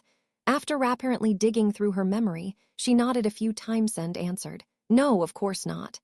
After all." "How can I forget something you've never told me?" Then she started. "Wait, why am I here?" Sora and Shiro heaved a long, long sigh. "Hey, come on, manager babe, the set list. What's it say after the third song?" "What, I'm a manager." "Oh, I think you did call me that once. Wait, it just says intermission. MC 5 min, I checked." "Where are you saying my name is?" What a worker Steph was making herself out to be, having checked the list even though Sora had only once implied that she had a position here and she didn't even remember. Damn it. These schmucks don't have a lick of common sense. Listen up. The two of most dubious common sense smacked their heads. Brother, and I can't go out in public. If we put Jibril up there's no telling what will happen. And Ex Machina is out of the question. So, who with common sense was there left besides Steph? There was only one sensible outcome to this process of elimination, at which Steph looked to the heavens. "You can introduce the band, you can do a comedy skit, I don't care, just say something entertaining, just go." "There is no band, there is no comedy group. What do Yao mean entertaining?" Steph struggled to resist, but then she saw the energy gauge slowly but surely depleting. She shook her head. Oh God. It won't be my fault if it gets worse, all right. Steph ran up the stairs desperately. "Master, is this safe? If the energy gauge were to run out?" asked as she eyed Halu's replacement skeptically. "It's fine. She'll get them pumping somehow, she's got charm." Sora answered her, not an ounce of worry on his face, and they all looked to the stage. "She doesn't realize that she has what no one can possibly duplicate, talent." The stage. Steph was shaking from her fingers to her toes. Her eyes darted back and forth wildly. But on her face was a smile free of malice that captured the hearts of all. It could be assumed that Steph wouldn't say anything significant. Clever jokes and witty anecdotes weren't her forte. Yet there Steph was, standing in the middle of the stage, looking for the best words she could find to bring out her heart. Or perhaps something other than words. She struggled so hard she tripped over nothing. Her momentum threw her precipitously off balance, and she sailed toward a piece of equipment that rested on the stage. As straightforward as she was known to be, she smacked her face straight into it. Her face slid over it, she fell, and her skirt flipped up to put her undergarments in plain view. It looked like this. Bo B. The crowd was highly amused by her ability to pass out in the shape of ASCII art. They roared with laughter. Yes, that marvelous talent for comic relief. As soon as Shiro had called out the name of the talent, the energy gauge slammed full. All anyone could do was nod at the ineffable force of her argument while, "How is this? Doth this constitute the perfect idol ye seek?" Having shuffled into her costume, Halu muttered. This was the best she could do. The youthful god around hundreds of millions of years old pouted, clad in a flashy school uniform. "Oh, come on. You can barely get idol rank A with that. You need to express yourself. Anything below S is a fail we want. To win, we can't feel your heart. Never were ye to feel Halu's heart. Halu herself hath not succeeded in defining it." Cute little Halu argued tearfully with her hard-ass producers. Then someone mumbled. "It is Will," was Einzig, who had been silent up until now, facing across from Sora and Shiro, an unexpected participant in the conversation. Halu frowned, but Einzig continued. "You inquired as to the definition of the heart. I shall respond, the heart is will. Will, what proof be there that Halu hath will? The proof is in your query. The proof is in your search for an answer. You wish." The machine defined the heart, the will, thewish, life itself, conclusively. The wish, the will, life, they are indivisible and synonymous. A god with life must have a wish, must have a will, must have a heart. A machine born without one, who therefore cherished his more than those born with one. A machine who elucidated its meaning more humanly than a human. Einzig smiled gently. "Therefore," He continued, "if I share a wish, share a will with the spieler, it is clear that I am bound to share a life with him." Hey, machine, computers shouldn't be spouting bullshit. What kind of sophistry is that? Oil barons wear turbans. Oil barons are rich. Therefore, all rich people with turbans are oil barons. Einzig's fallacy was pretty much on that level. Seemed Halu still didn't get it, but perhaps she felt something. She looked at Einzig, Emerines, and the ex-machinist collectively, one after another, quizzically. Then the sound said it was time. "Please, never make me do this again. Sorry, but according to the set list, you're up 2 more times. G-luck." Steph had spent the 5 minutes passed out, then twitching, then grabbing the mic upside down. She didn't just make Thodians laugh, she got laughed half to death. As Steph came back down, Halu went back up and waited in the wing for Herforth's song. Sora and Shiro waited for their fourth round. It's about time, huh? We've had our little break, so shall we? It's time for your effect strike, brother. As Sora and Shiro beamed giddily, Einzig, too, gave a little smile. He spoke what sounded like the conclusion he'd reached after thinking all through the break. Yes, Spieler, why don't you go ahead and use us for a while? And then, he was resolute, audacious. Ready for chess and for effects. We are ex machina. We will adapt to anything that exists and surpass it. With his conviction that after trials they would overcome, the fourth song started and 6 hands started the fourth round.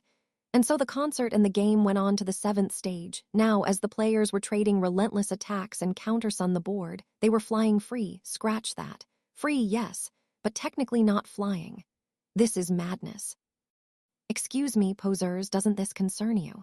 Heh, of course it concerns us, but such are the rules. Steph, you're such a N00B. Sora and Shiro had their best cool faces on while engaged in what was most correctly termed a free fall as Steph shrieked. Well, it wasn't only Sora and Shiro who were so engaged. Steph was, too, as were the audience, and as was, for instance, Jibril, who by the rules of the game could not use magic, from Machu Picchu to the Death Star to places Sora and Shiro didn't even recognize. Sora and Shiro and Einzig had traded effect strikes to take everything everywhere.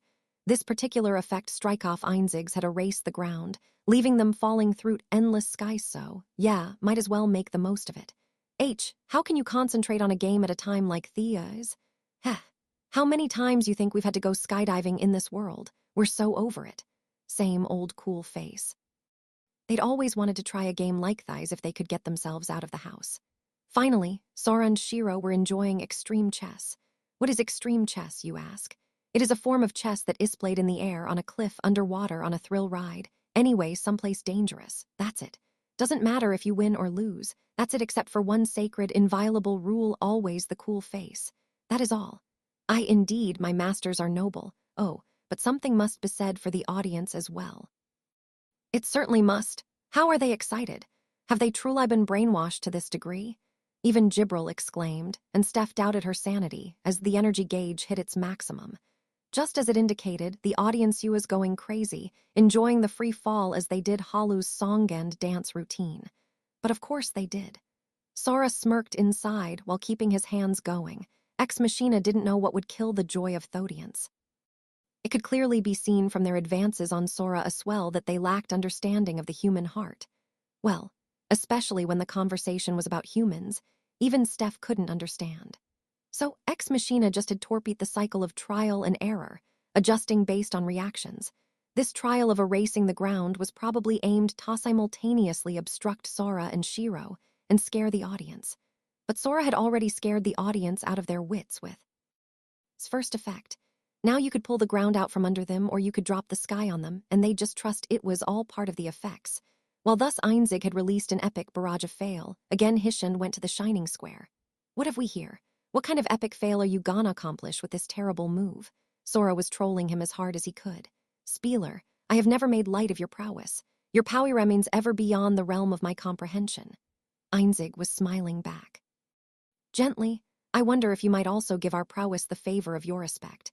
As we made clear, our offer was only to let you use us for a while. Einzig's smile was enough to send a cold sweat down Sora's and Shiro's backs. We are ex machina. We will adapt to anything in existence.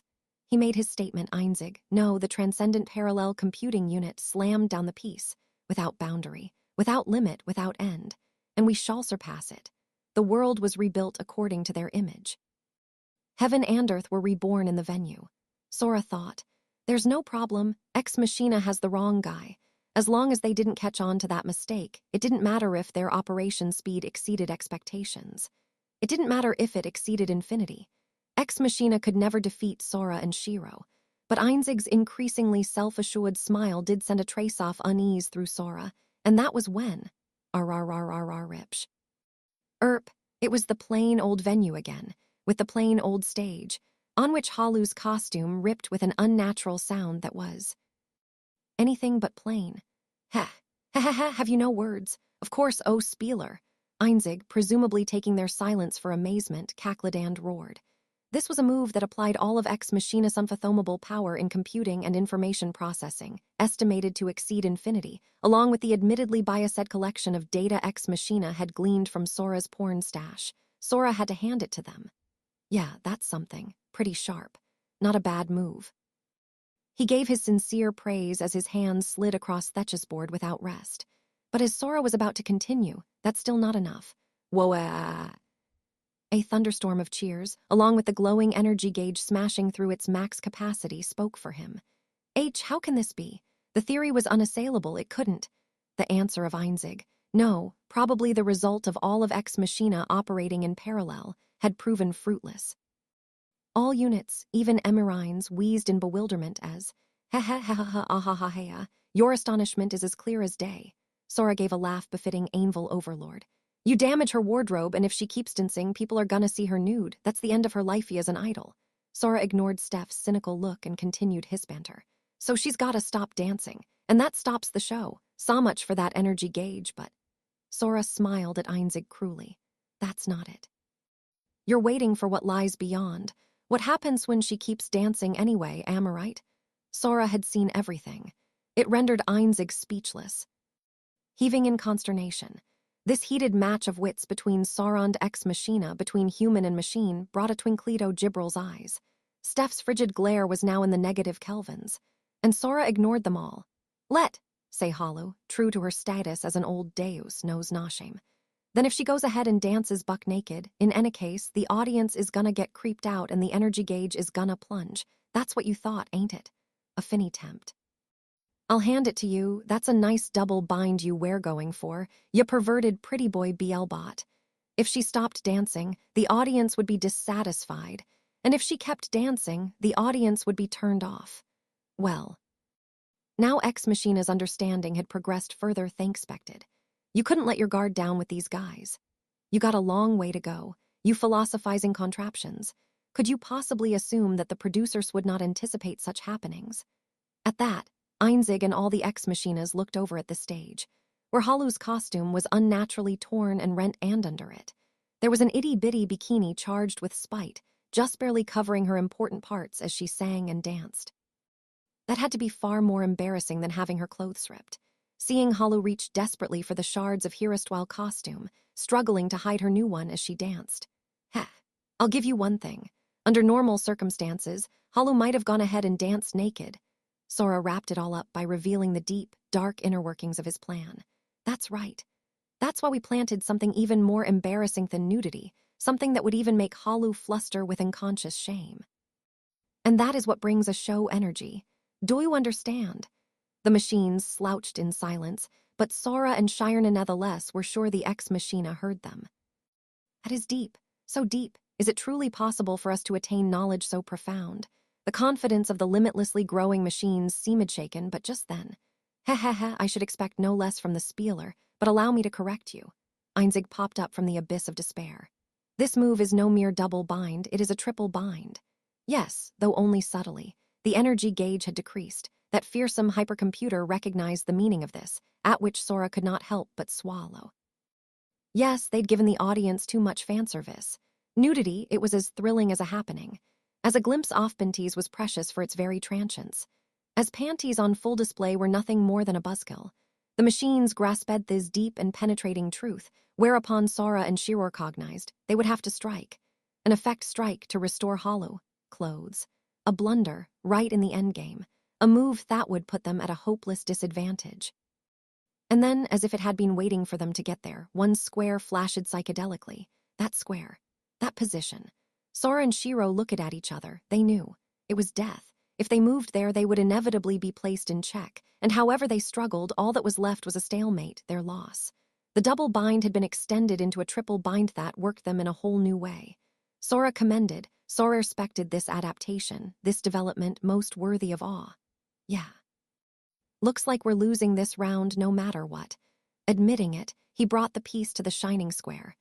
So let's compromise on winning the next one. You ready, Shiro? Sora's meaningful utterance was answered by Shiro with an utter disregard for the skeptical looks of all. Didn't I say we would find more porn together? Oh man, I've got such a good sister. Your brother's so happy. Shiro nodded with a smile, and Sora choked with tears as the piece approached the board, for the effect strike that spelled their defeat in this round. That same moment, Sora and Shiro's initial velocity as they launched out of Thatcher surpassed the speed of light. Or so it seemed to everyone, their act that meant abandoning the game, giving no one-time top recess it, before Sora's image could even be reflected in themeverment. So fast. Faster than anything. Halu's clothes changed to her costume for her next song, and Araree-ipshire. The unnatural sound Halu's clothes had made as they ripped was echoed by a factor of 10 to the 45th power. The clothes of the 12 made robots, including Emerines, and off both Steph and Gibril, in other words, every girl but Shiro, were shredded to smithereens, except for the important articles such as their socks and garters. A moment after their modesty was compromised, each of the maids individually witnessed Agro's spectacle. Fear. Eek! A writhing bundle of meat in a loincloth swaying without wind, who was admiring her bare body intently. Yes. The abomination vulgarly known as Inohatsus had come for each of them. 12 of him in total, the effect nightmarish enough to make them squeal, by which time Sora had his smartphone and Shiro had the tablet, and they were sliding under Emerine's legs. The myriad of images yielded by burst mode in storage, they dashed on to their next target. All right, that's crossing the line, you may think. Uncensored. Low-angle close-ups. That's straight from the red card toss suspension from F*Fa. And yet, nay, I say nay, no red card will presented here. No ref's whistle will blow, why you ask? Masters, this mysterious light, what composes it? I don't even know where to start, but why am I naked? Yes, Gibril had inquired about, and Steph had ignored the light drifting about the girls, the light that just barely concealed their privates from every angle. Mysterious light, with its ever-so-dependable non-Euclidean geometry, decided to grace us with their presence. Conversely, this likely wouldn't make the cut using pixelation. But with our friend Mysterious Light, we're in the clear for broadcast. Therefore, this content is definitively safe and wholesome. Ked. Thus, here lay Sora and Shiro's challenge. There were at least 3.2 seconds until the end of the 7th round, which they would inevitably lose, and another 8 seconds until the start of the 8th round, for a total of 11.2 seconds. They had this very limited span of time to determine the angles and compositions that wouldn't include Ino in the frame, and they had to capture at least one bust shot of each of these 14 individuals, all before returning to their seat. Could they do it? Sora and Shiro looked at each other. What a silly question. Could they thread their camera shutters through eyes of an endlessly towering series of needles and reach the illusory porno beyond? Let's see what happens. We'll get it done. All right, now for round 8. We totally got this, but still, let's get going, HFF. It's their first move and an effect strike 2 egg FFF. Exactly 11.2 seconds. Sora and Shiro were back at the table, panting, faces full of accomplishment. Still, their hands were getting right to that 8th round as they declared victory. Effect strike, top priority. Execute. Wah, my good unit, what are you saying? The bureaucratic voice of Emerines gave Einzig no time to question Sora and Shiro. Rather, all the ex-machinas except Einzig glared at him with overbearing pressure. Spieler, is this what you meant when you spoke of a compromise on winning the next round? Sora merely grinned at Einzig's belated realization. Indeed, why had they chosen this effect? Well, yeah, for the porno, duh. But there's nothing like making your hobbies useful, is there? Even if it means you need to raise the difficulty a little. Even if it means you need to bring out Eno, look how useful it is. Vote, consensus of 12 units. Effect strike, top priority, eliminate undesirable observation subject X permanently. Destroy, kill. Attention all units, this is a trap. There is no need to counter this effect. We shall only, warning, viewing of this unit's body by an agent other than master deemed unacceptable. If Einzig views this unit's body, then unit will destroy sensors of Einzig. Consensus of 12 units. Final advisory, effect strike, top priority. Command. Now, Einzig's reasoned arguments did not reach the maids. While Emirines's tone remained bureaucratic, her words were clearly lacking any calm. Okay, she was pissed.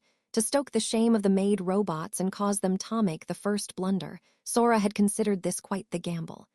I mean, first, you had to wonder whether ex-machinesven had shame. But to be stared at lovingly by those crudy hunks of sinew that would chase you down anywhere, those 12 loinclothed apparitions making poses, with a special emphasis on the boobs. Even if you were a machine, as long as you had a heart, no, even if you didn't have a heart. The providence that even flowers wilt and fall would have to maketh them think thus, he assumed. Yes, no matter what, this must be eliminated. But it seemed it wasn't such a gamble after all. It seemed they clearly had shame, and what's more, they even denied Einzig permission to view their bodies, even when redacted by our friend Mysterious Light. And so they placidly went on. Vote, unanimous. Einzig will be stripped of authority. This unit will assume temporary authority. It was the collective opinion, no, the determination of the ex-machinas who moved to eject the muscle installation rejected by the will of the universe. Nuwu, attention all units. You must cease this at once, exercise sound judgment. Nuwo. Einzig's protestations were futile as his hand took the piece unhesitatingly to the first square that shone. Then effects took effect as the female ex-machinas imagined them, which meant the 12 images of Eno had been murdered literally in ways that it would not be pleasant to describe. Sora was just barely able to get Shiro to focus on the board so that she didn't see it. Emirines murmured, "Witticism, don't worry. It's harmless." Her nude body was drenched in blood, or rather, something closely resembling it. Definitely not real blood. After a moment's delay, our friend Mysterious Light was relieved of duty by their turn of the maid costumes. Einzig started. All units, are your thoughts functioning normally? Would you trade our victory for something so insignificant as your nudiforms? Sora and Shiro, honestly pretty freaked out, were secretly grateful for Einzig's cry, but directive, all units to Einzig, self-destruct, explode, dummy, jerk.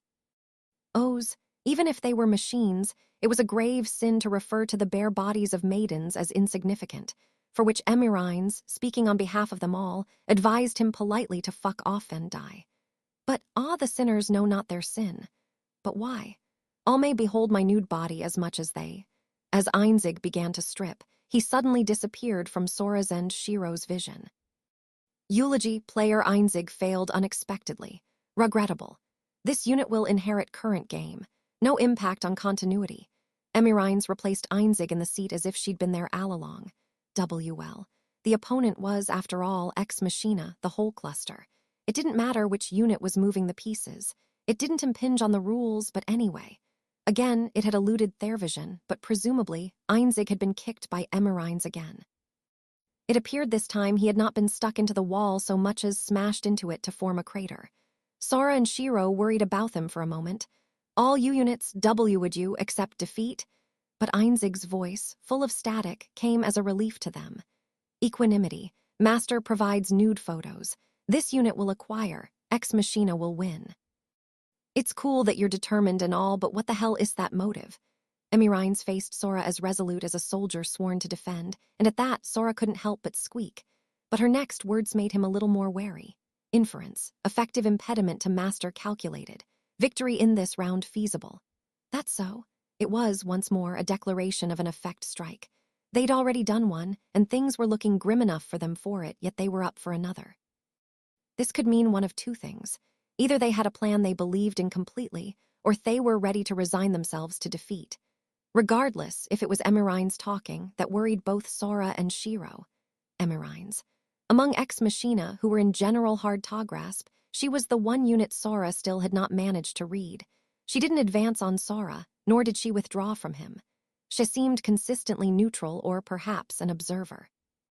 Her peculiarity combined with this trait made her feel alien even among these eerily foreign machines. A smile formed on her perfect doll face. Her voice echoed out like the strings of a harp. Fact, Master is a virgin.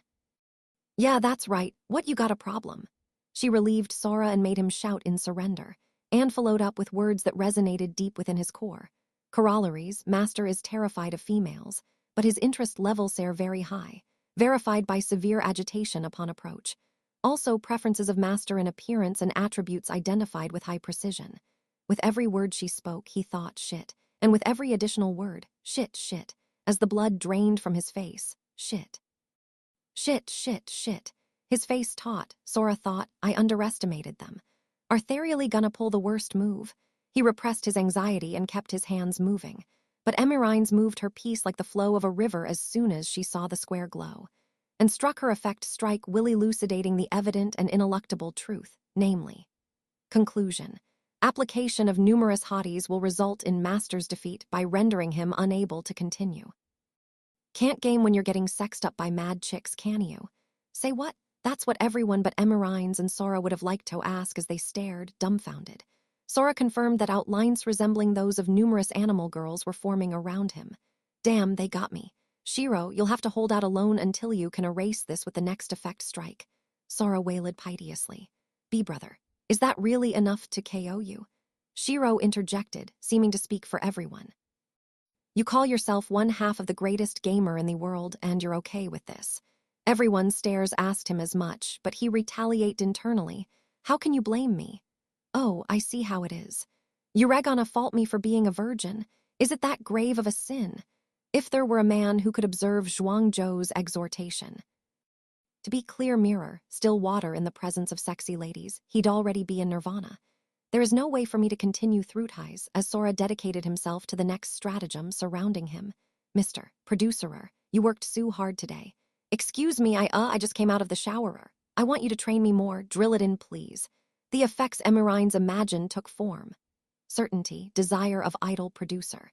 Interference from requests for midnight lessons. Delay, very effective. We're now 48 animal girls almost fighting one another to get it on with Sora. Ambitious idols.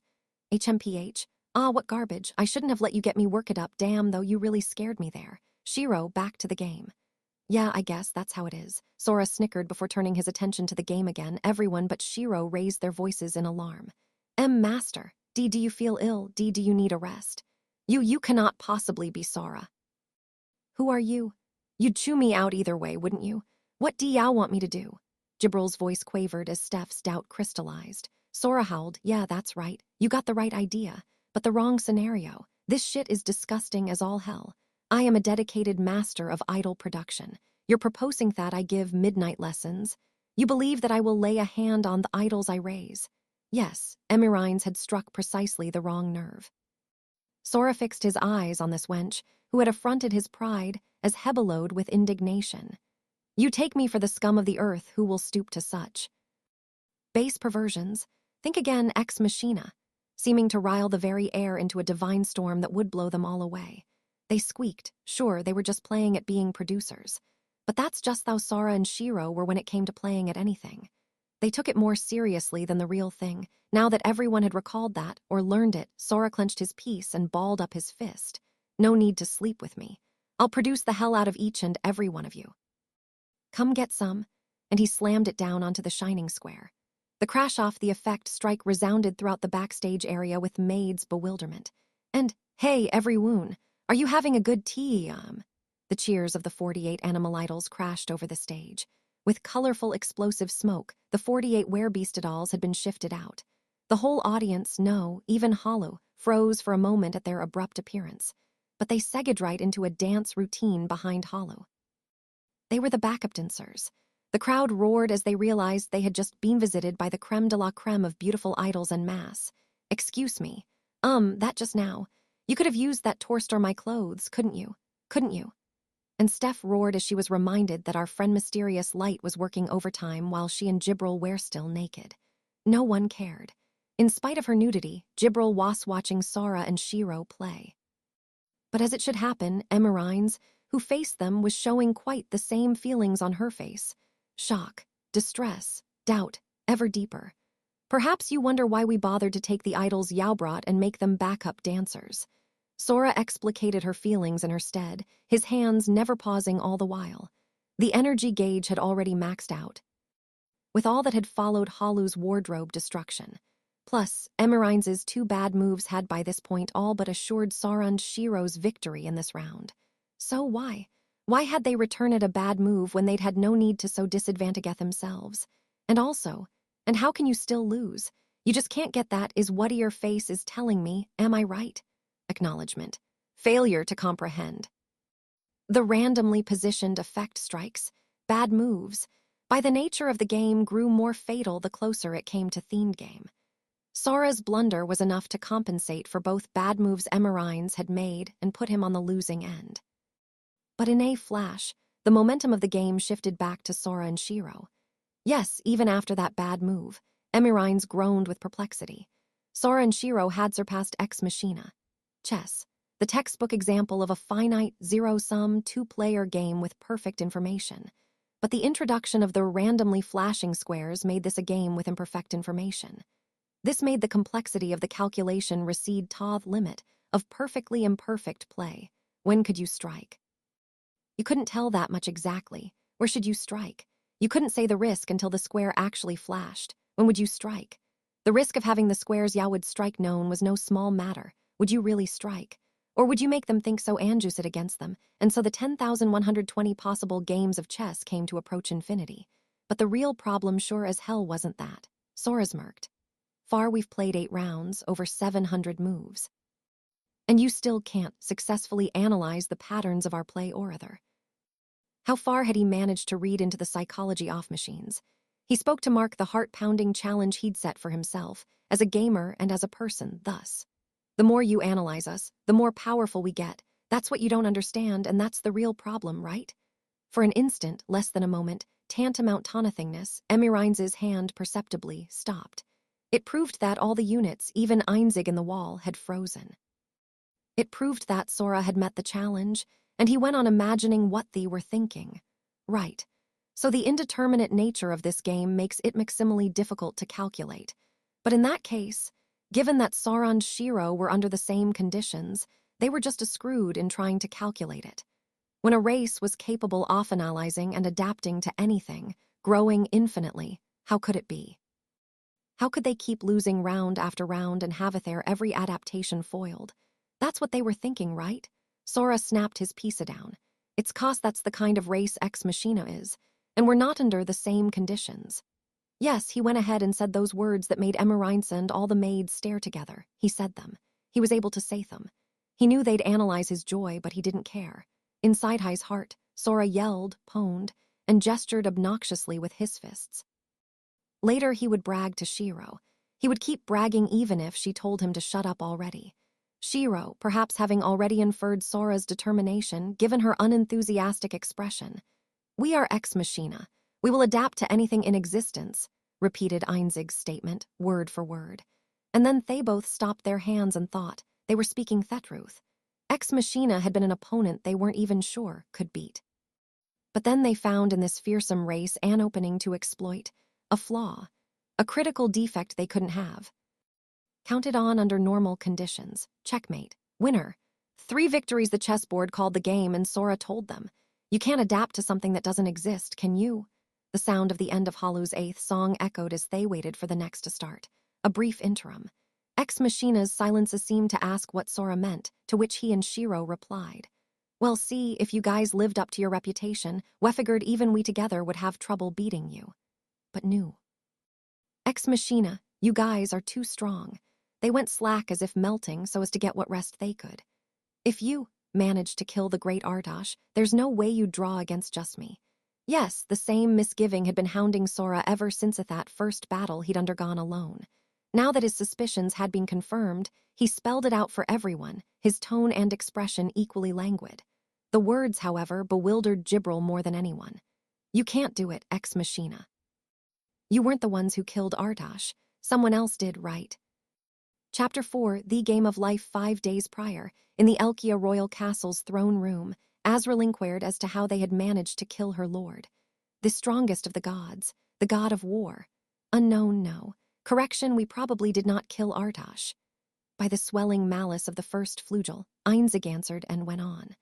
Let me correct myself. It would be a theoretical impossibility for Ardash to be slain, for his being to be destroyed. Thus, Einzig laid out the hypothesis from over 6,000 years ago, the hypothesis formulated by Ex Machina in the face-off the god of war, addressing the question, what is a god? What is ether? A concept that has gained an identity, a law with will, something that could not exist, something that should not exist, so they had verified this absurdity as the concept of strength. And the conclusion of their hypothesis was this. A god is a god for that they are a god. This tautology defined God. It defined ether, and thus, before the very concept of strength, magnitudes of strength were of no bearing at all.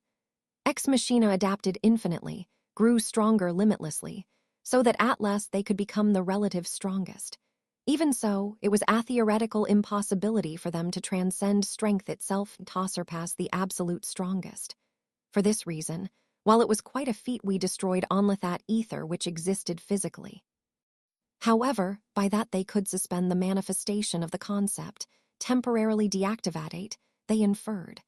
It is unknown even how we were able to achieve that. We should never have been able to overpower strength itself. Then how had they destroyed the ether of the god of war? Unfortunately, such records had been effectively lost. Against the strongest, who changed causation, law, and nature every second, machines had applied an algorithm to combat the unknown and simply adapted in desperation. They had operated on the unknown, which even they could not envisage, much less understand, leaving it unknown. As the logical errors stacked sky-high, they let them stack and operate in the abstract. Incorporating even illogical operations, they had adapted faster and faster, approaching units of 1/infinitieth of a second. Thus, 28 units including Einzig had managed to escape with mere critical damage. Their memories and thoughts were broken. The meaning of it all had been lost. Even the timeline itself wasn't clear. However, observing the reformation off the world, they just managed to infer. It appeared they had succeeded in destroying the ether, and so Einzig looked straight at Azrael and answered, "I cannot answer how we defeated him, but if you ask how we destroyed him, that I will answer, we have not destroyed him. An entity that does not exist can never truly be destroyed. Did not exist. They only changed, expanded, and shifted in definition, or grew stale. As long as the fantasy of ultimate strength remained, the concept would never die. Therefore, this is what I speculate. The concept, the idea, the sentiment, the life ever remained. Thus, if the Spieler revisits us, could it not be that Ardosh will, too?" Azrael's objection was that the one true god and the Suniaster invited no new gods. The ether of the god of war could never reactivate. But I do not mean that Ardosh himself will resurge. The Spieler himself is now Sora. Einzig was strangely sure of this. Somewhere in his broken memories, in those of the end of the god of war, the evidence for these must be there. The strongest will return under a different name, in a different guise, that is what I mean. The air backstage creaked with the extreme concentration, punctuated by the pitter-patter of pieces and filled with the racing tide of the show's climax. There was the music and the cheers leading to the close of the 11th song, and then, checkmate. Winner. 5 victories.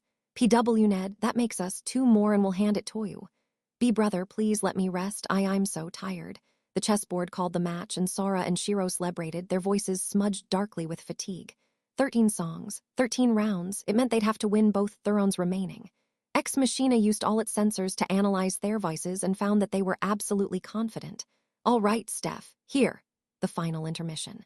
Go kill it, okay? The energy gauge has been full for a while. 5 minutes. DD, these last 2 songs are gonna be a non-stop climax straight to the end, you know.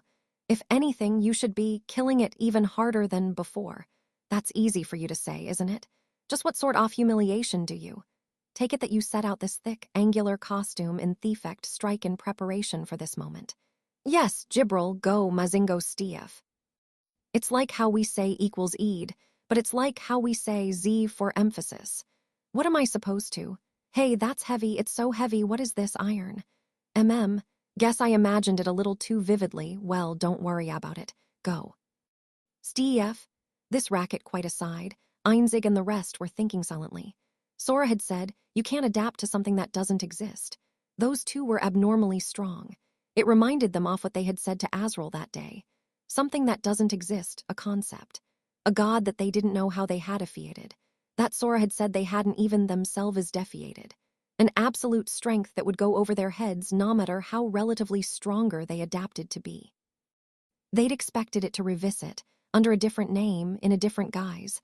What if it was? What if the confluence of the Spieler and the mysterious girl constituted that very strength? It may be as the Spieler said, we cannot prevail, whether it be at chess or in the concert. But what of it? The statements that Sora was the Spieler and that Sora had become the strongest were entirely compatible. Sora would lose if he could not prove that he was not the Spieler, and was it not impossible to prove one's selfhood? That cannot be the case. Am I not right? Oh, Spieler. It was possible, though the method was unknown. Perhaps it was by sophistry or traps or by leading Ex Machina into a paradox from which they could not escape. But, in any case, the proposition that Sora had designed an unwinnable game above all else was patently false. It was a challenge laid down by love. Could they answer, try to beat me with sorry, we ask all units? Could such a one deserve to lay his love before the spieler? Negative, negative, negative acknowledgement. The roar of Einzig's soul was met fiercely by the shared thoughts of all the units. I command all units, reveal the path to victory, eliminate all obstacles, use any means necessary, execute the task. And just as processes flew through the cluster at time-stopping speed, acknowledgement, motivation low. However, choices limited, executing task. Emirines grumbled and walked onto the stage. The unit who, while remaining connected to the cluster, did not share her thoughts, whose purposes for that reason were amystery even to Ex Machina. Emirines stopped, next to the woman who stood utterly immobilized by her iron costume, HRMMing in agony or rather, report. This unit will take MC role. Master join. Emirines stopped and spoke as if she was unaware Ophanion except Sora. Confirmation. No rule prohibits any player, including this unit, from coming on stage. No violation. True, thought Einzig. Sora and Shiro narrowed their eyes, but what would come of it? No, in the first place, us on stage, ha-hea, are you trying to murder us from Thestral Plane? Rejected. Crowd eyes, many people. Chatter, chatter, shiver, shiver. Indeed, it was preposterous to suggest that Sora and Shiro could join her. They'd already started shivering just imagining it. Notification, essentially, victory is required. Simple. Victory itself is simple. Can bring into effect at any time. All too easy. Einzig and the other units, Sora and Shiro, stared. Hard at Emirines, trying to figure out what she really meant. Butch merely continued on, her words reluctant and therefore convincing. Choice, membership rejected, acceptable. Then unit will win, outcome equivalent. Even Sora couldn't read what Emirines was after. For that reason, he assumed the worst and decided he should be where he could stop her. He accepted as long as he could be with Shiro, but he worried about his own judgment. The one who had first requested that he join was Emirines. Could he stop her? No, before that. VVVVVVVVVVV. Amidst the countless gazes of the bustling crowd, drenched in spotlight, Sora and Shiro vibrated like civilized people's phones in the middle of the stage, worrying about the first problem. Could they even move at all? As the frequency of their oscillation approached the kilohertz range, they racked their brains and then froze. Something had appeared on the stage with a loud thump. Sora and Shiro, and Ivrione in the venue, found their eyes and breath stolen, as quiet as if they had forgotten time. It was a girl as beautiful as a narcissus, that flower amid snow. Her dress layered as elaborately as a white rose iris ice-peeking from beneath her veil. Her modestly lowered face like porcelain, she walked slowly to the sound of a music box, or rather, it was Emirines, for some reason all decked out in awning dress. Anyway, the audience was enchanted, and Sora and Shiro were pretty freaked out as she sidled up to him. After Adip obeisance, she spoke her first words. Manifest. This unit is Emirines, wife of Master Sora. Pardon, after the silence of the venue adopted the qualities of a freaked-out silence, these were her second words. Apology. This unit regrets enforcing attendance at farce to mark infidelity of Master. WTF. All members of the audience of the admitted farce froze. Then Kriok. All eyes turned toward Sora, automatic holoconfirmed as husband by his self-proclaimed wife. Their stares were practically stabbing him to death as they seemed to ask, "The hell is this?" Sora could only weep and answer in his heart, "I'm sorry, I have no idea." The alleged husband, looking as if he would pass out were it not for the hand of Shiro barely holding him on Thai's plane of being, did not seem to notice the mysterious image smoothing on the back of the stage. Emirines placidly produced something like a letter and began to read it out loud. Reading. It started so fast. Master fainted upon dramatic meeting with unit. Unit astonished. Yeah, it started fast, all right. Fast enough to say, slow the hell down. The phone rang out of nowhere, and then the castle get destroyed. Whoever heard of a start like that? But Sora had fainted upon the whispers of love from a spot Einzig, and it wasn't dramatic, more like dire. Thus, Sora thought dreamily, as if his consciousness would fade away at any moment. Paying no particular attention to Emirines' long spiel, he gazed at the video in the back, feeling somehow that it reminded him of something, what it showed. appeared to be when Sora had woken up. It had been trimmed to show him and Emirines gazing into each other's eyes, with Shiro cut out of the frame. Next would come footage of Sora applying the nickname Emirines. A mass effects gave a somewhat convincing impression that they were lovers laughing together, with Shiro cut out of the frame. Next, the time he handed her the tablet and checked for static it probably was. The effects and decorations got even thicker to the point that it looked totally as if they were holding hands and he wasn't even sure anymore. But anyway, indeed, Shiro was out at heck corner of the frame, out of focus. Meanwhile, as for Emirines' reading, Master took the ring finger of this unit and swarundying love. This unit accepted. Was starting to get a little threatening. Reading, bride and groom status established. This unit currently recognizes herself as standing at pinnacle of happiness. Report. So they had been bound, as it was reported to Sora. Meanwhile, Sora was finally starting to get what was going on. The machete editing of those scam trailers that make Ashity movie look kind of like something decent. Such peripheral complaints aside, he had consistently had the feeling that this video reminded him of something, and he'd finally figured out what it was. It was this video he'd bumped into on a video sharing site uploaded by some goddamn normies who forgot to set it to private. Yes, the utterly banal data of a newlywed couple, on how they met. In light of this, it was plain to see what was going on as Emirines read from a sheet in a wedding dress. Reading. Mother and father not present. But the question was why it was going on. Declaration. But this unit will be happy. Apparently overcome with emotion then, Emirines put away her paper. As a pall of silence descended on the venue, Sora stirred up the courage of a lifetime and asked, "Hey, isn't the reception supposed to come after the ceremony? Not that I would know." Sora hadn't been married, nor had he had a girlfriend, nor did have any friends who would invite him to their weddings. But from what he knew in theory, this seemed to be a wedding reception, and it seemed to be happening awfully fast. Conflict, ceremony complete. Emirines looked at him vacantly, cocking her head to the side. This video was her doing. It wasn't even on the level of a scam thriller. This was a straight-up hoax. Now it was showing Sora and Emirines happily exchanging rings someplace he'd never seen. Shiro wasn't even there anymore. This didn't even vaguely remind him of anything that had happened. But admission to win in this way was a last resort. This unit failed to live up to Master's challenge. Remorsefully, Emirines went on. Still, fluttering her dress, turning her head.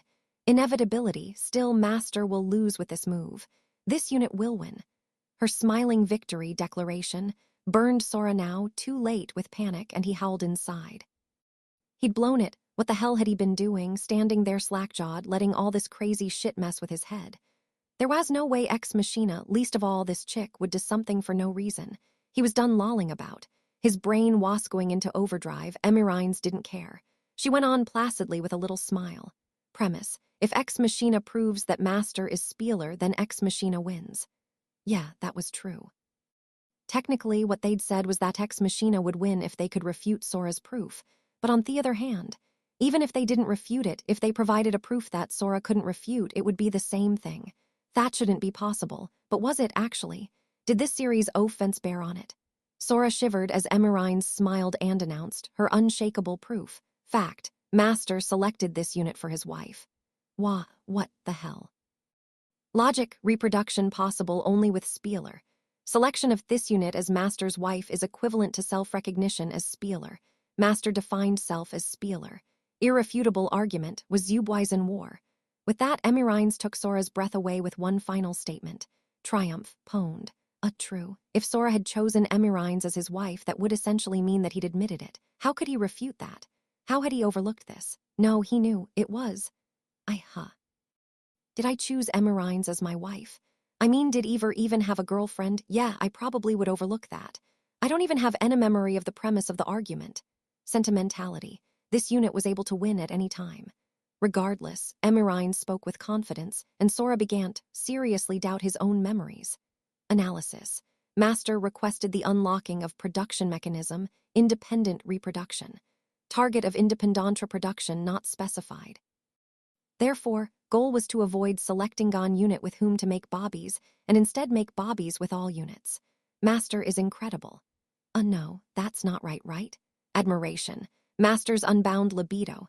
Master's unquenchable prurience. This unit loves it all.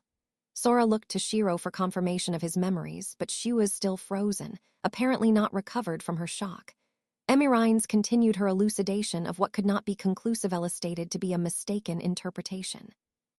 Apology. This unit was challenged to prove eligibility for the roll-off master's wife, or else tolerate mistresses. This unit failed thatest. Apologies. However, this unit will dedicate resources to equal 12 units in performance. This unit will try her best. Emirines' lowered head slowly rose, and there on the stage, in front of the audience. Declaration, Ex Machina wins. Reward is immediate reproduction with unit that emerged victorious. Waiting room before ceremonies preferred environment for wedding dress sex. However, scenario revised to wedding night. Wait, Wyatt. At least give me a chance to check my memories. Emirine straddled Sora, and so we attend to our marriage bed, prompting him finally to object aloud. Rebuttal. Childmaster requested 7,000 children, urgent task. Select clothed or un. I did not. That much I'm sure of. Let's say, for the sake of argument, that he'd lost his memory. Even so, Sora would never utter a value of that magnitude. That much he knew. So he grabbed Shiro's hand and started running, and was able to resist. That meant there was no binding force. What a relief. He hadn't lost. His memories weren't jacked. Hey Einzig, the hell is this? That broad's got made-up memories. Sora hollered as he tumbled backstage at full speed, entirely confident in his words. So many things about Emirines had felt off to him. The way she didn't approach him, the way she neutrally observed, so self-assured. It all came together now. The thing was that she, Emirines alone, referencing memory.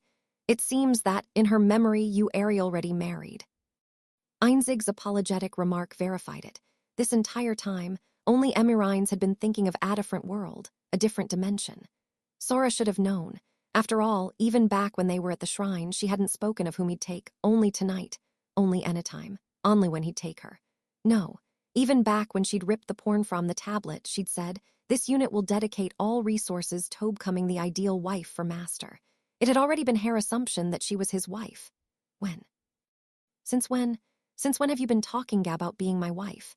The wedding dress seemed to get in Emirines' way. It took her a second, and then she caught up with him, but regardless looked at him curiously, still decked out as a bride. Reply. Master assigned nickname to this unit. Well, yeah, am I supposed to call you all Temercluster Befaler 1? Or X001BF90 umlaut 48A2? Give me a break. B brother, how did you remember that? Examination, nickname also known as term of endearment, Master holds this unit in high regard. Emirines proceeded as if Sora and Shiro's banter didn't register with her. But as she drew her face close, she did answer Sora's question. Since when? Conclusion, this unit holds Master dear. Therefore, Master Anthai's unit are man and wife, couple, pair. First sight, her face drew even closer. Their eyes locked, their lips gradually neared. Boom, and I will always, like hell. What, so you just assumed we were in love from the very beginning? Sora screamed. He took a step back and cut the background music. That scared the crap out of me. Sora was unnerved by the glimpse into the mind of a true blue. Crazed stalker. Rebuttal assumed. Negative acknowledgement, fact. Honored unit, I command you to check your records and memories for consistency with those of the cluster. Einzig dealt a second blow to the bot with more than a few screws loose, but she kept coming. Rejection, cannot accept necessity, will not share love of. The vote is done. 12 units agree. Honored unit, I command you to compare your memory now. Emirines seemed reluctant, but she was unable to oppose the vote of the cluster. After a few seconds, she sighed and shook her head. Report, memory errors confirmed in all units except self. Abnormal, weird, crazy. You always knew the crazy ones by how they called everyone else crazy. Sora and Shiro, Jibril, Steph, and even all the ex-machinas looked at Emirines with great skepticism. Regardless, Emirines shook her head and smiled. Hypothesis. Only as examination of hypothesis, which is negligible in probability and assumed false. Her facial expression seemed to say, ah-ha-ha, no way, no way. Ha-ha, that's impossible. With mannerisms all too human, with a smile so strained you could almost see the sweat going down her cheeks, the mechanical girl examined the hypothesis, as if assessing the possibility that the planet was triangular. Edge case, could it be, Master has not married unit? I have not. Sora sent right back the conclusion that the planet was triangular. Appearing dizzied by a flood of errors, the mechanical girl tottered, and yet she queried on. Confirmation. Master plans to marry unit. I don't. Reconfirmation. Master plans to build ideal happy and loving family with me over my dead body. Lady, I don't even remember. Adding you, nor do I plan to do that. Like a pious believer to whom it has just been proven that Goddos not exist, Emirines at last asked the final question. Her mechanical face was somehow corroded with despair as she spoke. Hypothesis. Unit was wrong all along. Yes, that would seem to be the case. Well, it seems so. Yeah, basically just yeah, HFF. Shiro's face was angry, Jibral's scornful, Steph sympathetic, and Sora's convoluted. Choice. Membership rejected. Acceptable. Then unit will win, outcome equivalent. Emirines headed for the stage. Einzig to all units. Autonomous memory deletion detected upload backup. Jowl. Emirines wanted to pretend it never happened. Einzig did not have the kindness to approve her request. Hey, wait, never mind that. Shit, look at the energy gauge. B brother, We've gotta get on to the next song. The audience's outcry alerted Sora and Shiro to the precipitous drop in their energy gauge, at which they squealed. It should come as no surprise.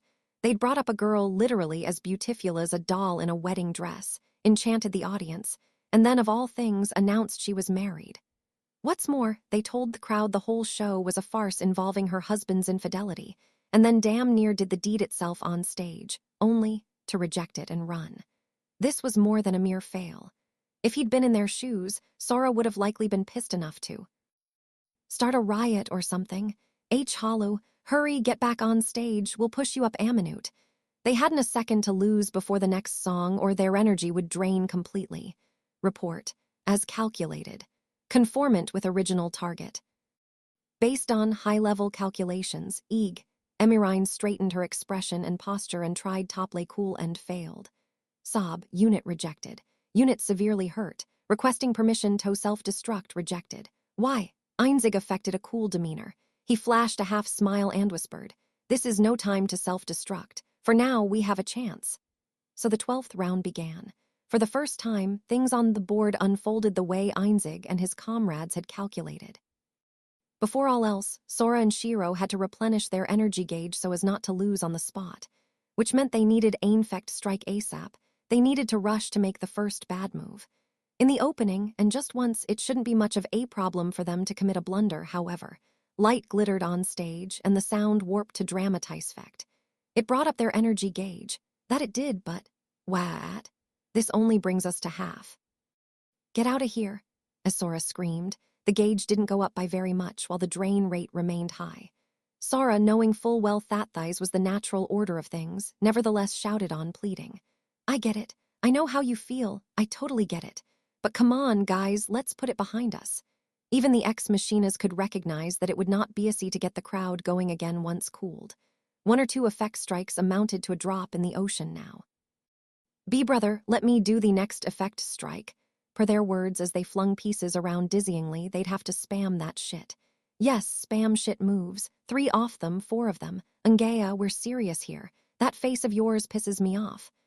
This is our full output to answer your challenge off, love. Then why do you have to keep giving me those flirty homoerotic looks? Tag out already. B-brother, we've got to concentrate. As Sora lashed out despite the caution of Shiro, Einzig wasseting pretty. He didn't have to strike any effects. He could just pounce upon their every blunder. Ex Machina had returned from a contest of worst response to their true calling of best response, and thus they dominated, waiting intently for their chance. One chance. Ex Machina's ultimate chance. When it came, it would be Sora and Shiro's fatal and hopeless peril. A single effect strike to end it all. On behalf of all the units, I thank you. Your madness has given us the opportunity to answer the challenge of love. Shut up. Explode. Requesting permission to run away, denied, plea, hilf. Emirines pushed away the gratitude of all the units and asked for the help of some unknown entity. Even rejecting the synchronization of her thoughts, she partitioned herself off, crouching in a corner backstage. But her sacrifice was nothing before this opportunity, this situation that put Sora and Shiro at an overwhelming disadvantage. They'd been waiting for their chance.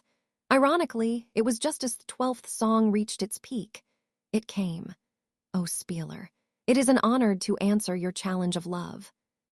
Einzig spoke from the heart as he took the piece to the shining square. All of Ex Machina, excepting the isolated Resourceoff Emerines, had worked synchronously to glimpse this opening. A square that fulfilled all the requirements and conditions, from which Sora and Shiro could never recover. With this, we have earned the bonus prize, those precious nude photos of you, Spieler. Einzig struck the effect. It was just BZT, the same as their first, the effect of no effects, whereby all light and sound was stolen away. Amidst the soundless silence echoed only the crowd's murmurs. All that shone in the pitch-black darkness was the board's dim glow. Illuminated by that dim glow were only Sora and Shiro. Next, let us earn the special prize. Let us hear your proof that you are not the Spieler so that we may refute it. The ex-machinas, including Einzig, who thus queried uncertainly of his determined victory. I see. We have to strike an effect to turn things back, or Wellos at the concert. But if we strike an effect, it's determined we'll lose. If Shiro says it's determined, it's determined. No way towing that back. You've got us there. Einzig acknowledged this inwardly. Of course. They'd run the calculations. Rayo 33 equals Rayo 7,625,597,484,987. Rayo 10,100 times. This had yielded them this one perfect chance, whereby the expected values fell into place for every last situational variable. There were 24.2 seconds left in the 12th song. Even Ex Machina could not pin down how many times squares would flash for Sora and Shiro, or which squares would. But they could estimate the number of times from the trends established over 12 rounds, 3 going by the mean, 2 by the median. It was the endgame. Their options were, by nature, very limited, and then to commit a blunder when they were already on the ropes, it would be suicide. Though Sora and Shiro might be the most powerful of gamers, as long as the rules for how the pieces moved stayed the same, they could not escape their fate. If Shiro said it was determined, if we strike, we're out in the chess game, and if we don't strike, we're dead in the show, another double bind. Sora's summation made not only Einzig, but all the Ex Machinas think. So this is the best we could do even with such an overwhelming handicap. The Spieler, wielding power overwhelming, well on his way to equaling strength itself, tested us to see if we were suitable for him. We have with difficulty overcome this test, but we have yet to refute his proof of self, which is what we need to earn the right to make bobbies with him. Sora must be the Spieler. And it is impossible that he could prove conclusively otherwise. Despite all that, there was a feeling none of the units could shake. A misgiving, the reason they played this game in which they stood to lose. A fear, in other words. What if he really isn't the Spieler? They repressed this fear to seek the proof. As for what came next, however, but this time I ain't got no nice to hand you guys. What? I mean, this isn't even really a double bind. Look, D00DS, we just have to do this. Sora and Shiro grinned. And as though it were obvious, like a flowing of the current, they slid a piece through the air and made their move. It was just inevitable. It was just invincible. They pounced right upon the blunder Ex Machina had made to turn it all around, to put Ex Machina on the ropes. A blunder in the endgame is fatal, and not just for us. We're done making effect strikes. Sora and Shiro smiled, and Einzig gave a slight grin back. I see. Now he has us at an overwhelming disadvantage, no all but cornered in this round. But that will only give them 6 victories, still short of ultimate victory, as the failure of the concert brings them to a loss he cannot avoid. So he chooses Talos winning at chess, surpassing our calculations. Truly, he is the Spieler. Not one to go down easily. Then Sora interrupted Einzig's thoughts. Okay, fine, there's one way we can give you a nice. The siblings sneered as they said in unison. Nice try, N00BS. Simultaneously, as if on cue, a voice sang out, and Einzig opened his eyes wide as he directed his gaze to the stage. Suddenly, in the muted darkness that enveloped the venue, on the stage, wreathed in shadow, Halu stood idle, staring at the audience. The restless audience, no. In her divine eyes, which saw that which could not be seen, was only one spectator, the golden fox, the werebeast, her host, the shrine maiden. Halu's friend, the beast's eyes, too, saw through the darkness, and they looked to the stage. To her, to Halu, who didn't know what to do.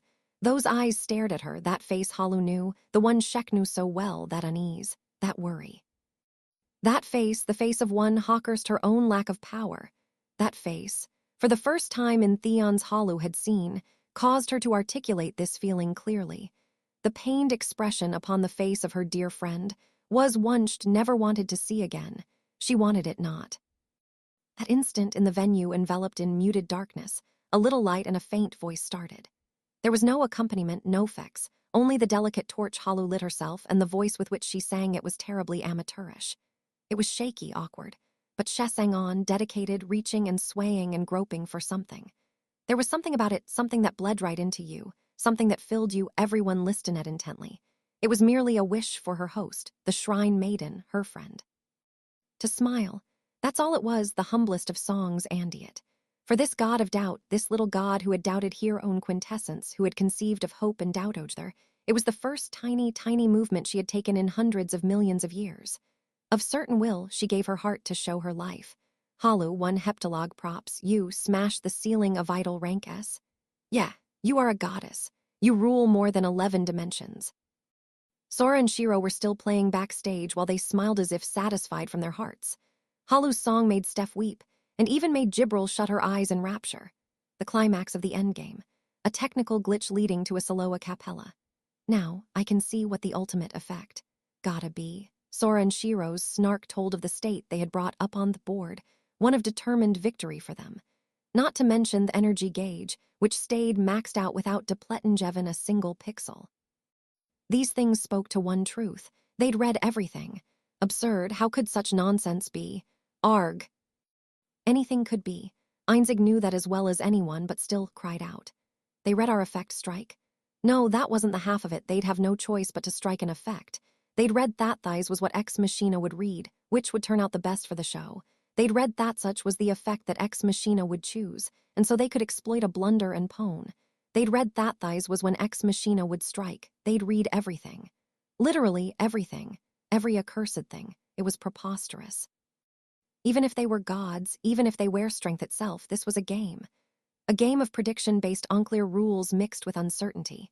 It should not be possible even for an old deus to read the convergence of all possible worlds, totermin the indeterminate.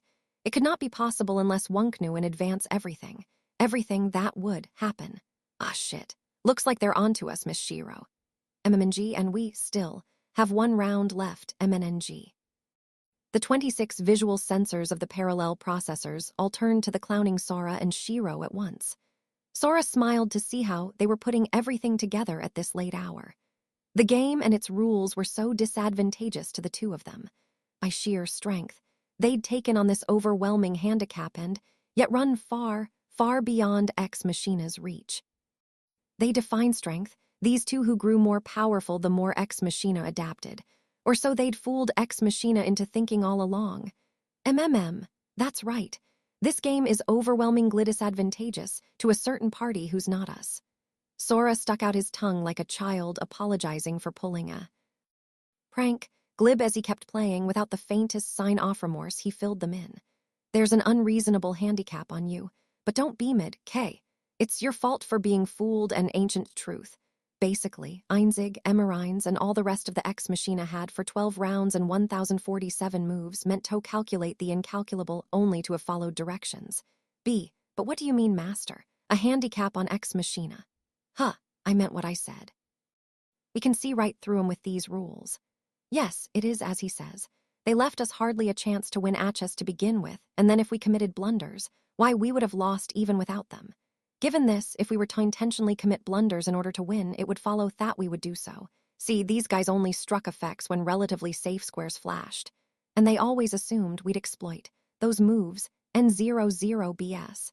They did was best response to their own blunders, Yano. We had him dancing on the palms of our hands. We presumed that the conditions of uncertainty were mutual, yet in the 8th round the spieler uttered meaningfully, "We're not under the same conditions." Is this it? Is this the true meaning of those words? No. Certainly, our strategy was predicated on best response. It was defensive. But that was because of our fundamental premise that our chances in chess were slim. Because they had such overwhelming strength that completely transcended our level of adaptation, which approached the infinite. Because there was no falsehood in their statement, their conviction of assured victory. But this strategy, to manipulate that to which we adapted, that which we read and how we would adapt, how would stoop to such methods, some but not the strong. Then how was it, how did they deceive us? Sorry, Ex Machina, there's no way you can beat us. If reading Einzig's thoughts, no, now Einzig was beginning to believe that he really was. Sora repeated the words he'd said upon winning the first round, word for word. Us, I said, that's right, you can't beat us. No falsehood could be detected in Sora's words. All that could be detected was a response as if this was too obvious to spell out. I mean, duh, after all, you're not even playing us. Your misunderstanding was probably our lifeline. Misunderstanding. Does he refer to our perception of Themas, the second coming of the concept of strength? No, that is no teat. His words came before that. Then what could it be? To what misunderstanding of ours could he refer? Then at Sora's next words. You think weak-ass little ladybugs like us would handicap ourselves playing broken, overpowered bots like you? Ha, y'all make me laugh. ZSHH. You know nothing of the abject weakness that makes us stoop to this method to win. ZSHH, through Ex Machina's memories, supposed to have been corrupted irrecoverably, and through their thoughts, a noise signal ran. The only thing that can beat the strongest is its opposite, the weakest. Sora's definition of himself and his companion as the weakest, ZSHH, took the focus of Ex Machina amidst continued noise. I mean, bullshit beyond understanding like you can't be beaten head-on. Yes, they had not been able to overcome the god of war, the concept of strength with force. You don't realize that. You didn't even kill Artosh, so I knew we'd get you. The god of war, of strength, had been lauded as a naturalnemy not by Ex Machina, but by the Spieler, and checkmate. Winner. 6 victories. Hey, you goddamn perverted pretty boy junkheap a spot, what do you think an idol is? With a rather long-winded epithet, Sora inquired of those lost in their muddled memories. Some 12-bit hack-ass producer might say some shit like it's a perfect doll that plays out customers' ideals, but, however, we are bomb-ass producers, so no. Shiro, with Sora, looked at the stage, as if unconcerned with Ex Machina's answer. Halu's gonna be what she wants to be, that's all. That's hope. That's the aspiration not of customers, but people. Floating amidst swirling memories, the Ex Machinist looked upon the two. The two whom the strongest had praised as a natural enemy who boasted of their weakness. So, you were asking for the proof that I'm not the Spieler, right? It's simple, you know it yourselves. Ex Machinas listened, still amidst a mental maelstrom. I decide who I am, I'm Sora, this is Shiro. We're 2 in 1. Together, we are blank other people's definitions, can eat shit. Ex Machinas listened to the two who told them that it didn't matter how they might analyze Sora and come up with their own definitions. No, not 2, 1 gamer, who then told them, it doesn't matter how much I resemble him, or even if we have the same memories and the same love. I'm not him. Joanna refute that. Then first, why don't any of you claim to be the one he loved? Ah, the Ex Machinas closed their eyes. That's why you didn't bind me to love you or do it with you by the covenants, right? Einzig, Emerines, and all the Ex Machina units finally reached that understanding, and without thinking hung their heads and smirked. I see, so all along our eyes were only following ghosts. So it is, we can never beat them. There is no way we can adapt to them, for they do not exist. We were not playing against these two, but a phantasm of our own. We were chasing our tails, boxing with shadows. How comical we must have appeared. Then came the sound to mark the start of the 13th and final round. The intro, the first line of the 13th, the final number. Music filled the air as Einzig murmured to himself. But then what are we? The 13th song. The final number. One move of Sora and Shiro's had restored light and sound to the stage, but that was all they needed. Halu's song no longer seemed to require Ex Machina equipment to intoxicate everyone. Sora and Shiro had thrust 2 more people on stage with the words, "Go have fun." Rude, but they seemed to be enjoying themselves. Steph couldn't, believe it or not, and Jibril was bouncing about the air-skittering, non-lethal light. While the venue came together for Abig, happy finale, backstage, things were as quiet as the bottom off the sea, the 13th round, the final contest. With glib smiles, Sora and Shiro had revealed to Ex Machina the way they'd been leading them by the nose. Yet all this time, not for 1 round, not for 1 move had things been easy for them. They determined what Ex Machina should suppose, how Ex Machina should adapt. Without letting them know, and exploited the moves they created. They took advantage of the lies the Ex Machinas were telling themselves. The biases of those who rejected a reality without the Spieler. These provided openings, fatal defects, and yet it was a backbreaker of a challenge. To read, bit for bit, the heart of a transcendent machine and lead it on. There should be no need Tosk why they would take on such a knee plus ultra, because they literally couldn't go any further. Even couldn't beat Ex Machina head on, yet now they'd let the cat out of the bag. Now Ex Machina had corrected its analysis of the last 12 rounds and 1082 move as for the true identity of those two before them, to adapt to Sora and Shiro. Now the brother and sister duo were to lock themselves in a straight battle of calculation with a hypercomputer to go further than they possibly could. Odds were that Sora and Shiro would lose the 7th round. They'd lose the match. They'd lose the game. This is where it gets real. Sora and Shiro steeled themselves, but, You've stopped moving in the middle of the game, may I ask why? Backstage. At the start of the 13th round, pieces had been making noise, albeit relatively subdued. But then Ex Machina had stopped stopped their hands. It was at this that Sora's voice echoed. The quiet was heavy, oppressive, yet cold and resigned. It was a quiet Sora and Shiro knew well. It was the quiet of despair. Allow me to return your query. There are no turns, why do you not move? Well, good question. I guess because, what's the point of beating a failure of a gamer who gives up in the middle of a game? Allow me to return your query once more. What would be the point of our victory? Einzig smiled, but his usual bravado was nowhere to be found. Now he was truly just a machine, just a puppet. No, it wasn't just Einzig. The other Ex Machinas matched his tone. You are not the spieler. What do we stand to gain by winning?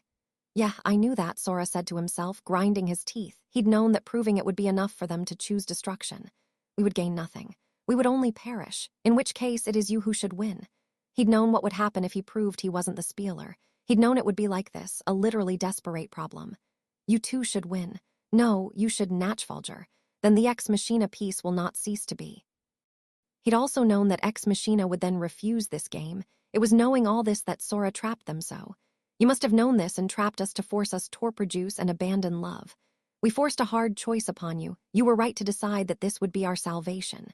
We believe that you can use us. Honk. Sora slammed a piece down so hard it seemed he was trying to destroy the chessboard, interrupting Einzig. So, this is where it gets real. Hey, pervbot. Why you gotta pose like that? A square had flashed, and Sora's effect strike modulated the music and blazed forth a vortex of light. The big happy family ending was giving way to a badass climax. Cheers from the crowd set the house on fire.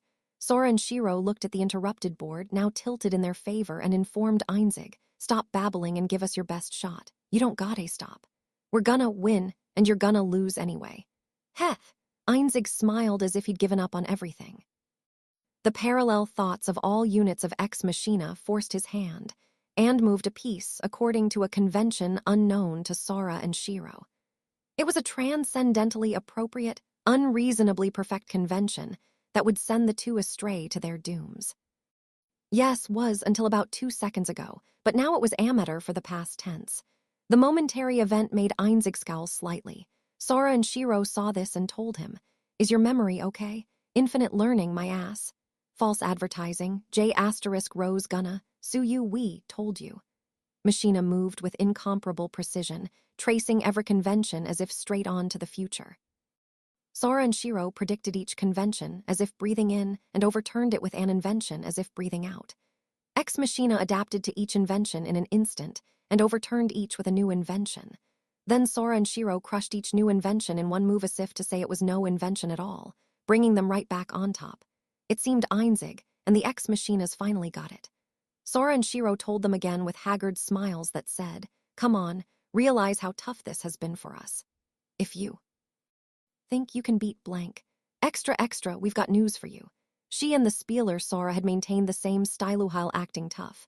For 12 rounds, wherein Ex Machina had continued to adapt to and learn from it, 13 rounds, this was the last. And here it was, Sora and Shiro's, that is, surreal style. They'd known they might have only one chance against these adapters to kick their asses for real. It had all been to hide it. That had been their greatest struggle. Ahead and try beating us as we are. 'Cause you'll fail anyway. Give us all you got, we'll humor you, surrender. Like hell they were gonna accept a boring ascending like that. They would only accept an overwhelming victory, nothing else could be tolerated. Bring it on, Ex Machina. Fight us, not your phantasm, and watch us stomp you into the ground. So spoke Sora's and Shira's beastly grins, and in turn, they saw a fire begin to burn in the eyes of the ex-machinas. This spieler you thought I was, let me guess who he was.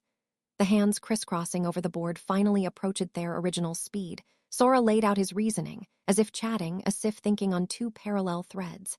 He was the guy who ended the war, the super ultra uber cool gamer, right? Einzig's silence as a yes. Sora nodded. That would explain it. Gibril had said that humanity used Ex Machina to end the Great War. It was a mystery how the hell that was possible, but basically, Ex Machina wasn't used. You just helped the man you loved. Sora had no way of knowing the details of the exchange. Butin Ex Machina called the prior had loved an humanity called the Spieler. Which love, which wish, which will had been shared with all the units, passed down. Emirines had alluded to it as the prior's hope.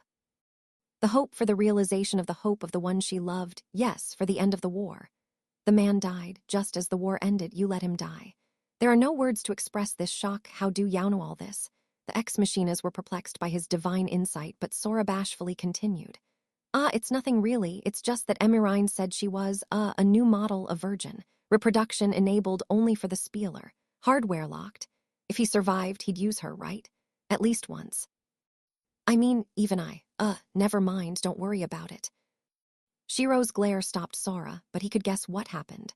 The war had ended suddenly, thanks to one man. But that man was not the one true god. He died at the end, so Thenet must have been his partner that let him know. Sora realized Hugh was being rude and altered the course of his thinking. His partner had failed to protect the man she loved that had to be it. Moreover, you betrayed and deceived the man you loved. Einzig's hands, those of all of Ex Machina, stopped for an instant. Sora talked on unperturbed, his own hands still moving wildly. The man wanted to end the Great War without a single sacrifice. You defied his will, you killed many, over half the Flugel. Probably others, too, including, of all people, yourselves. Machina played on silently, but with trembling hands, wandering eyes, showing clear emotion, confusion mixed with agitation, at Sora's words, or at their inability to dominate him and Shiro. As for what went through your head when the war ended, it's beyond my imagination. Anyway, it's so ironic, Sora and Shiro both thought. The hearts of humans were so illogical that they formed logic to invent mathematics. The cores of these machines were so logical that they marveled at a logic to invent the heart. A race of machines, of transcendent computers that would laugh at oracle machines, and where they ended up was the same as humans. So, yes, it was crap. The will of Ex Machina, which Sora and Shiro had realized on the moon. The meaning of the machines with hearts, the trouble that kept them waiting desperately for Theron-requited love for 6,000 years. Until the brink of their demise, what weighed upon those with hearts was always simple and full of crap, sincere. And sacred and full of crap, yes. Regret, guilt, frustration. Probably all of them and probably none of them, Sora thought. These were troubles from the heart, which meant that they would be illogical, indivisible, and abstract. If despite this, Hugh were to sum them up in one phrase, it would surely be this. I guess you just wanted to see him one more time. Then they appeared before Sora, when he'd vanquished Halu and old Deus without killing her. You thought, next time, when you find the one with whom you can do what you couldn't then. Then, probably, they must have. You waited, thinking, next time, when there's a man who can defeat a god without killing, it must be him. Sora's conjecture mixed with speculation was confirmed by the wavering in their eyes. Even if they knew the man was dead, and that no matter how much another man might resemble him, he wasn't the same person. Even if they knew that Sora was not the Spieler the prayer loved. Even if they knew that they themselves were not the prior the Spieler loved. And even if they knew it was not they who loved the Spieler still. These machines with hearts, who were capable of telling lies, they were something to be reckoned with, Sora thought, that they would lie even to themselves. Did they really need Torzembel people that much? Sora put a stop to that train of thought. That was why he had to push them away. And then, those machines with their lovesick brains on full throttle, what did they say then? He suppressed his aching heart into silence and laid down Thela. Like, thank you for trapping us and forcing us to reproduce. Merci for averting the extinction of our race and the checkmate off the world. Ta checks for caring about our broken hearts. Go ahead and use us as you see fit. He had to push them away. Why you gotta pose and cover your heart like that? What kind of way to act is that for fully automated alternative sexualities on legs such as yourselves? Yes, after sneering to the boundary of the sneer zone, Sora gave a good ha and yelled. Let me know what's in Ex Machina's heart. It was an obvious provocation, a ruse everyone could see that. But whether they judged that it was impossible to lay Burial's hand in this round, or whether they judged that they held the upper hand when it came to processing speed in worst response. No, very well, let us inform you. Let us answer your query, Natchfalger. Such rational reasons, such logic, were surely not what they had in mind. Eyes seething with rage, Einzig slammed down Ainfect strike and roared to the successor as their environment transformed to match his words. We gouged Artosh of his ether and ended the war, and what was left? Nothing. The venue provided this answer by becoming hollow, white as a sheet, as if to say that neither heaven nor earth nor any law could signify aught. The audience, Sora and Shiro, everyone floated in space as the song echoed on. There were the 10 covenants. And the Ixseeds, and Yorwell. This world was left. With a peaceful smile, Sora returned Ainfect strike that painted the blank canvas psychedelically. Pieces stowered over the hazy, distant horizon as 16 seeds flew this way and that over this world. While they looked down upon Theexpanse, floating, the crowd cheered on. There was still the world that had trampled our will, and divested us of our love. That itself was the symbol of their penitence. Their feelings, their love had been lent to them only to be taken back, wailed Themove of the machines, which erased all 16 seeds that traversed the psychedelic planet, all the pieces on the horizon. That's why you said, next time, and made those feelings into a will to surpass to your successors. From person to person, and across races, Sora's move brought back the vanished seeds in humanity. They came together, formed nations, and covered the world. It was as if the war had just ended, and the world that lay spread out beneath them was reforming. And we remained, a comical heap of scrap, having betrayed that will, deceiving ourselves and sleeping, with dreams never Tobe realized. Neither their feelings nor their will had succeeded them. Their eyes asked what they signified, holders of a love not theirs, sleepers waiting for one who did not love them. Translucent gazes, countless in that back room, reflecting those they had killed or let die. S.H. Shiro, I can't refute that they're comical, just look at High's creep. Don't give up, don't give up. If you lose an argument, we're done for. None of this stopped Sora and Shiro from clowning around. The scene changed dizzyingly. The effects blazed atrociously. They read each other too deeply to lead the other on. It had become a game of who could read further and respond faster, exactly the preferred field of Ex Machina. Yet Ex Machina actually, Sora and Shiro themselves were blown away even more. The two of them were neck and neck, no, even slightly ahead of Ex Machina. Sora trusted his intuition and played off guesses even he didn't understand. Shiro accelerated her calculation and worked in conventions that rationalized his inventions, a synthesis of deduction and induction, a fusion of feeling and reason. No trick would work on Ex Machina twice. They uncovered. Every first time, it was their indeterminateness that gave them that ever-so-slight edge over Ex Machina's processing power. Ex Machina reeled. But anyway, that's just cost your trash. What sort Offman blames external factors for his own failures? How do you know they are never to burialized? Huh. Sora and Shiro's follow-up banter as they oozed cold sweat made Ex Machina's processes slow down. Do you mean they may be? Then let us realize them. The scene kept changing as the Ex Machina wished. They wished for the Spieler, ideally. But they showed their feelings for which they had lied to themselves that they could meet him again. Do you mean that all the workings of our heart had meaning, that we may be redeemed? Yes, in sum, that was all it was. Such crap so sacred, this wish. They refused reproduction, accepted extinction, advanced in Sora. To ask Sora, that is, the Spieler, would he accept them? They deceived him, betrayed him, played him for a fool, killed and been killed, and finally let die. Could they still live in this world? Could he forgive them? It had nothing to do with logic, they were just drowning in remorse. It was the wish-off machines who no longer knew what to do know of their hearts, show us the way, and that was why Sora pushed them away with a smile. It wasn't something to ask him. It wasn't even something to ask the Spieler. Hell if I know. That's a question you have to answer, isn't it? Sora looked, and the Ex Machinas did, too, at what their Furor-off effects had produced. It was what they, the machines with hearts themselves, had created, this very world. This world where everything was decided by games, disboard lay beneath them. On the stage, an old Deus was singing and dancing. A flugel was flitting through the sky as an humanity danced gracefully. Amidst a flashing flurry, a multiracial audience wentwilled over idols of various races. All their faces had the same smile. Did it have meaning? You've got to find it, right? Are you redeemed? You've got to redeem yourself. Even Sora and Shiro, as they spoke, even the ex-machinist reflected in their eyes, had the same face.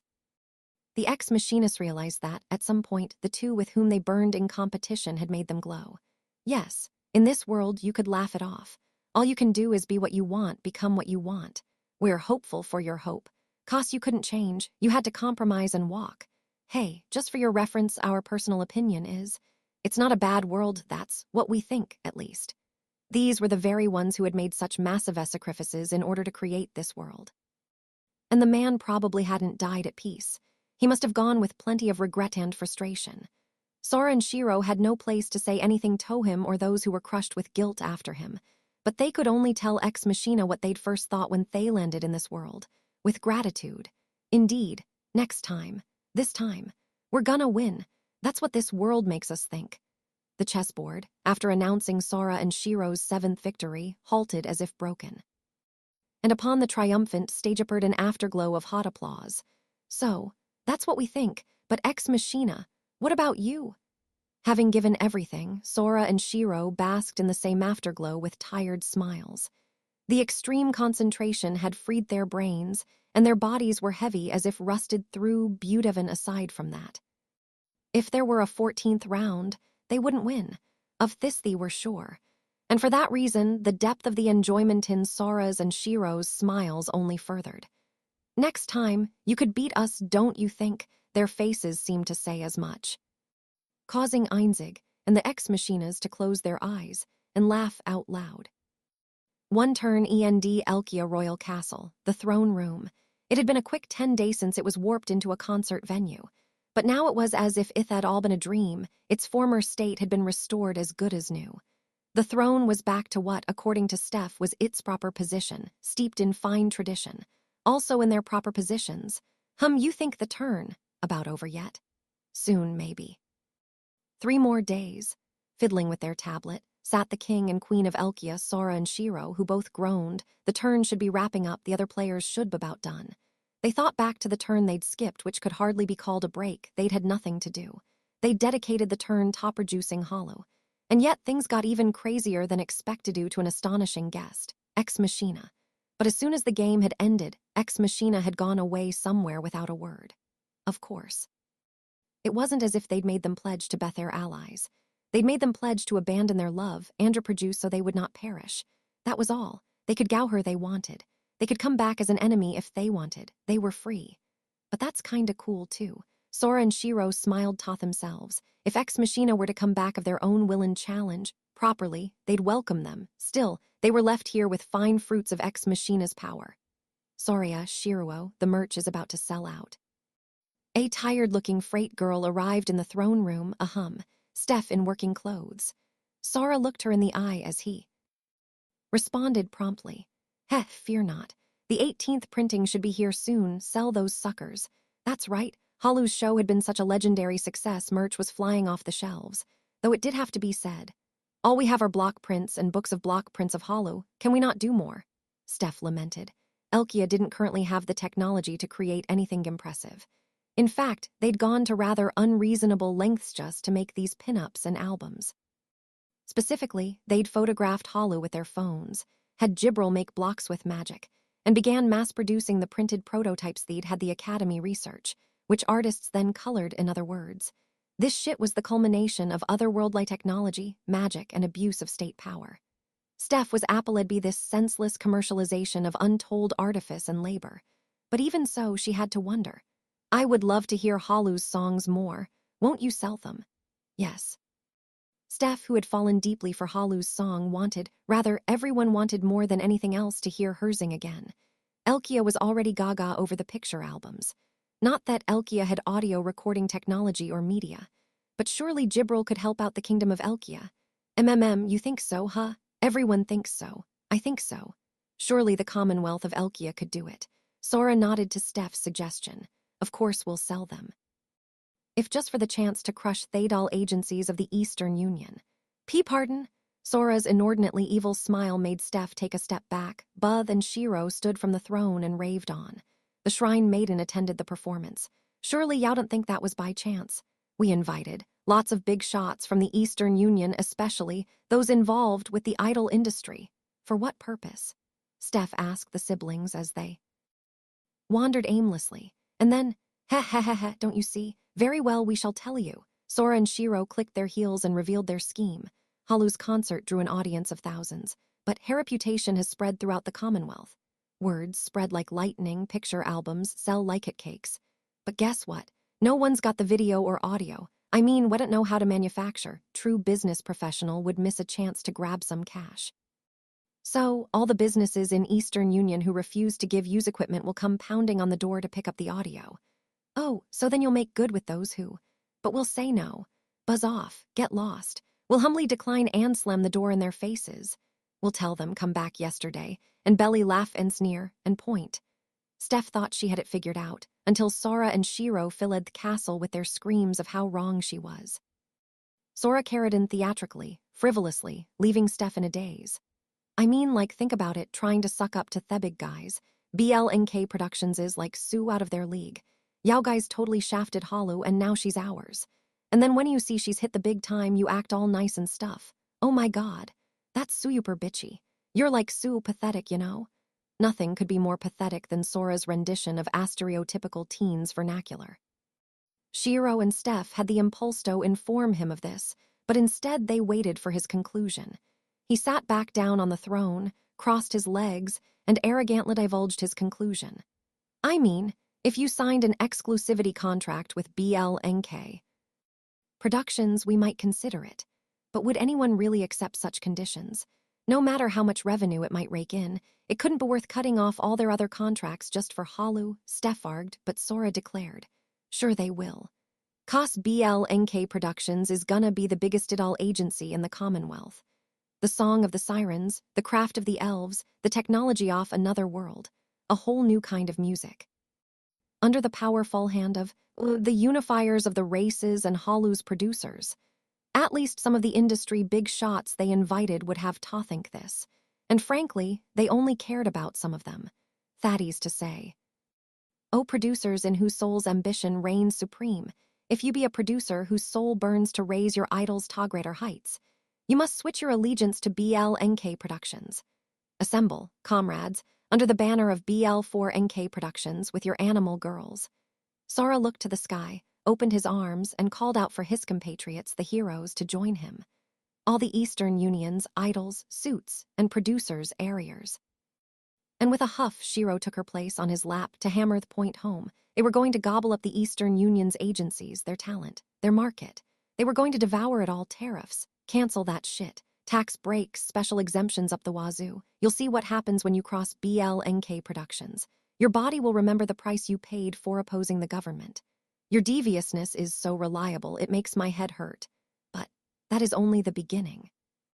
Sora boldly ignored Steph to lay out his grand aspiration, Hysendless end. Before long, we shall install relay devices not only throughout Elkia and Eastern Union, but throughout the entire Commonwealth, like TV or radio. They'd make Halu's song boom over every realm.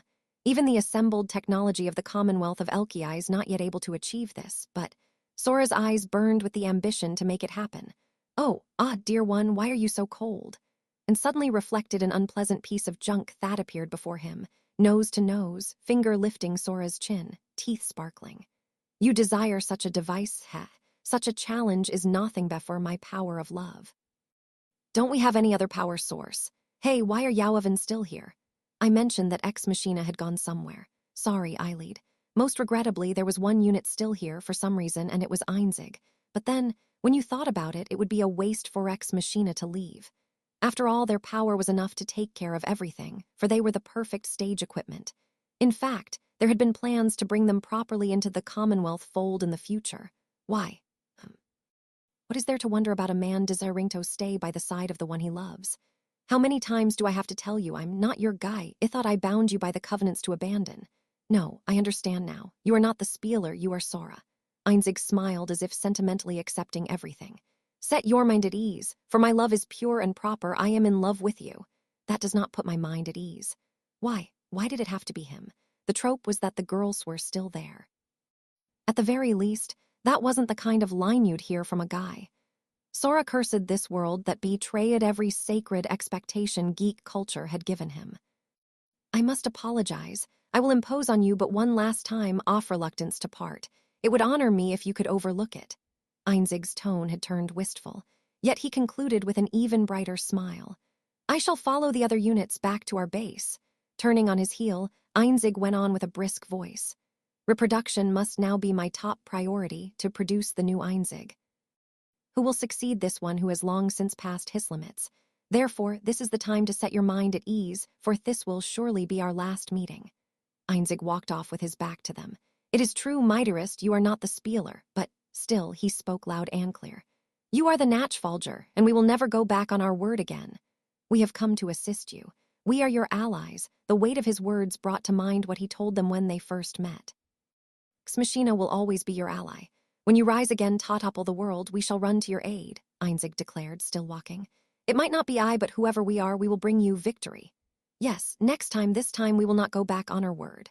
We can't make you wait that long. The machine that had chased one hope years past themed of his service life now departed without turning. No Theman, who now meant to say goodbye. You hung in there for years. Just hang in a little longer. See ya. Bye-bye, let's play again sometime, K. Still, their amiable words did not turn him back. Gallant and attractive, the only reply was a slight chuckle. Sora decided not to notice the trace of tears. Man, like, those guys were pretty hardcore. I mean, they were annoying and awkward, but Einzig's form receded from view. Sora thought back on the machines with hearts and came to a conclusion. They'd embraced Paradox and become like people, just as awkward, but perhaps more pure. They had persisted in an unfulfilled love for one they knew was gone for thousands of years. I guess I can see how the epic gamer who ended the war could have fallen in love with them. Sora so candidly summed things up, and Shiro and Steph chuckled and nodded softly. When, hypothesis, if love specified for abandonment in previous game limited to Spieler. Ga, a monotone voice echoed from behind the throne, practically making everyone scream. Corollary. Then Master intended loophole to allow love of this unit for Master. Inescapable conclusion. That optical camouflage shit again. The maid robot materialized, her violet hair and skirt fluttering. Yes, it was the heretic of the heathens, Emirines, carefully aiming her finger gun at Sora's heart. Determination and confirmation. Master is in love with this unit. Bang. Her deadpan wink worked surprisingly well as she expressed the firing of hearts or something from her finger. But Sora, theward miss rising from his head as the poorly aimed shot passed him by, replied, Emirines, huh, you're here too. Acknowledgement always. Einzig left. What are you doing here? Rejoinder, this unit is Master's wife. Not your guy. How many times do we have to go through this? Did you delete and rewrite your memory again? As Sora clutched his head and groaned at her hopeless persistence, she grew flustered. No. Panic. Misunderstanding inferred. Previous statement was not fact, but rather the desire of this unit. Oh, so you do get it. Expressing panic only verbally, Emirines corrected herself placidly. Ex Machina lost. Unit rejected by Master, fatal misunderstanding, chassis temperature elevated, shame detected, erasing memory failed. Already disconnected, how hilf. Despite her calm tone, the contents of her summary grew more and more distraught to the point that smoke began to rise from her. After finally begging for help, she dropped her head limp like a puppet with a broken string, like a person tortured by their collection of her humiliating past. But she didn't leave Sora and Shiro time to worry. Defiance, still. This world provides option, try again. So therefore, this unit. She raised her head again and looked straight at Sora with those glass eyes. While her hands shook, clenched together at her chest, did she notice? Wish, again. This unit will express feelings to Master. Attempt this time, okay? Emirines was begging, pleading for a rematch. As a gamer, how could he shut her down? Ah, fine, but just one more time, and if you still get pwned, let's play a different game. Begin with, she just thought he was some other guy and fallen for him as an extension of that. If they were going to play again, Sora wanted her to play them, he implied. Emirines plucked up her skirt, took a deep curtsy, and hummed, Lursen org. And checkmarter. Then she took a deep breath. No, ex machinas don't need to breathe. In that case, it looked to Sora as if she was stealing herself, shaking off her uncertainty and unease. Then, as had happened so many times before, everything around them was rewritten and everyone braced themselves. However, Hesitation, master, no. Contingency, judge to require name correction. Emerines just stepped toward him hesitantly. Nothing, not the scenery, not the time, nothing had changed. Not her appearance, not her voice, and not her dress as she approached him. Not the spieler, not her master. Him. Identification, unique and singular target, name. Sora. Yes, she called his name. She gingerly extended her trembling hands toward his torso and hesitantly squeezed as she buried her face in his chest, rubbing it this way and that, as if to feel his heartbeat with every fiber of her being. She said only this. Confession, this unit loves Sora. This was not good. Sora's arms almost reflexively hugged her back, but he just managed to stop them. He applied his gaping, cracked diamond of reason as he looked upon the transcender who had at last reached truth. Truth. Yes. Like Halu, you could write out the most eloquent poetry of love in the finest calligraphy. You could present 1,000 bouquets in front of a full orchestra. You could decorate your words with the most perfect grasp of preferences, conditions, and tastes, and still. They could never compare to this inexpert, artless, and desperately brief outpouring of desire from a single girl. They could never compare to this truth, the self-evident truth, that is, that this shit was like a hammer upon the diamond rationalization of his pathetic virginity that threatened to smash it to pieces. Damn, he'd never had Neon straight up tell him they liked him before Sora imprinted in her and was about to say, I've always loved you too. Reiteration. This unit loves Sora. This unit is in love with Sora, when his diamond was saved from certain destruction, only. To be struck again, that is, effervescence, this unit loves you. This unit loves you, this unit loves Master, this unit loves Sora, this unit loves you, this unit loves everything about you, this unit loves the way you are, this unit loves your eyes, your thoughts, this unit proposes hypothesis that unit wishes to be one with Master, this unit is capable of fusion by neutralization of spiritual boundaries, this unit is amazing, this unit congratulates self, request 2 equals Eichner. Oh. Unit was disconnected. DD, you're freaking me out, shit, you're hot, oh, I mean literally, you're literally burning me. His diamond was struck by a machine that was clearly out of control. It was enough to make him get those cracks in his reason patched up as he cried out. At length, his shriek managed to return Emerines to her senses if we are to judge from her gasp. Examination. Not yet able to control these feelings. Unfortunate accident. No one is at fault.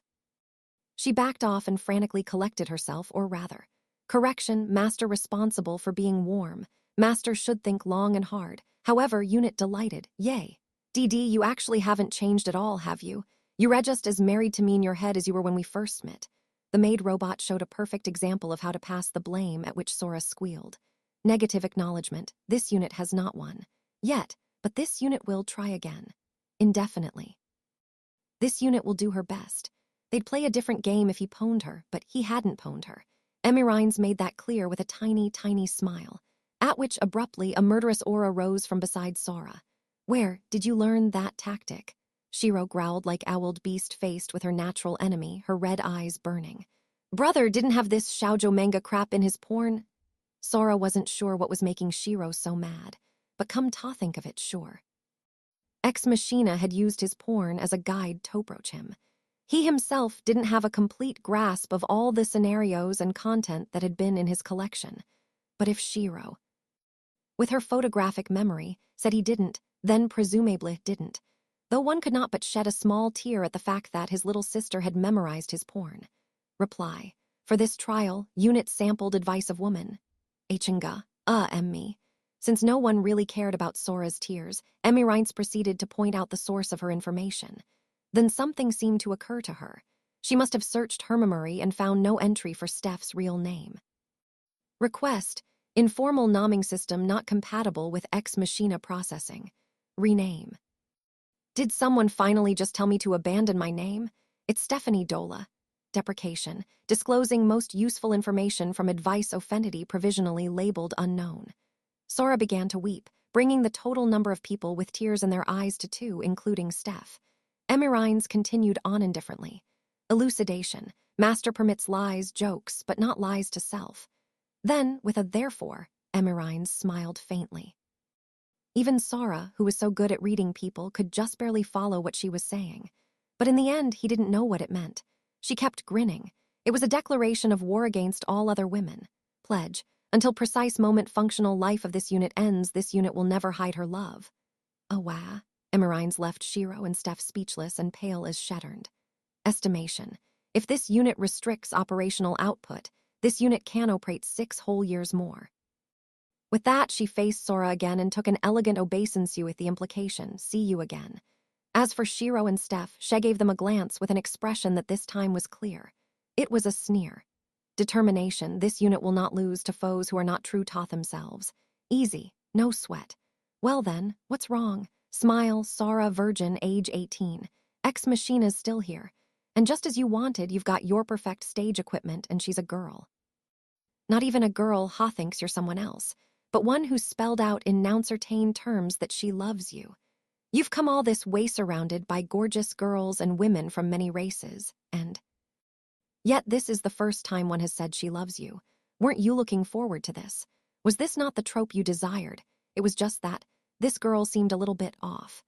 Wicked enough to, for some reason, look at Shiro and Steph as if they murdered her parents. Imagining what would happen if Jibril showed up gave him the chills and another thing.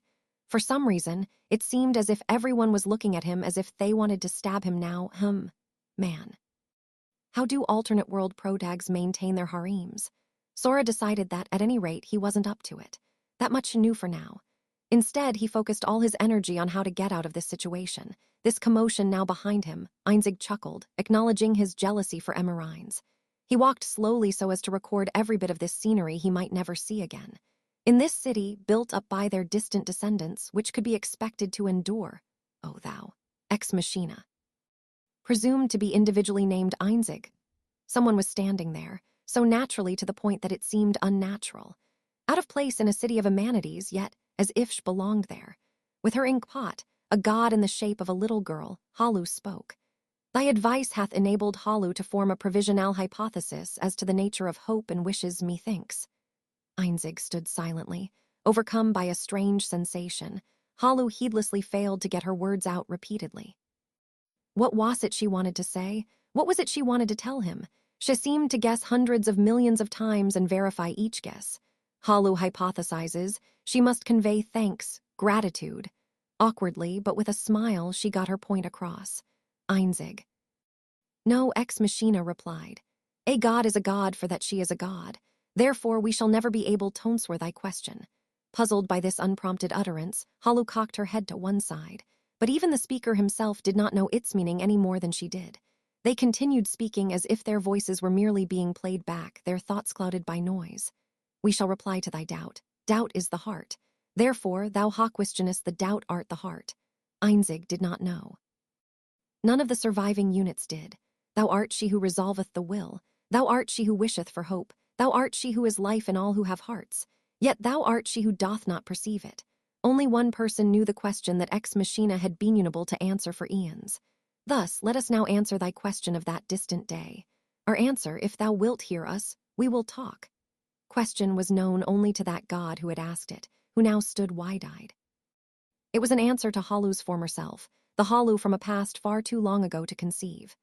O ye, is it as suspected? Are ye the machines of that day? Halu gave a bitter smile.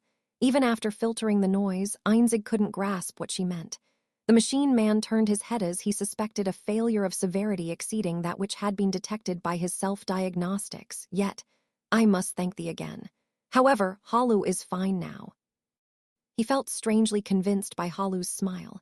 He left her just an arrow-eyed smile in return and slipped away into space. Cursed Tet. Foul knave, thou dare call Halu too fast? Halu mumbled, grinning. It was just her now. How perverse. Halu is outstripped by her own creations. Loaded once more now, the memory, as ever, had a number of consistency errors. It must have been all the damage and logic faults. The data was inordinately abstract and fuzzy. But even Azrael, no, everything that had been alive that day had heard it. Nameless weak one, thou mayest hold thine head high, having truly proved thyself worthy to be mine enemy. The last words of the god of war, commending his foe before fell, were as follows. It is said that only the mere 28 ex machinas, marred and smashed and broken from head to toe, recorded them. Challenge me again at any time, O weak one. Could scarcely be believed that he was on the verge of finishing, gouged of his ether, so steadfast was the simmering off the god of war as he declared war once more. It was all the machines could do to reply. You wish in vain. O fallen strong one." The god of war laughed it off as if amused Bayan knowledge. "It could not be that I might fall, and yet it is. Aught can be, tell your lord, O blades." Yes, his words were not for ex machina, but for their lord.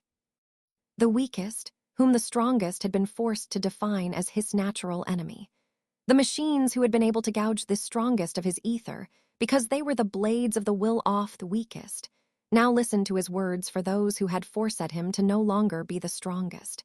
It was a fine match, and next time I will win. With all due condolences to this god of war, these words could never be said.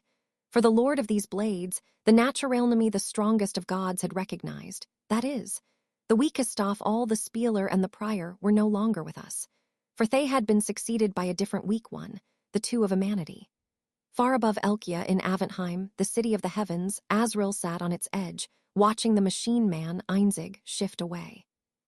She remembered a story he had recently told her, one of her lord's final moments. "Do you mean to let them go?" Aventheim's question reverberated within her. She smirked. What would be the point? Lashing out at the blades that pierced my lord after all this time, and rules were rules. "I said I'd let them go if they gave an answer that tickled us. Aren't you tickled, Aven?" Azrael smirked more deeply at the hushed phantasma Andricled. That day her lord was slain, he was smiling. A broad smile had spread across his face. The first and last time Azrael had seen such a smile, he must have been so happy. After 6,000 years, Sheffenly realized. After an eternity of ennui, he had met an enemy could challenge with all his spirit and lost. Still, he intended Towen. Next time, for his disciples to complain before such sublimity was nothing short of blasphemy. For me to let defeat make me despair, I truly am a false disciple. She had left to do was laugh. Azrael just walked and thought. The enemy of the strong is the weak. HRM. Sora and Shiro. Indeed, they were weak. The more strongies came, the more strong allies fell before them. Their nature was pure, they devoured the strong. They were so weak you had to ask, you have to go that far to win. They were. So foolish, so very foolish, and still they dared to challenge a goad and brought her down. Their weakness was beyond the ability of the strong to imagine, even to comprehend. Thus, they stood as the enemy of the strong, fulfilling their duty as the weak. Azrael now believed she faintly understood them. Then couldn't you also say the enemy of the weak is strong? The weak devised tricks, tactics, and strategies to combat the strong. But they devised them, always, to defeat an enemy too strong to beat fairly. Then was not the enemy of the weak, the overpoweringly strong strength beyond the ability of the weak to imagine. Losing was not an option, they devoured the weak. Naya, I dunno who should I root for? As she walked, a thought popped into her head that made her clutch her head and squirm. They weren't the same individuals, they weren't even the same in form. Yet they, the weak, had succeeded them.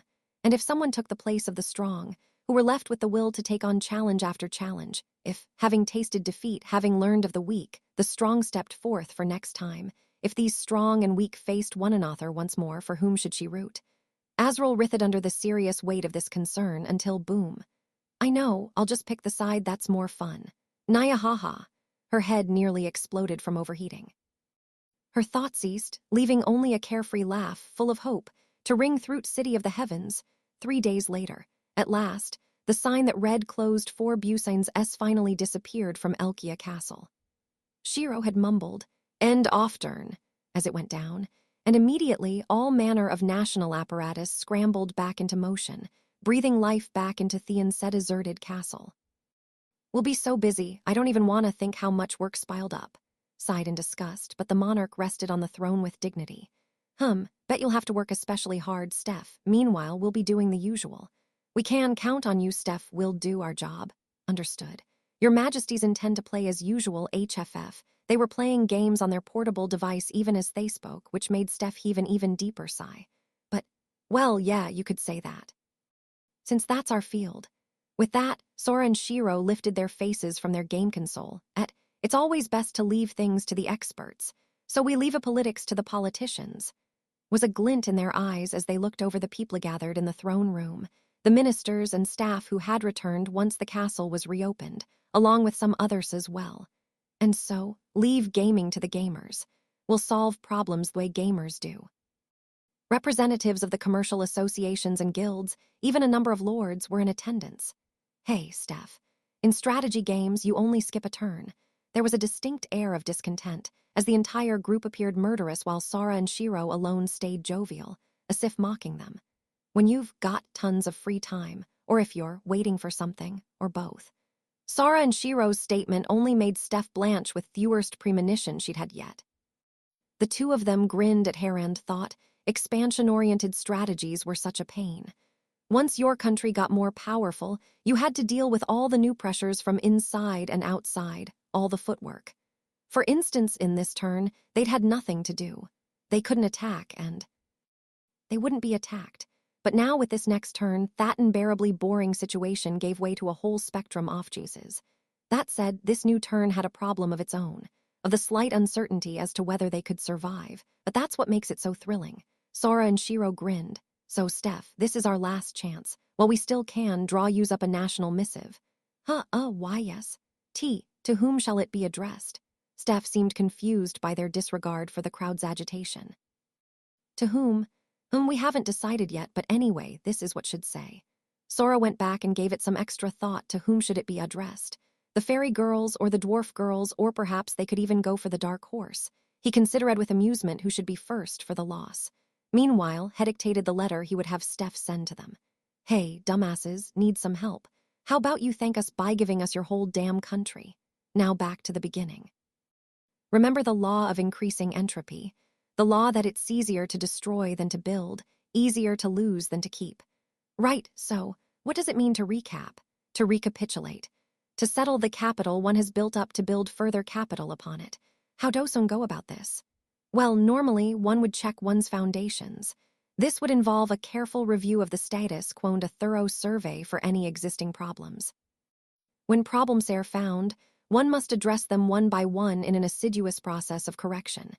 It's a painstaking operation. Unfortunately, our two gamers despised games where they had to grind.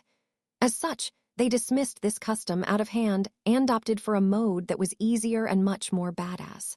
So with that, let's get back to that spoiler. On this day, at this hour, Sora and Shiro, king and queen of Elkia, lost everything in a domestic insurgence. The throne off the monarch, the position of agent plenipotentiary, their home, their power. They lost most everything associated with their royal authority, and about 1 month later, the country known as the Kingdom of Elkia disappeared from the map. It was the easiest and most badass method of recapitulation, indeed, the means to an end known as destroying it all. It was as if to say, I think this ought to be the fastest route.